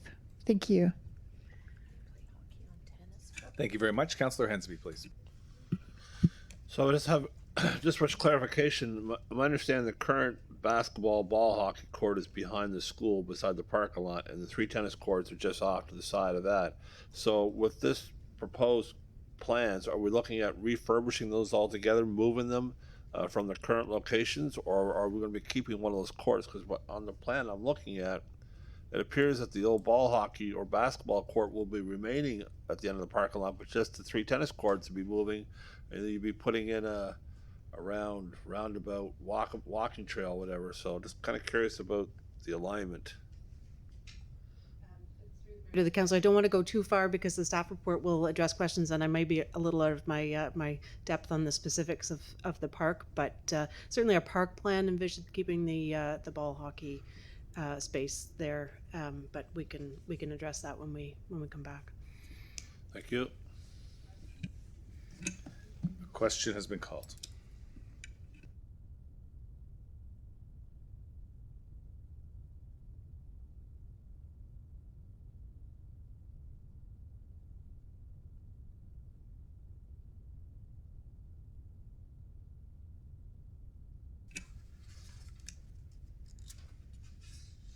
The motion carries. We'll move swiftly along to item 15.24, ice rink availability, allocation, and rate fee consideration. And Councillor Hensby, the floor is yours. Thank you very much, Mr. Mayor. I'll put the motion on the floor that the Halifax Regional Council direct the Chief Administrative Officer to prepare a staff report with 1, an update to the long-term arena strategy and the approach to future facilities planning for arenas, 2, a review of the impacts of a single flat rate as set by the HRM flat rate fee bylaw for spring and summer, and the dates for those seasons on the provincial sport organizations, and 3, information on the implementation of the current ice allocation policy, challenges, opportunities for improvement. Second. Councillor Saint Amand on the second. Well, first of all, Mr. Mayor, Council kind of put on Muscat Albert Harbor as the first location for a second ice pad. It's long overdue. The building's over 50 plus years old, and it's one of the few single ice pads the municipality still has. And I think that it's something I know the community's been wishing to re-energize that proposal in the past, looking at having a second ice pad there. The second thing I wanted to raise was the issue of the single flat rate that we have. I've been talking to some folks in minor hockey in my particular area, and they're finding it kind of odd that they're paying the same rates as in town, but they don't have the same amenities. And the question is, the budget process for our local rink seems to be doing quite well with the current rates that it used to have. We used to have a little bit of discounted rates than the city rates were, or the urban rates, I should say. And everything seemed to work out fine. So the question was, with the rinks that don't have all the amenities as other rinks, they should perhaps have a lower rental fee than the other ones. And the last question was in regards to ice allocation. There's a lot of requests and demands for, now there's more women's hockey interest and girls hockey and stuff like that. So I want to make sure they have capability of getting ice at appropriate times. I've always wanted to make sure the youth are served first, and the old timers can wait till later in the evening or early in the mornings. But I just want to make sure that our youth are getting priorities for the ice allocation, be it women's minor hockey or figure skating or power skating. And I don't know if broom balls are going to come back, but even that used to be played on ice. But just want to make sure that our youth have priority when it comes to ice time allocations. And sledge hockey too, yes. Thank you. Thank you very much. Okay, we'll carry on to Councilor DeGilgama, please. Thank you very much, Mr. Mayor. So, David, I got nervous when you took this off consent, but now I'm not so nervous anymore. But, CPED did get a really interesting presentation from figure skating, and I had a lot of conversations with the scheduler around the arenas as Councillor St. Amand and I have, met with figure skating group, talked about scheduling. There's been a lot of issues around that. And so it came out in those conversations that there's been a long time since we had an update on the long-term arena strategy. So it's not like we wanted to say this priority, that priority, but really to look at the arena strategy and find out if there's any changes that need to be made. We have so much more demand on our arenas than just hockey. And so it's trying to figure out what is that balance and how do we make the allocation. And absolutely, Councillor Hensby, looking at when we allocate ice time to youth and when we allocate it to adults or seniors makes a big difference. We've got figure skaters at 6 o'clock in the morning, and then at 4 o'clock in the afternoon you've got adult hockey. And it's sort of like, that doesn't actually make sense to us very much. So anyway, looking at that, looking at the strategy, I think is going to help. And I think that also the information on the implementation of the current ice allocation policy, the challenges and the opportunities for improvement, I think that there's a lot that we'll get to learn from this once that report comes back to us. So I do hope that members of council see this as worth supporting. Thank you. Thank you. Excuse me very much. We'll go to Councillor Cuddle, please. Thank you very much, Mr. Mayor. As a former figure skater, I'd like the support for figure skating, and I'll also throw in as a lacrosse mom that lacrosse often conflicts with hockey as well, particularly when the ice goes in or the ice comes out and when seasons begin. And so there's lots to consider here beyond just hockey. The one question I had was an update on the long-term arena strategy and approach to future facilities planning for arenas. And one of the things that we're waiting for with bated breath in Spryfield is the replacement of the Spryfield Lions Arena, which was actually scheduled to begin in 2026 and has now been pushed out with a rescoping of that project as a whole. Will this have any bearing on that on projects that have already been approved to move forward?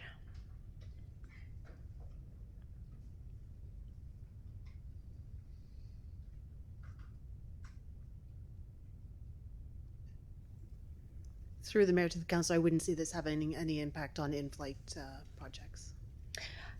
All right. Thank you very much, Maggie. Question's been called.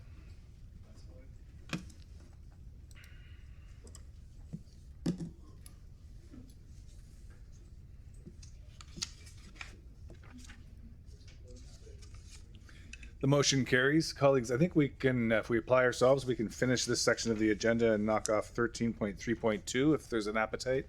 And I'm not seeing any objections, so I see the deputy, although this was taken off consent by Councillor Morris, I see the deputy mayor's. Yeah. 15.3.2, municipal letter for the St. Barbara and Natural Forces closed loop hydro renewable energy project. Councillor Morris, the floor is yours. Thank you, Mr. Mayor. Yeah, I just wanted to understand this a little bit better, why the council has asked for these types of supportive letters. And also, we only got one side. I'm not sure we did an independent evaluation of what this would mean. It's only the company's version of what this project looks like. I don't know if our environmental team had a look at it at all, but it's a major project. It's going to use a lot of water potentially. It might interrupt the water table. You know, none of that seems to have been looked at, so I feel reluctant to, support a letter when we didn't get a lot of information about it. And also the company has been fined in the past, so they don't have a perfect record. They were fined by both the federal and the provincial government, had to pay a $250,000 fine for infractions before. And then, so that combined with the lack of information about the project, it's a highly experimental project as well, makes me feel reluctant to support this letter. But perhaps there's more information that I'm missing. Don't know if there's anybody available on staff to talk about it, or? Oh, sorry, I'm sorry. In one moment, John, we'll just get the motion on the floor. Yeah. Yeah. I move that Halifax Regional Council direct the Chief Administrative Officer to provide a staff report to consider a municipal letter of support to the Nova Scotia's Minister of Energy and the Premier of the Province of Nova Scotia for the St. Barbara and Natural Forces closed loop hydro renewable energy project proposed for the site of the former Torquay gold mine in Moose River, Nova Scotia. Seconded by Councillor Deagle-Gammon. And would you like to say more? No, I guess we are looking for a staff report. My apologies. But I just didn't see anything in the material provided that showed for sure that we are going to do some sort of independent assessment. Okay, thank you. Councillor Deagle-Gammon. Thank you very much. Thank you, Councillor Morris. Great questions. So we did bring this to our environmental staff, to the climate change team, to look at it. So, and it is a mine that's in District 1. And what they're doing is that the mine it's at the end of life, and they have so many years to bring it back to a good environment. And so in that, that's when they came up with this hydro project. And so it was brought forward at the Environment and Sustainability Standing Committee.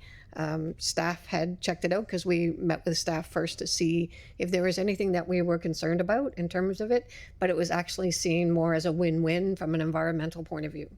But I'm sure Mr. McPherson here can do a better job of explaining that than I at the moment. Thank you. John McPherson, Executive Director of Property, Fleet and Environment. Mr. Mayor, through you to the councillor. So the proponent did come to ESSC with their presentation and request for a letter of support. So through the staff report, we'll vet out some of the concerns that you have.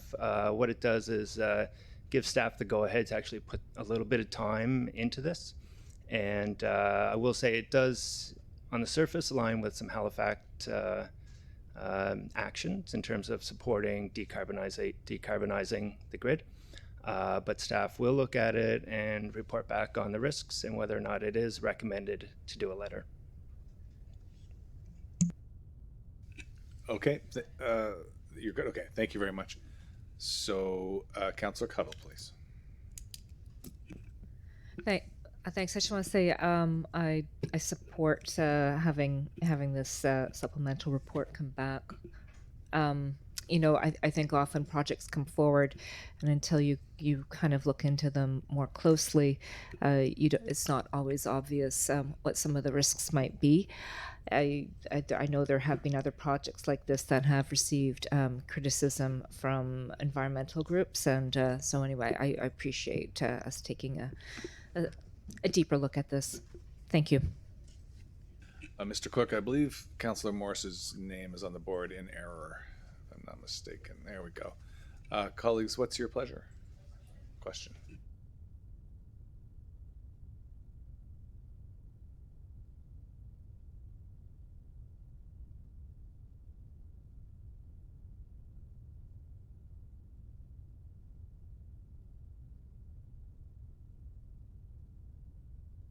And the motion carries. All right, colleagues, if you're ready to, I'm happy to press on, but if you're ready for an evening break, we'll see you back here at 6 o'clock for the public hearing. Okay, thank you.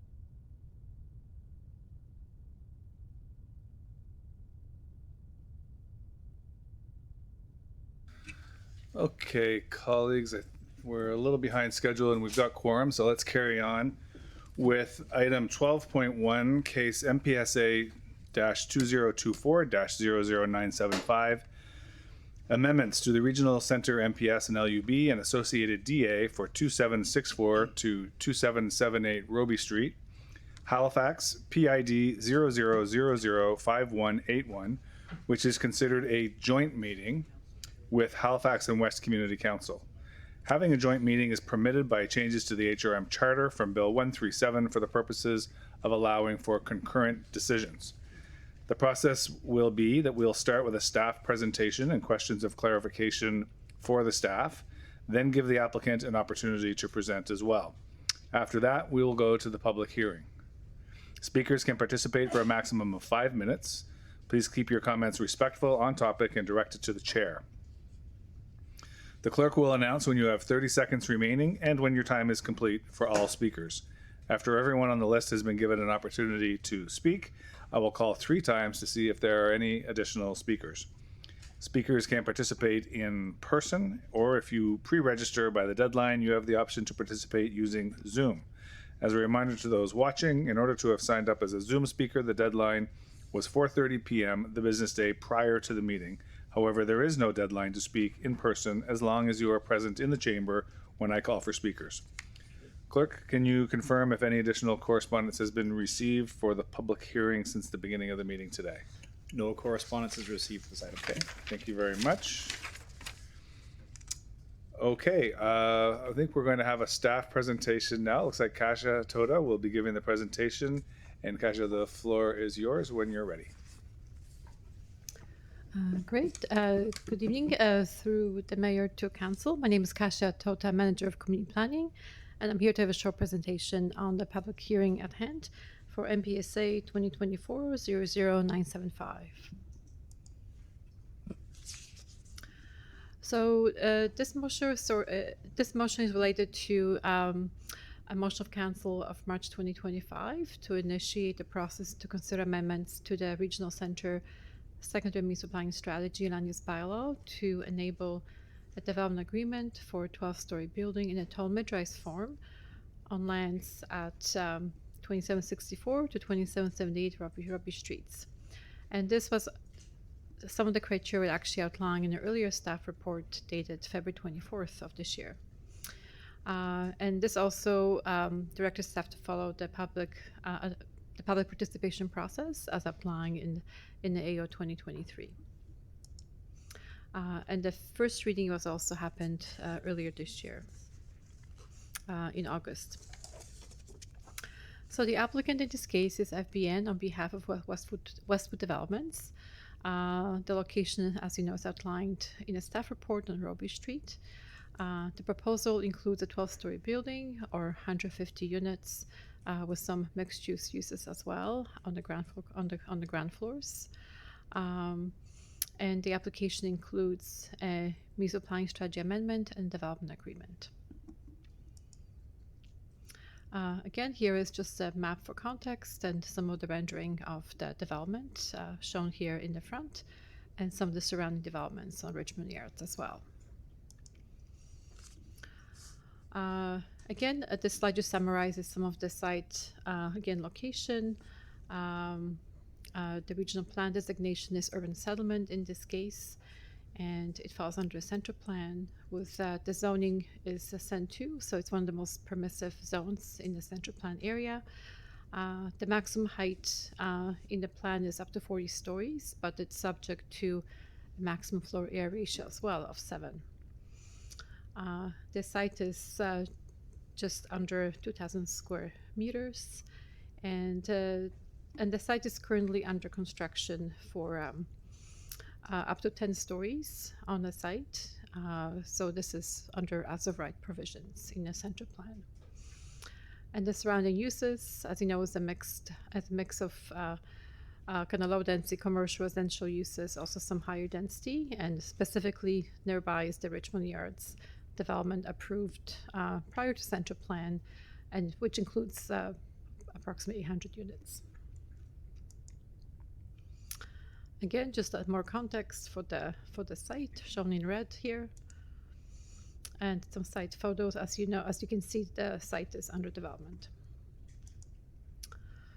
So in terms of proposal details, again, the application seeks to increase the tall mid-rise build form in center plan from 12 to 10 stories on this specific site.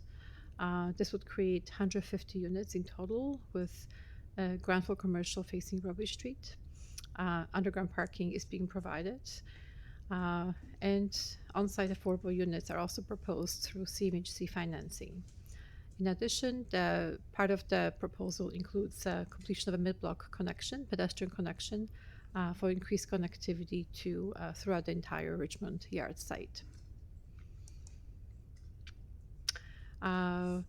So again, Richmond Yards is one of the largest developments currently taking place on the Halifax Peninsula.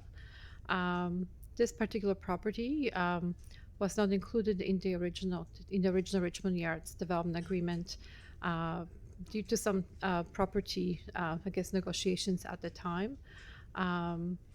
So in this case, staff is viewing this application as a bit of a transition to pre-center plan rules, where some exemptions will be provided to allow a similar build form to the Richmond Yards development.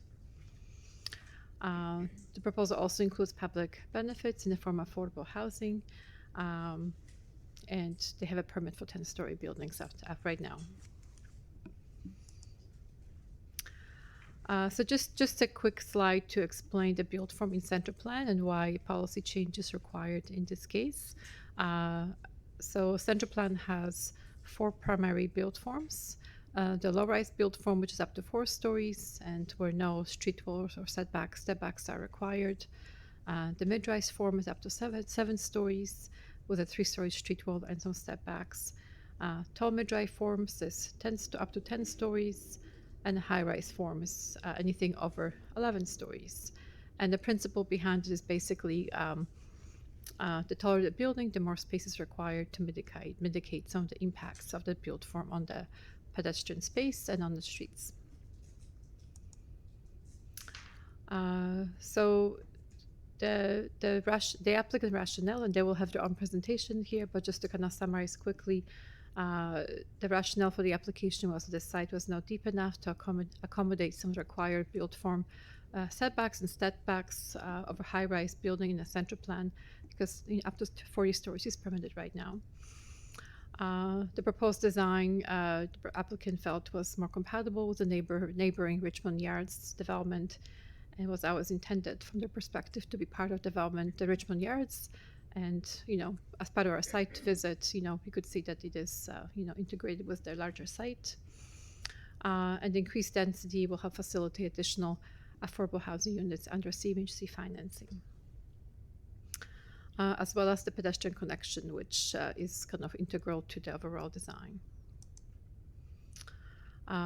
Again, speaking back to every plan amendment needs to relate back to center plan policies. So in particular, in this case, the human scale design and pedestrian first design.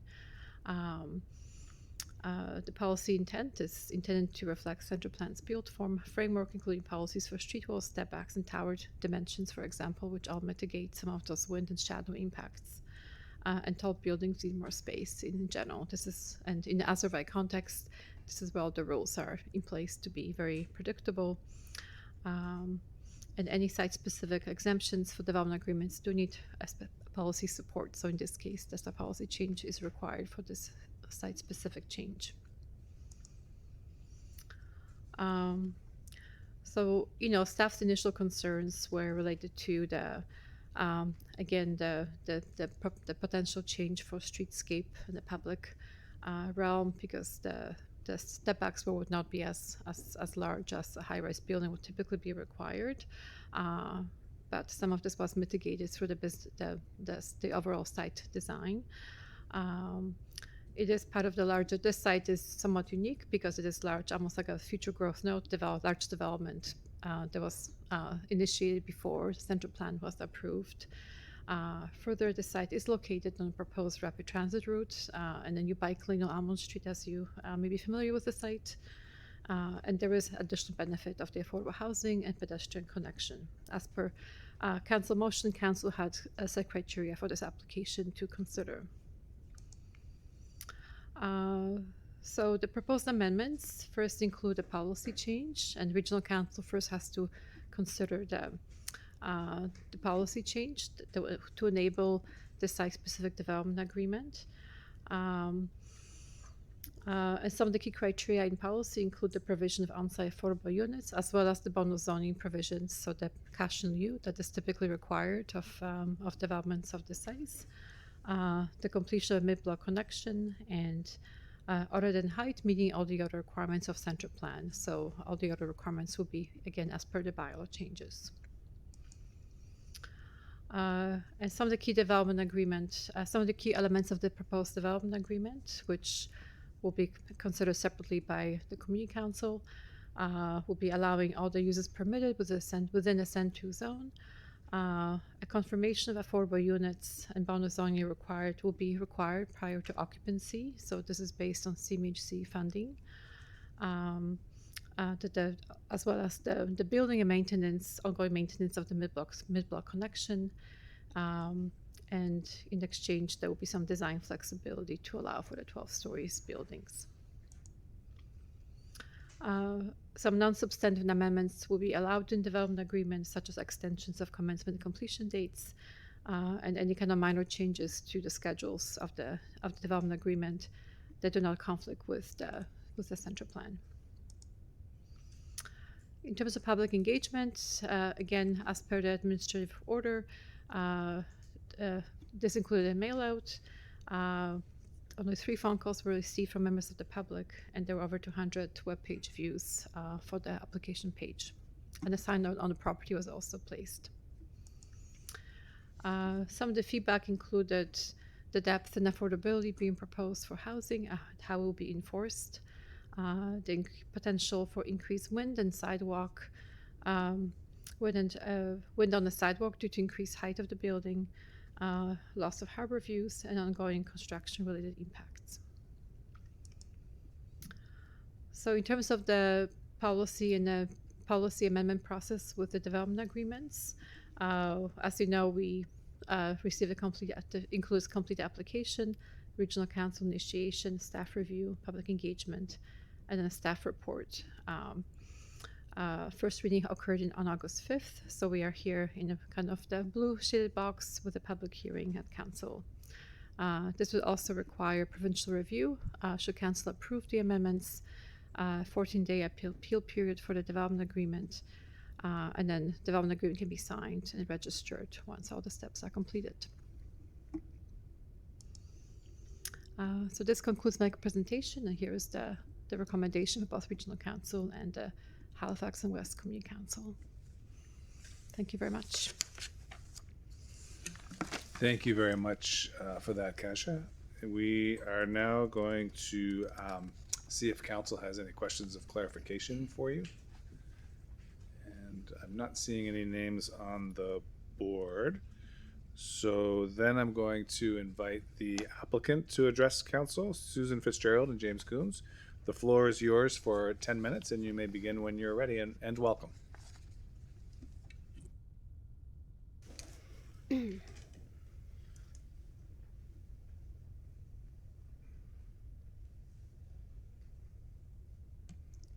Trying to get the next one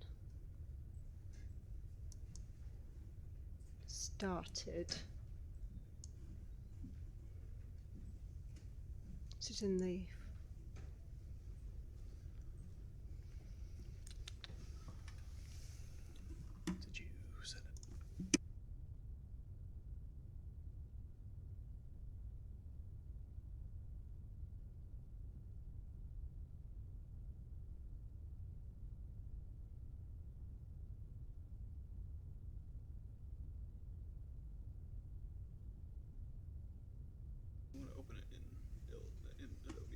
Yeah, they might not have it.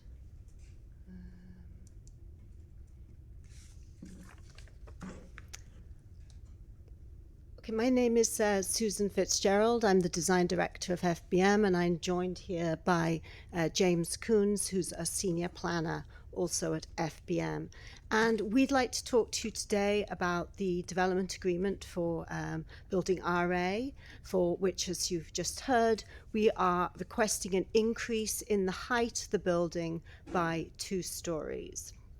So what we'd like to what we'd like to discuss with you today, and this will be brief, do not worry, the history of Richmond Yards, very briefly, and the design principles that we've implemented at Richmond Yards, and finally, the RA development agreement request.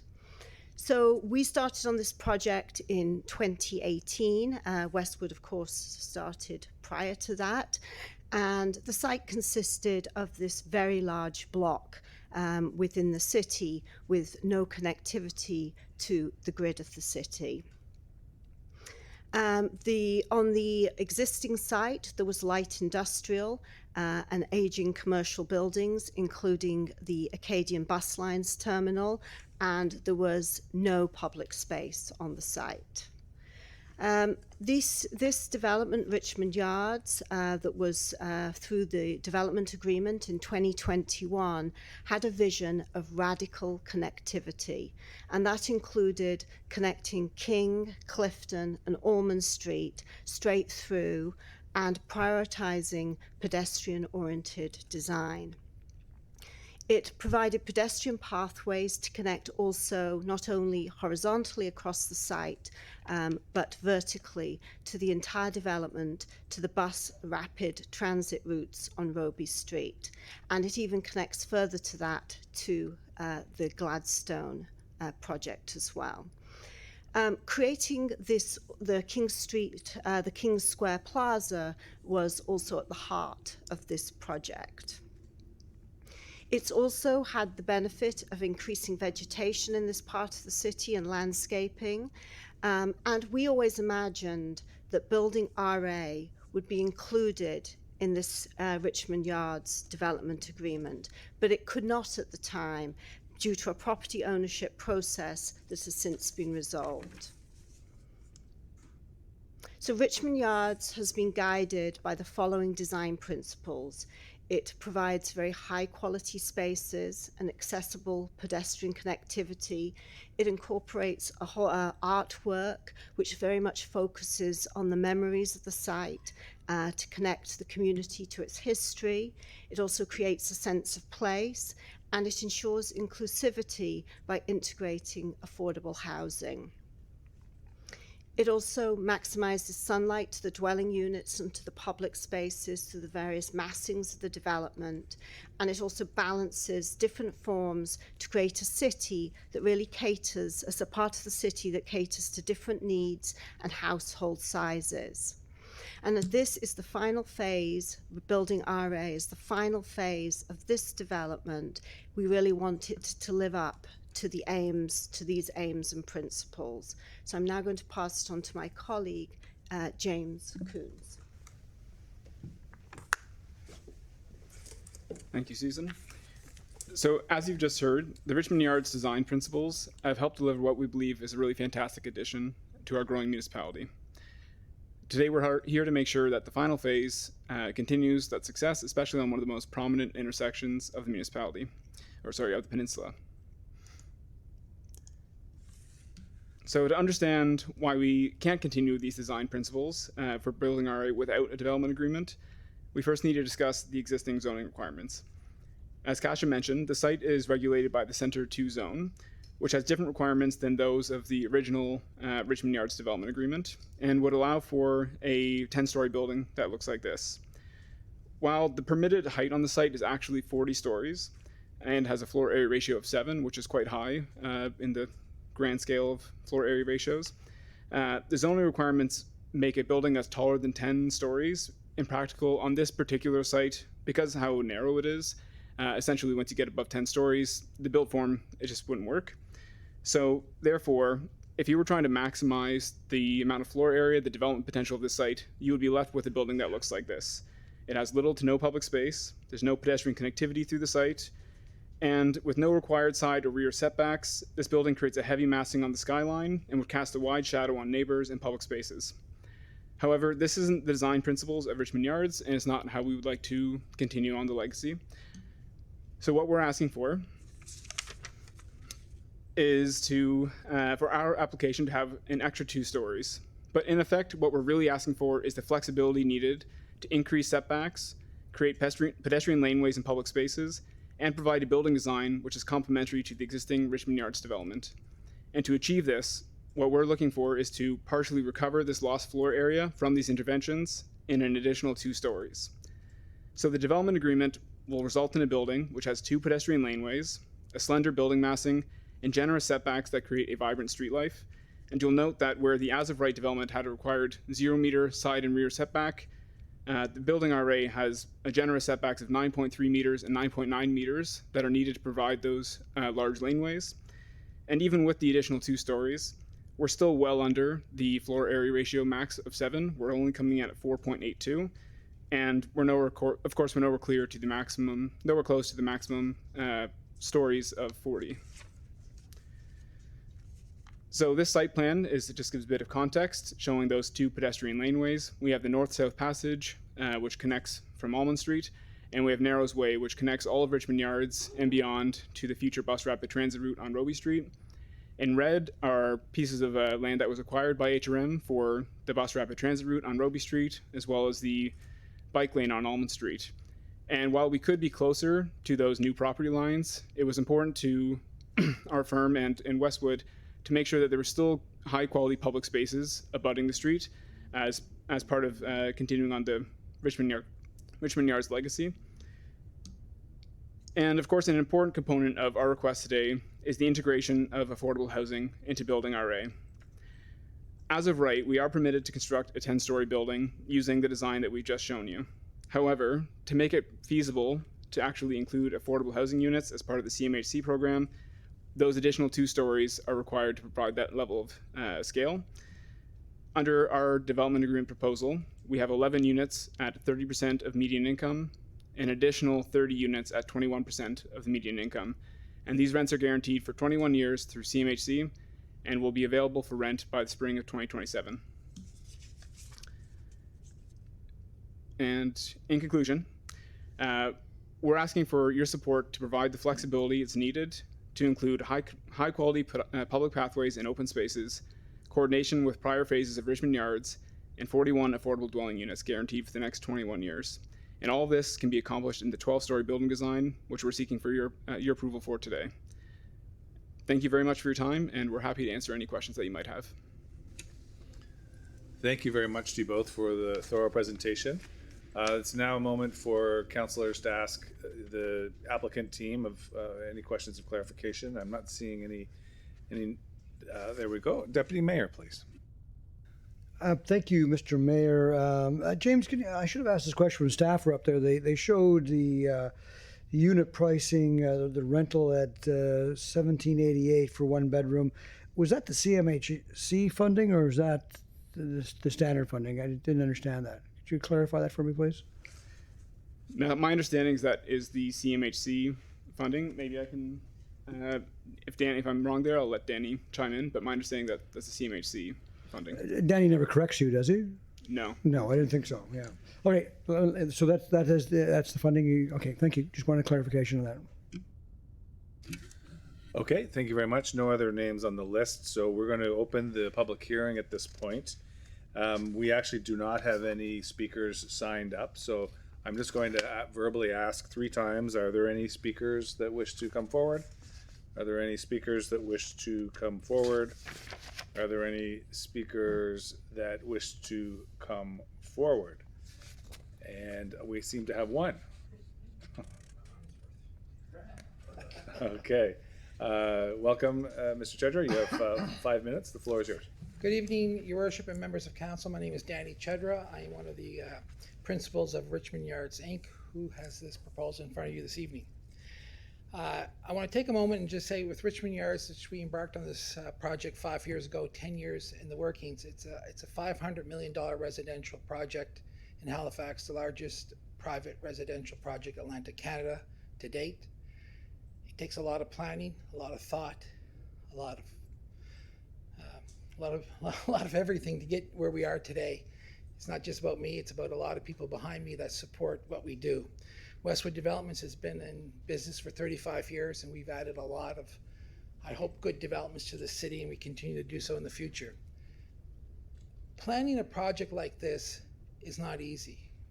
You really have to ensure that this city is going to be successful in the future.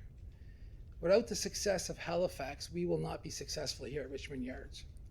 So we're betting on Halifax, and we need you all to help in that. And a project like this it will not be sustainable without the city continuing to grow. We will not make it here if the city doesn't continue to grow. And we have challenges as this council is dealing with, and the previous council has dealt with the growth. Without the bike lanes that has taken up so much airtime, without the rapid transit that we need, we're not going to be able to be sustainable here.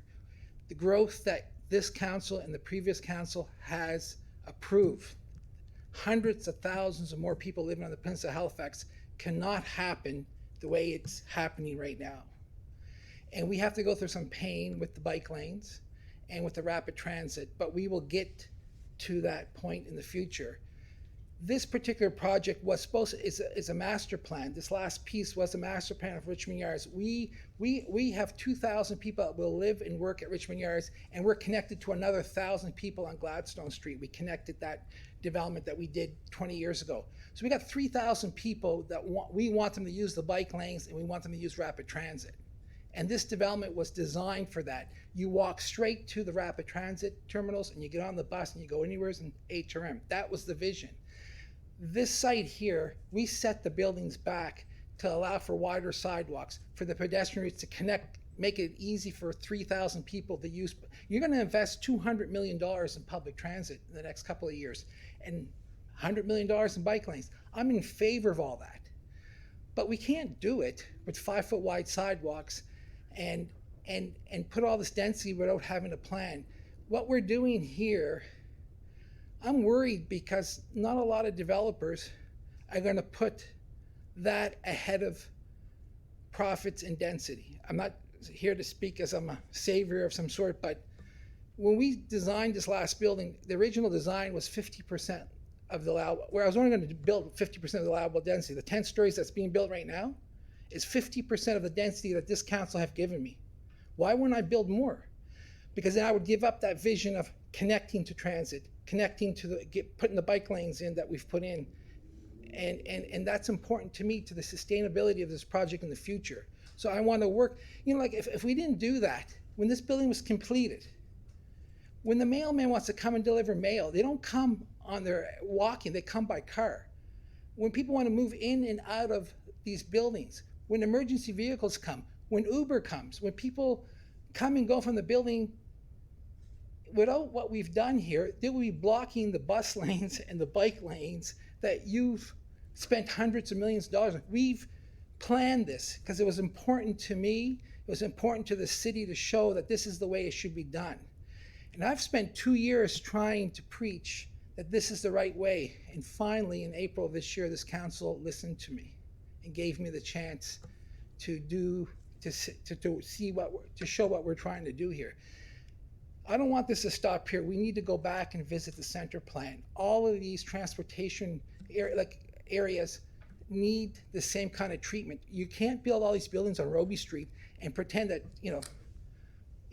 we don't care how cars are going to, delivery trucks and mail deliveries are going to just block these bike lanes and these bus lanes that you're going to spend hundreds of millions of dollars. It's not sustainable. So we need to work together to ensure the city benefits from growth, not take away from growth. That growth doesn't take away from a great city of the future. I'd like to talk more, but I can't. I'm out of time. But I appreciate your time, and thank you for giving me this opportunity. Thank you very much. This is an opportunity now for staff to ask any questions of clarification of the members of the, according to my script, it's staff first, but script could be wrong. Script is wrong, it turns out. So thank you, Danny. We're going to now see if any councillors want to have a word.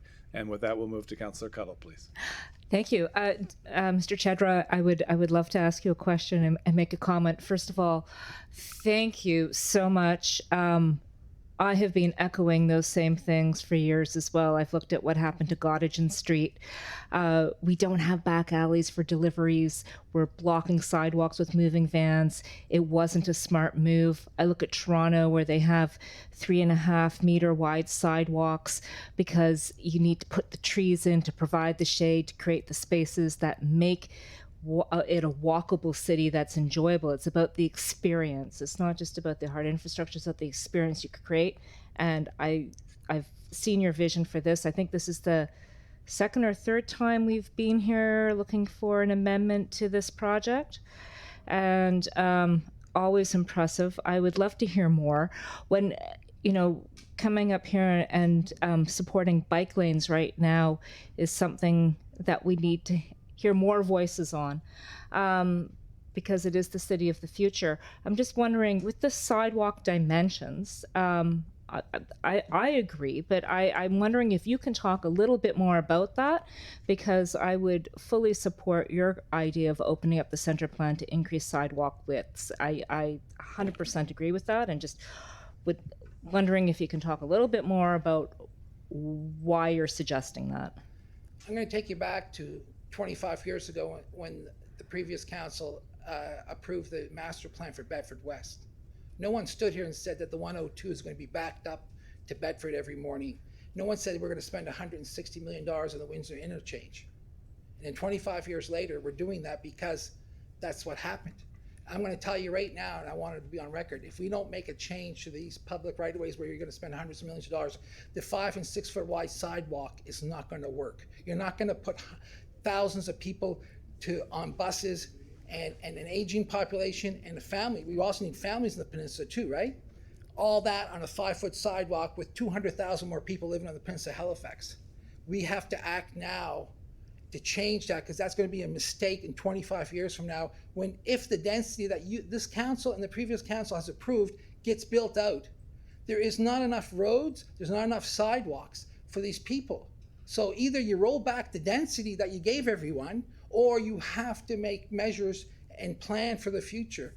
We're doing this voluntarily because we know that our $500 million project is not sustainable without those transit and bike lanes. We would have never attempted that. We are 100% continue on. It's short-term pain, but the pain down the road will be much greater if we don't act now and do what we're doing. And I don't think you've gone far enough as a council. You have to go further. Couldn't agree more. Thank you very much for speaking with us this evening. Any other questions, colleagues? Okay, then I wonder if I could have a member put the motion on the floor, and perhaps I'll ask the councillor whose district it is. Okay, first we're going to have a motion to... Okay, yeah. Motion to close the public hearing, please. By Councillor Cleary, seconded by Councillor Hinch. And now, Councillor Hinch, would you like to put the motion on the floor? Thank you, Mr. Mayor. So I move that Halifax Regional Council adopt the proposed amendment to the Regional Center Secondary Municipal Planning Strategy and Regional Center Land Use Bylaws as set out in Attachment A and B of the staff reported dated July 29th, 2025, to enable a 12-story building in a tall mid-rise form at 2764-2778 Roby Street, Halifax, PID 00005181. It is further recommended that the Halifax and West Community Council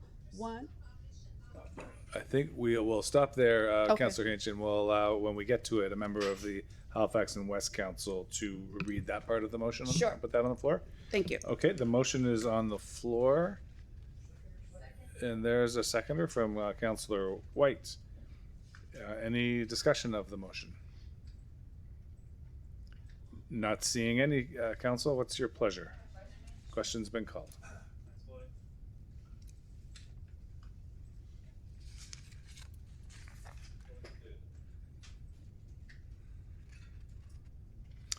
The motion's approved unanimously. Thank you very much, everyone. I'd now like to ask a member of the Halifax and West Community Council to move the latter part of the motion. Anyone from Halifax and West? You can do that. Councillor Cuddle, please. Thank you, Mr. Mayor. It is further recommended that Halifax and West Community Council give notice of motion to consider the proposed development agreement as set out in attachment C of this report to permit a 12-story building in a tall mid-rise form, subject to meeting certain no, wrong one. Oh, that one. Sorry, I'm reading off the report here. Okay, very good.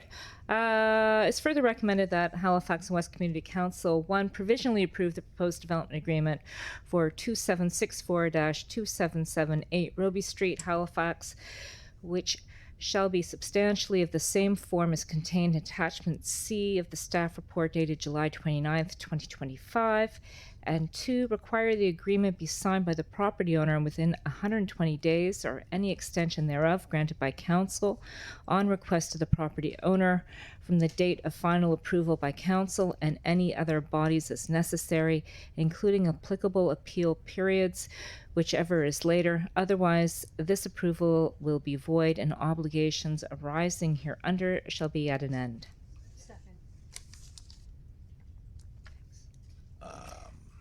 I think that was Councillor Hinch there, yeah. Any discussion on the motion, colleagues? Question's been called.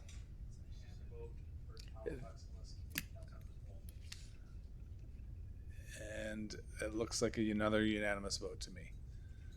Okay, thank you very much. Congratulations to the Westwood team and to the FBM team. Well done, and looking forward to many great things.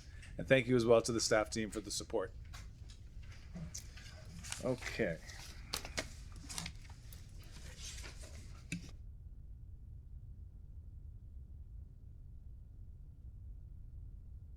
Okay, colleagues, this brings us to section 15.5 of the agenda, members of council. And we're going to begin with item 15.5.1, Councillor Austin on the sunshine list. Councillor Austin, the floor is yours.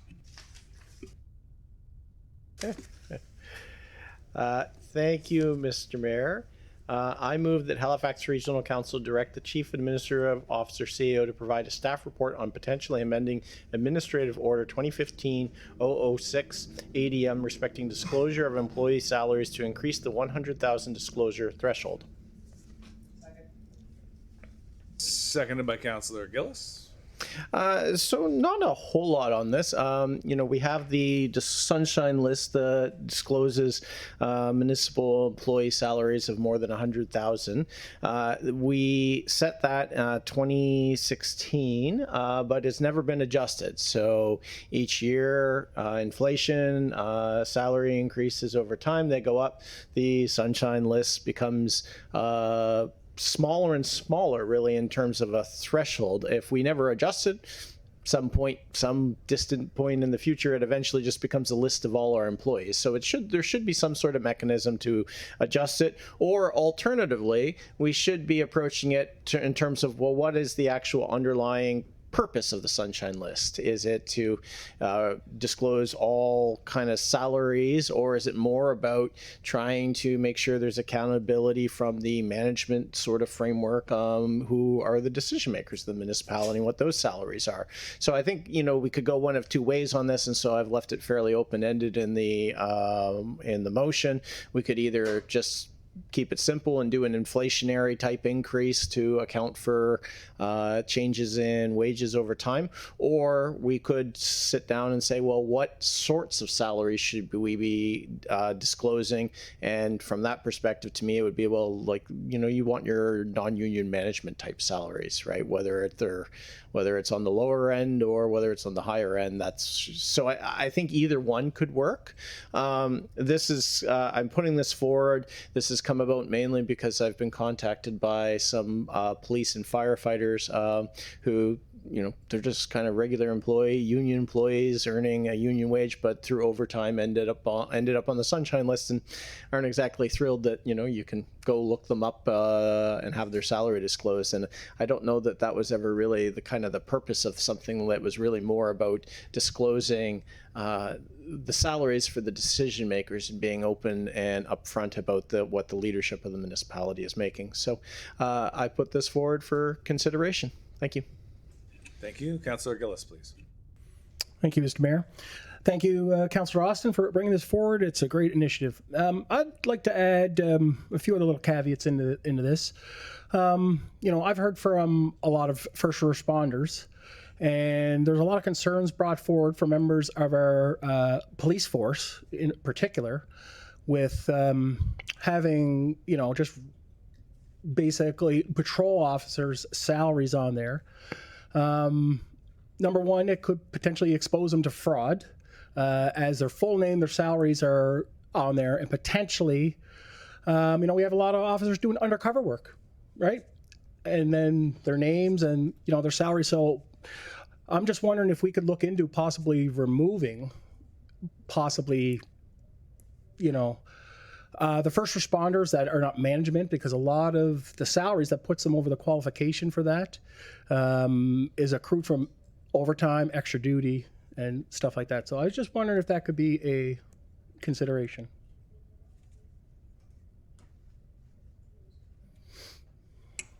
Yes, we can bring that aspect back in the report. Thank you. Okay, thank you. Thank you very much. We'll go to Councillor Cuddle, please. Thank you, Mr. Mayor. Councillor Austin and I had a little pre-discussion of this yesterday when we were, on breaks on the hot seat yesterday. And interesting, we were speaking with Dan Alstrand there, and who is Finnish, and said in Finland they publish all public servant salaries, that if you're getting paid by the taxpayer, that your salary is made public, no matter what range, what amount it is. Two of our biggest budget items that we discuss every year are police and fire. They take up a large percentage of our budget, and I can understand some of the need to adjust the $100,000 mark with inflation, like that. I'd be interested in seeing what is a reasonable amount. But I think that there is value in disclosing salaries. I think that the public, needs to know where their tax dollars are going. Whether if you're in fire and you're in police, or you're working in the municipality, you're a public servant. There's a certain amount of transparency and accountability that comes with that.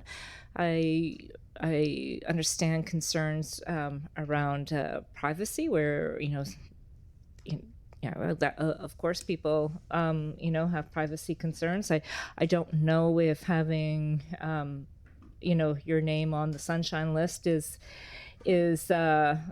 makes you any more vulnerable than having your name listed in a staff directory or somewhere else. But I'd be bringing back some consideration of privacy and the risk to that. I think is worth looking into and considering.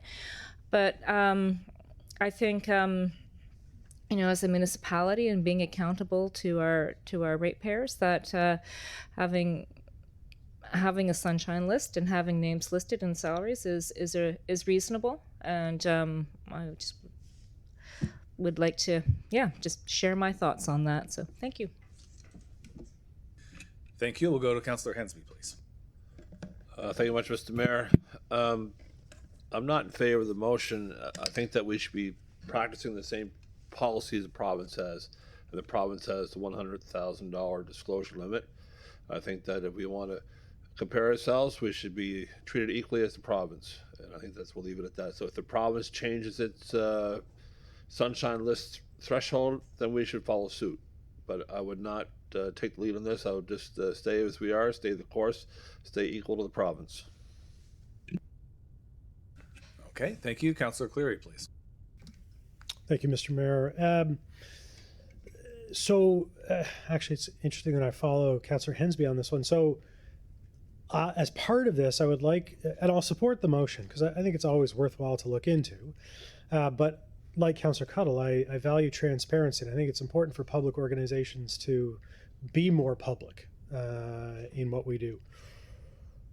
Not only does the province still have a $100,000 threshold, I'm fairly confident. I've done a few searches for other jurisdictions across Canada, and $100,000 seems to be the threshold pretty much everywhere. I haven't found one yet that isn't. So a jurisdiction scan would be important for this project, as well as, and it's funny, I'm looking through our charter, and when you look at the change that was made, we may adopt, and we get to define what is compensation, we get to set the threshold, we get to do all those things, but nowhere in here does it really talk about why we do it.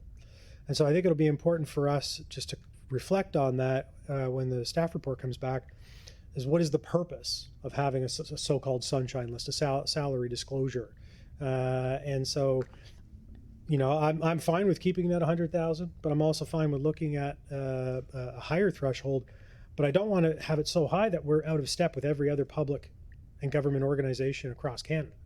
And so where it seems like everyone's at 100, I think it'll probably be easy for us just to keep it at 100, be the same as everyone else. Thank you, Mr. Mayor. Thank you very much.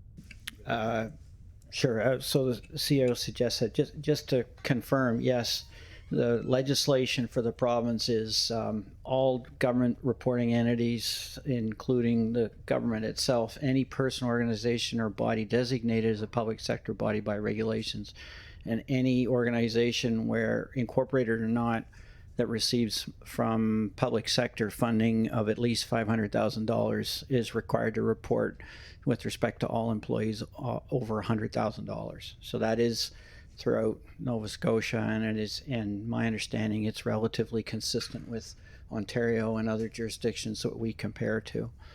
And so that would come back in the report in any event, but you're correct. Okay, thank you very much. And we're back to Councillor Hensby. Well, Mr. Mayor, perhaps the CAO may answer this question, or the solicitor. If we're to go and review our sunshine list of stuff, are we allowed to disclose what their base salary is plus overtime for their gross pay? Like, it might be interesting to see how much overtime pay is actually included in all these sunshine lists. There are exemptions from FOIPOP with respect to compensation disclosure, but there's certainly there's concerns over personal information, and so they're relatively limited. Ours mirrors what the province and what we disclose mirrors what's in there, and so includes all forms of compensation, and that can be quite a broad range. And when you start to break that out, you're getting into potential for problems on personal information. Thank you. Councillor Austin.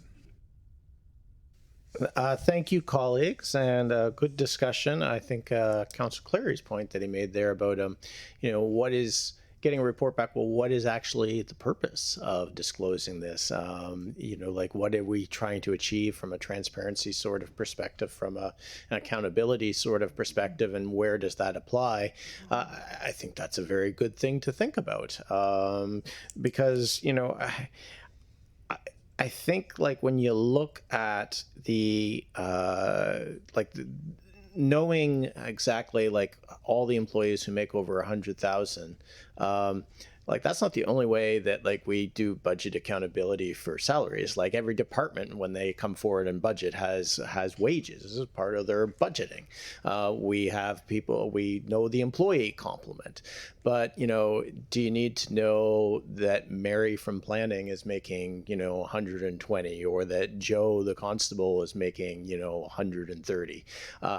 I don't know. I don't know if that is something that actually matters. I certainly think council salaries, mayor salaries, CEO salaries, senior leadership, I think there is value in that to myself, but I don't know that once you get down into the rank and file who don't have leadership decision making over budgets, over salaries, that kind of thing, whether or not what is the actual benefit of that. And so I think getting some of that sort of discussion and thought back in the report, I think will be useful. So I thank you for that, and if this gets approved, we'll see what comes back. Thank you. Question's been called.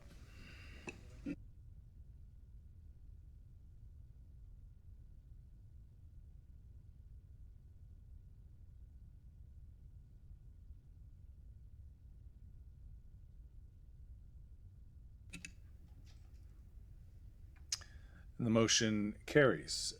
Next item, 15.5.2, Deputy Mayor Mancini regarding the Halifax Mooseheads proposal. Deputy Mayor.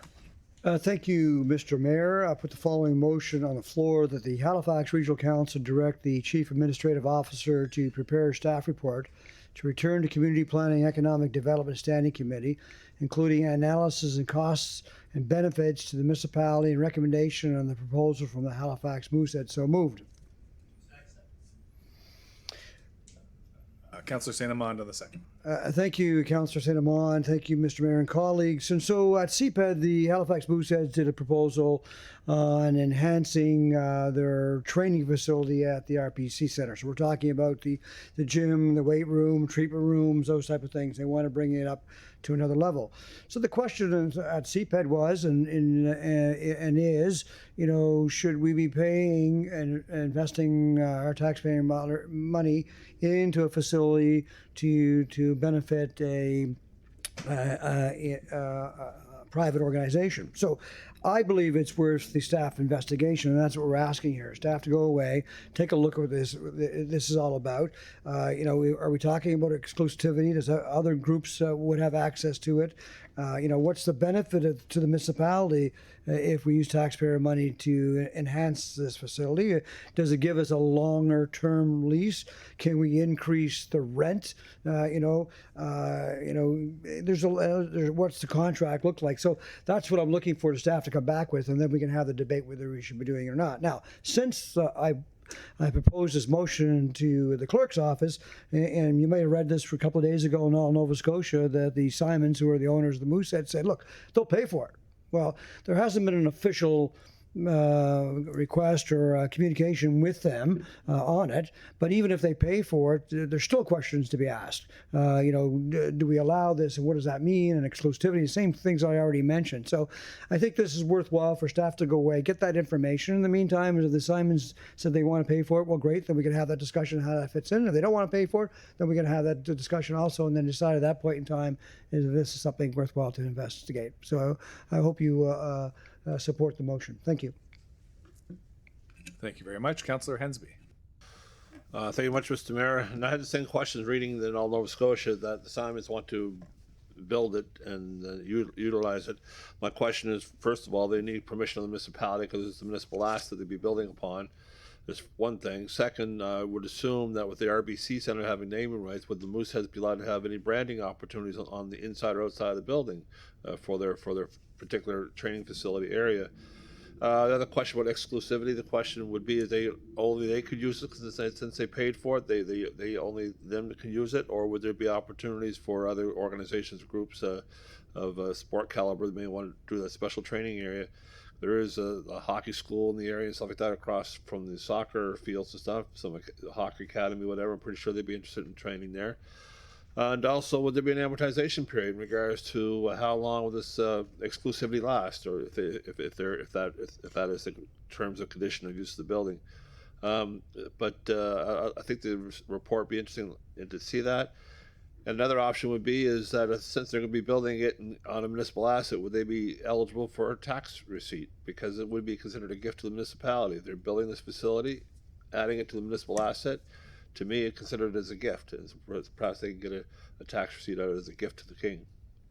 Something to consider. Thank you. Thank you very much. Councillor St. Amand, please.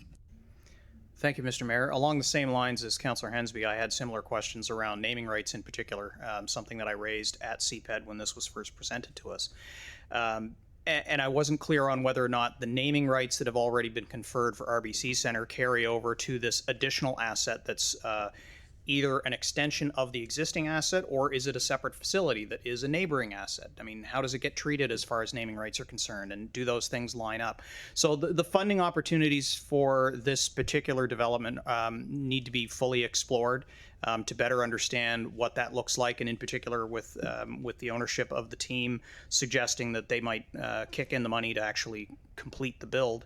All of those things wind up having to be factored in. So I'll be looking for this report to be fairly fulsome in how it looks at the potential combination of funding opportunities, ownership, exclusive rights, non-exclusive rights, naming rights. There's a lot of components to that we'll all wind up having to analyze. So I look forward to seeing the report. Thank you very much. Councillor Cuddle, please. Thank you, Mr. Mayor. Yeah, I was at the CPED meeting when the presentation was made, and you know, wonderful design presentation, and they had me until I got the part that we're paying for it. And I was intending to bring forward this motion and then decided against it because it's not a motion I could support. And I don't bring forward motions that I'm not going to back. So I will not be supporting this motion. I mean, this is a private franchise. It's a private business.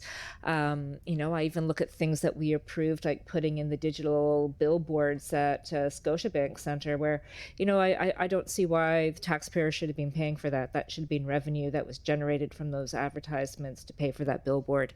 There's no public benefit for that. I you know, don't support this. Also, I mean, it's about kind of glorifying the Mooseheads and the hockey team. And I know there's some Moosehead fans out there who are going to, you know, be not so pleased with my comments on that. But it, you know, it's exclusive. It's predominantly, you know, putting in big windows so kids on the fields and the sports fields next to the facility can look in and, you know, adore the hockey players. There's, you know, just in that presentation, that concept, there was something that didn't sit right with me, and so, you know, if anything, you know, perhaps there's a lot of Moosehead fans out there that have been supporting this franchise for a long, long time. Perhaps it should be the other way around, of looking at a gift to the municipality rather than having the municipality provide a gift to the Mooseheads. I think we got that backwards, Councillor Hensby. Anyway, I at this point, I don't think it's worth a staff report. It's not something I'm going to be supporting. I would be very careful about any kind of agreement or that we would enter into on this, you know, where we're providing municipal space for an exclusive private franchise. I'm trying to think under what other circumstances we've done that. One would be the Wanderers Fields, and look where we are with that now. So no, it's not something I'm going to be voting for. Thank you. Thank you very much. Councillor Cleary, please. Thank you, Mr. Mayor. I think a staff report is necessary because there are too many unanswered questions, particularly in looking at the presentation and the information provided here. They have their own architect picked out, which means it's not a competitive tender. It's alternative procurement. I mean, that may or may not go against our own policies and how we do it, whether or not this is even feasible. You know, I'm happy to see the Simons willing to pay for this, because I won't, and I don't think our taxpayers should. And so full cost recovery moving forward in anything we do. But, you know, whether it's Councillor Cuddle or Hensby or the Deputy Mayor, I think everyone's point of view is valid on this. I think there's so many questions here that need to be answered. And the only way to get to the bottom of that is to have a staff report with all that information. Based on the discussion that we've had, just the motion that's here I don't think is appropriate, because it hints at that we would do this, but given the comments from the Simons themselves and given the questions around this table, those are what I expect to see in the staff report coming back. And if that's going to be in there, then I would support that, because I think we need some info here. Thank you. Councillor Kent, please. Thank you, Mr. Mayor. So I'm not sure that the wording is where I would be most comfortable with, but I do always appreciate information around sports facilities in particular. We've had a lot of discussion on them of late. The requests are coming in. They've been coming in from even our Events East folks for the Scotiabank Stadium. So is this the same? It seems like this might be the same capital project kind of scenario, is it not? It's very different. So that's the information that I would want to hear about. Because as far as I knew, the Mooseheads were playing at the Scotiabank Stadium, but it's the RBC. Oh, gotcha. Okay, so yeah, I was aware of that one. So see, that's not very clear here either. And I think that this kind of motion needs to be very clear about on some of those pieces. The other piece that I think we always need information is it's a really good time for staff to be thinking about a future stadium style, significant stadium in a growing city like ours. Now, I'm not talking tomorrow, and I'm not talking next week or next month or even next year, but at the same time, there is a narrative out there that it's time for something significant to happen. We've had that conversation to some degree here in this council chamber. So a lot of these things could play into that, and I think that anytime we can get some more information.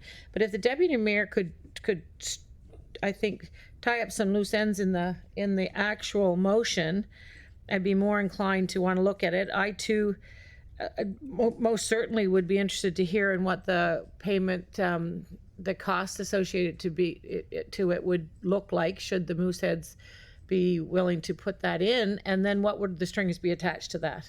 Because that's, at the end of the day, that's what is likely to happen, that they would have a lot of needs to be met, and yet that it would still be a municipal asset, so changes the water on the beans on that one.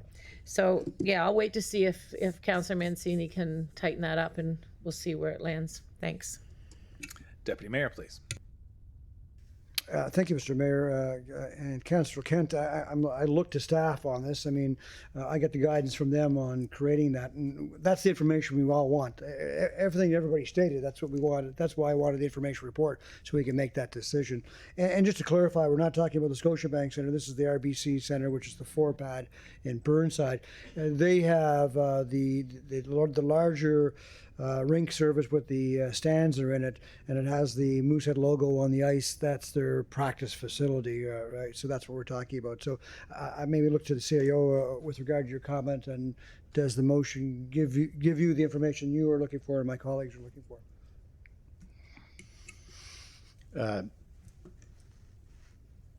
Yes. Bottom line, it's broad enough and flexible enough that we can adapt to the situation. I appreciate that this motion was originally kind of crafted before the news came out that they may fund it. However, that doesn't really change anything here. There's still a cost-benefit analysis that needs to be done about amending the RBC Centre and addressing all the comments around revenues, leases, and everything else that goes into an arrangement like this. So we may be able to come back with more detail if money's off the table and get right down to a recommendation on this, or we'll come back with a next step report. It really just depends. But the benefit of this motion is broad enough for us to work with it. I can also advise that members of the, I guess, representatives of the Moosehead organization interested in this proposal have reached out for a meeting to discuss next steps on the assumption that this motion will pass. I have asked my team to schedule the meeting. Thank you. Question's been called.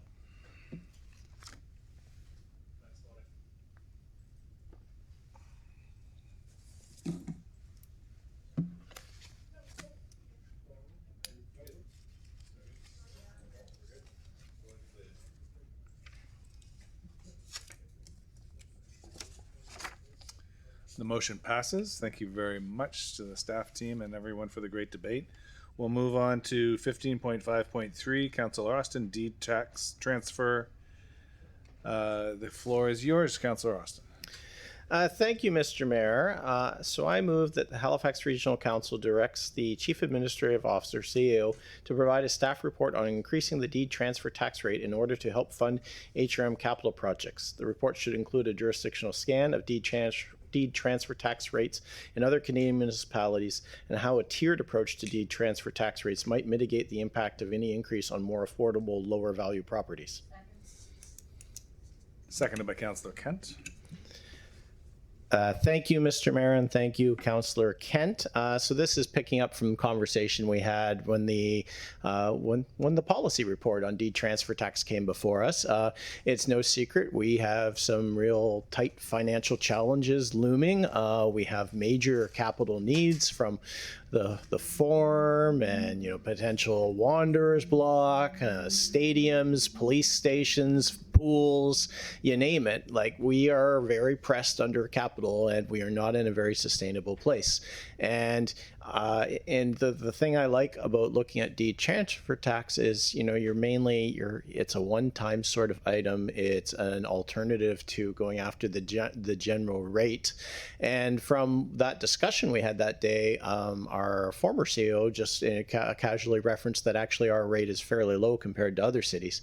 The only downside is we also do not have the authority to move it on our own. So we have to, if this is something we want to explore, our staff needs to go do some work. We need to build a case, and we need to look at the ways that this could be changed to go to the province on this, because we can't do it on our own.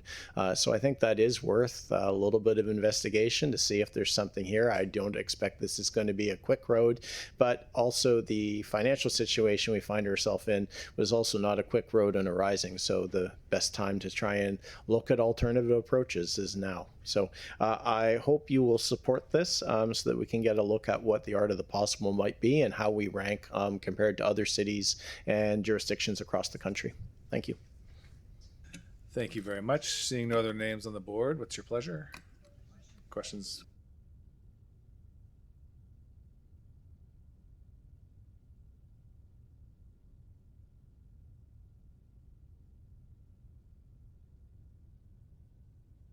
The motion carries. And that brings us to 4. Councillor Cuddle, request for exemption from District Capital Fund Policy, Yost Mission Daycare Society. And the floor is yours, Councillor Cuddle. That's been withdrawn? Request to delete it. Okay, can do. And okay, so to confirm the deletion with a hand vote, colleagues, all in favor, and that is deleted. Very nice.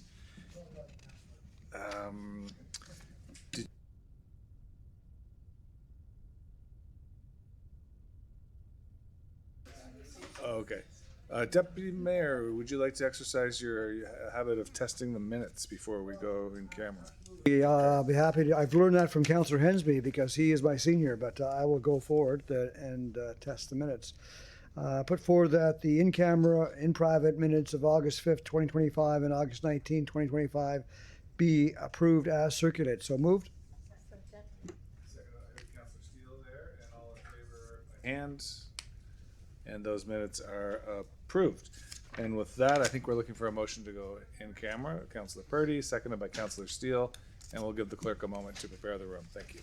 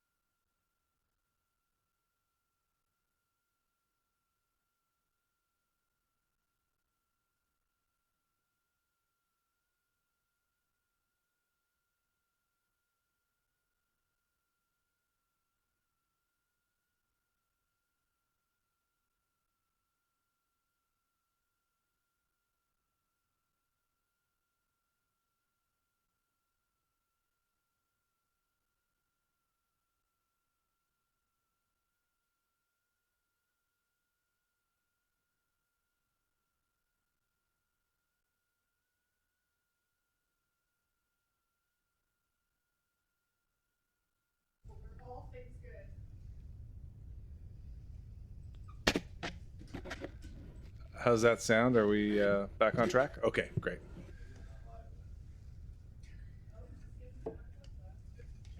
And there's the video. Okay, colleagues, we're back in open session, and we will ratify the motions from the in-camera session. And to start that, we'll go to Councillor Cleary for item 17.2.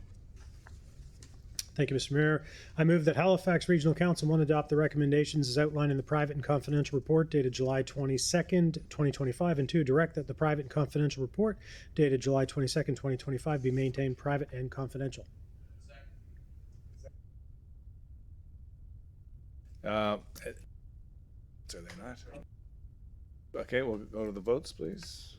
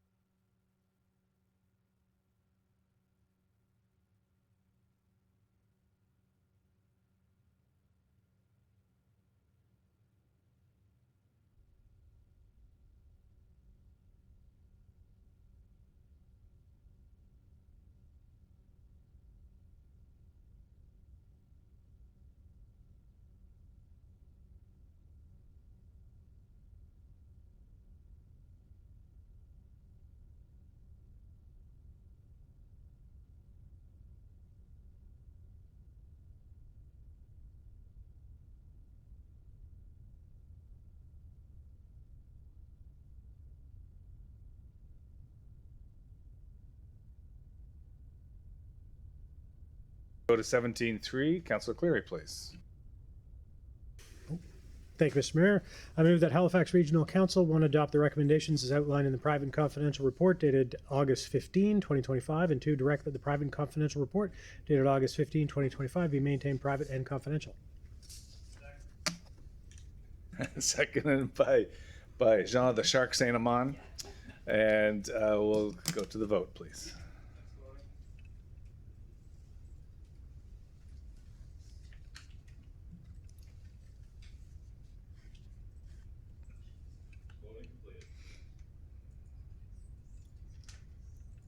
Motion carries, and we'll go to 17.4. Councillor Cleary, please. I move that Halifax Regional Council 1 adopt the recommendations as outlined in the private confidential report dated August 28, 2025, and 2, direct that the private confidential report dated August 28, 2025 be maintained private and confidential.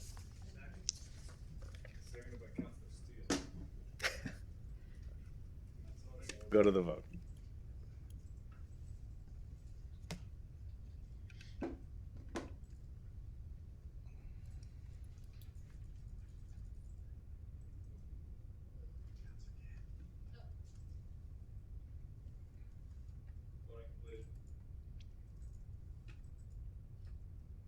Motion carries. We'll go to 17.5 and the Deputy Mayor, please. Thank you, Mr. Mayor. I move that the Halifax Regional Council 1 adopt the recommendations outlined in the private and confidential report dated July 8, 2025, and 2, direct the private and confidential report dated July 8, 2025 be maintained private and confidential. So moved. Seconded by Billy Gillis. And Councillor Gillis, I beg your pardon. It's getting late, colleagues. And we'll go to the vote, please.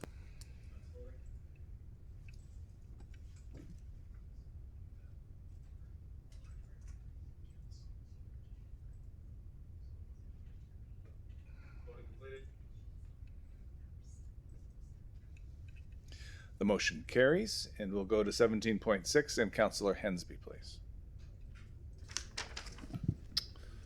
That the Halifax Regional Council will adopt the recommendations outlined in the private and confidential report dated September 9th, 2020, September 9th, 2025, and 2, direct the private confidential report dated September 9th, 2025 be maintained private and confidential.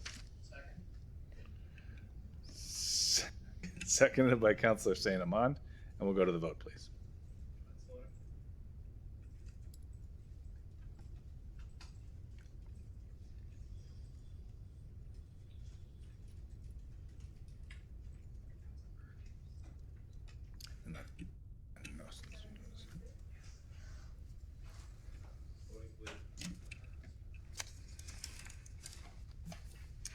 And the motion carries, which brings us to section 19, notices of motion, and we'll go to Councillor Saint Amand, please.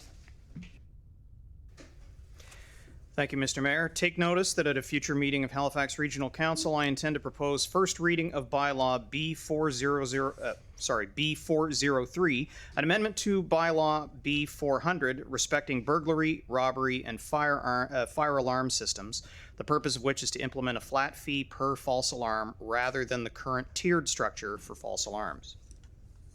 Thank you very much. And we will go to Councillor Purdy, please. Thank you, Mr. Mayor. Take notice that at a future meeting of Halifax Regional Council, I intend to move a motion to amend Administrative Order 2021-0050P respecting traffic calming. The purpose of the amendments is to allow traffic calming measures to be removed or replaced without the need to integrate with the Capital Roadworks project and other housekeeping amendments. Thank you very much. So noted. And colleagues, is there a motion to adjourn? I think Councillor Gill.